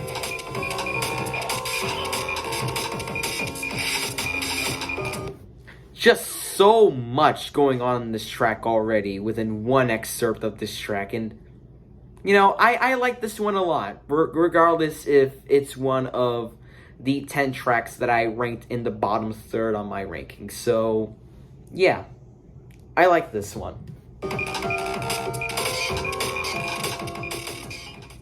At number 9, we have Meltface 6. Alright, so I ranked this one at number 10. Searman ranked this at number 19, and the Wonky Angle ranked this at number 24. Meltface 6. Yeah, I love Meltface 6 a lot. I love it a lot. Just again, listen to that.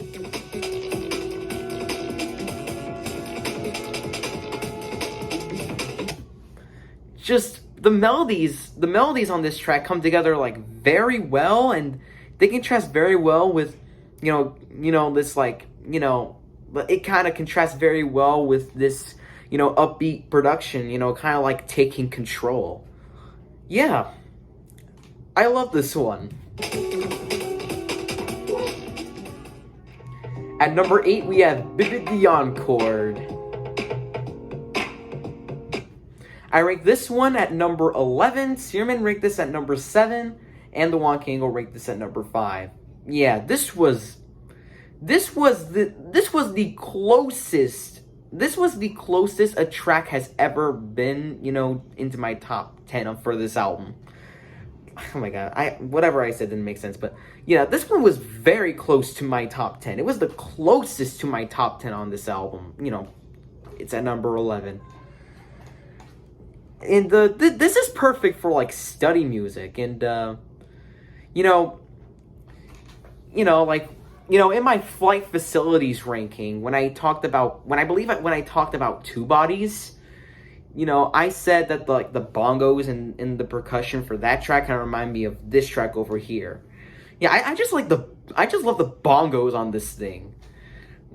They really go well with the rest of the production on this thing. And yeah, Bibid Yancord, easily one of the best tracks on the album, in my opinion.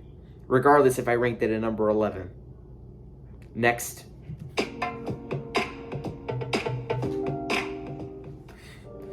At number 7, we have Patia Till CX Hitadui. I ranked this one at number 4, Searman ranked this at number 5, and the Juan Kingo ranked this at number 1. No surprises there.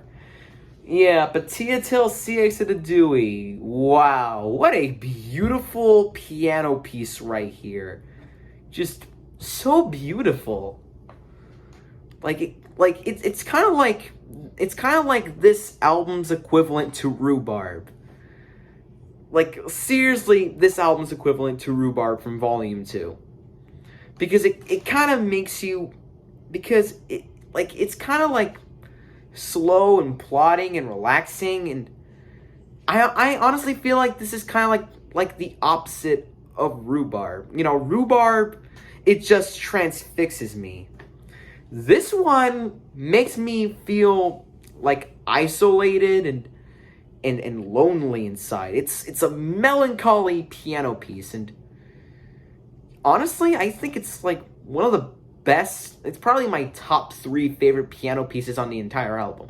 Just wow, so beautiful. I love this one. At number 6, we have Cock for 10. Alright, so me and Searman both ranked this at number 18, and the Juan Kingo ranked this at number 15. Yeah, I like this track a lot.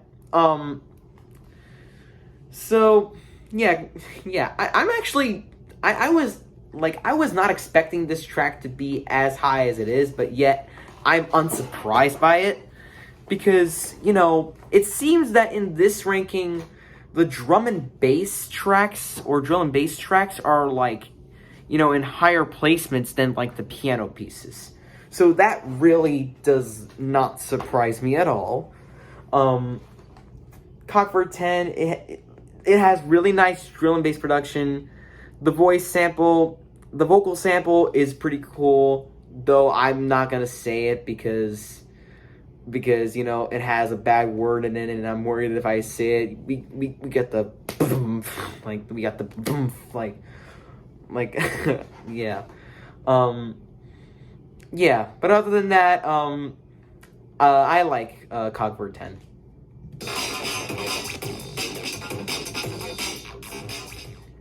At number 5, we have Nanu 2. I ranked this one at number 3. Searman ranked this at number 2, and the Juan Kingo ranked this at number 11. Oh my god. This is actually emotional. Oh my god. Nanu 2 was such a melancholy track that it nearly put me into tears. It nearly broke me down when I first listened to it. Like, seriously, back when I put this ranking together for, the mega collab, when I reached up to, the ending Nanu 2, I was like, shit, this has to be in my top 3. And, spoiler, this stands behind only April 14th as my favorite piano piece on the album. We'll get to April 14th later on. But Nanu 2, Jesus Christ. The way how melancholy it is. This is like a track that's equivalent to losing someone you love. Just wow. honestly, I think, like, it nearly put me into tears, but honestly, you know, one of those days, there will be a time where I'm gonna think, oh, I haven't listened to this track in, like, such a long time, and then I re-listen to it again, and then I'm put into tears. That's probably what's gonna happen, because it's such a melancholy track, and yet it makes for a very fantastic closer. Just, oh my god. Nanu 2 is just one of the most beautiful and one of the most melancholy piano pieces I've ever had the pleasure of listening to. So, yeah, I love this one so much. Oh my god. Alright, so at number 4, we have Mount St. Michael plus St. Michael's Mount. So I rank this one at number 5, and both the Wonky Angle and Searman rank this at number 3. So, this is one of the two 8-minute long drum and bass or drill and bass tracks on the album. And out of the both of them, I think Zygomatic 17 is better. We'll get to Zygomatic 17 next, but this one, I really love this one. Like, it gives, like it, and I think this is kind of like the fastest track, like the fastest sounding track on the entire album, and the melodies on that track are, they're kind of wintry for some reason. I don't know why. And like, and the ending is like insane. Like, the panning at the end of this track is insane. It feels like your head is shaking back and forth. Just like every time I listen to the panning on this thing at the end, I feel like there's an earthquake inside my head. Yeah. Just one of the best tracks on the entire album, for sure. Fantastic stuff, to be sure.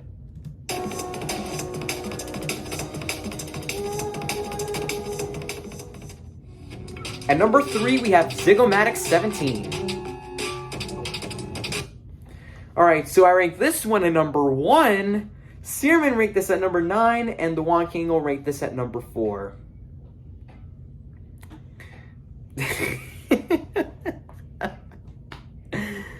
Wow. Wow, just... wow. I love Zygomatic 17 so much that it stands behind only Stone and Focus as my favorite Aphex Twin track of all time, period. Just, wow. Like, what a journey to get through. Like, it's like the longest track on the entire album at like 8.5 minutes, and yet it feels like 4.5. Like, with this track, I feel like I'm in just like a trance the whole way through. Like, so many beautiful melodies, so much going on, and like the vocal sample at the end, the text-to-speech, you know, vocal sample at the end is ingenious. Thank you for your attention. Bye. like, you know, that ending to this track, it feels like, I mean, like, it feels like it should be the ending, though, although I am perfectly fine with Nanu 2 being the actual ending for the album. But, you know, Zygomatic 17 would have fit for an awesome ending as well, because of that thank you for your attention sample. Just, oh my god, what an 8-minute journey, man. Like, I love this track so much.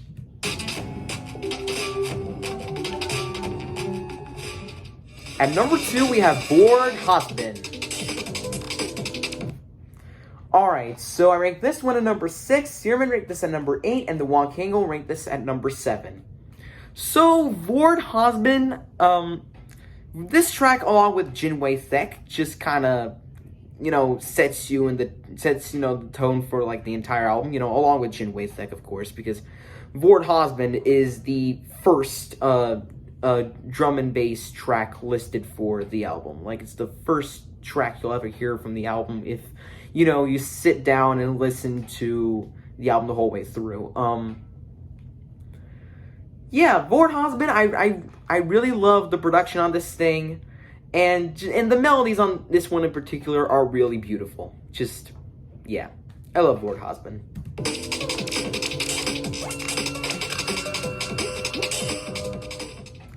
And finally, at number 1, we have April 14th. Alright, so me and the Wong King both ranked this at number 2, and Searman ranked this at number 1. Yeah. Obvious pick is obvious, but wow. What a beautiful piano piece right here. Just, damn. I mean, you know, listening to this album, I mean, Zygomatic 17 really, you know, beat April 14th. That's my favorite track on the album, coming back to this album. I mean, hell, I can even go as far as to say that Zygomatic 17 has always been my favorite track on the album. But April 14th, just wow. What a beautiful piano melody. It's such a nostalgic sounding melody.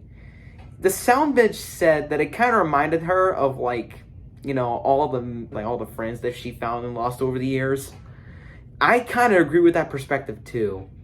Just, yeah, it's just a really, really beautiful sounding piano melody, and you know, it's one of the most iconic sounding Aphex Twin tracks of all time. And remember when I said that Rhubarb was the most iconic track Aphex Twin has ever made? Honestly, I'm gonna have to snatch that award away and give that to April 14th. Because it is very, very iconic. I mean, for anyone who listened to this album back in the day, someone would play, you know, this on the piano, people are gonna be like, oh, I remember that piece, it's April 14th. And, you know, like, and especially for any Aphex Twin fan, you know, whenever they see someone play this piece, they're gonna be like, oh, I remember this piece, it's April 14th. And, yeah, just got nothing much to say about this. Just one of the most iconic tracks, you know, Aphex Twin has ever made, and for good reason. Awesome track.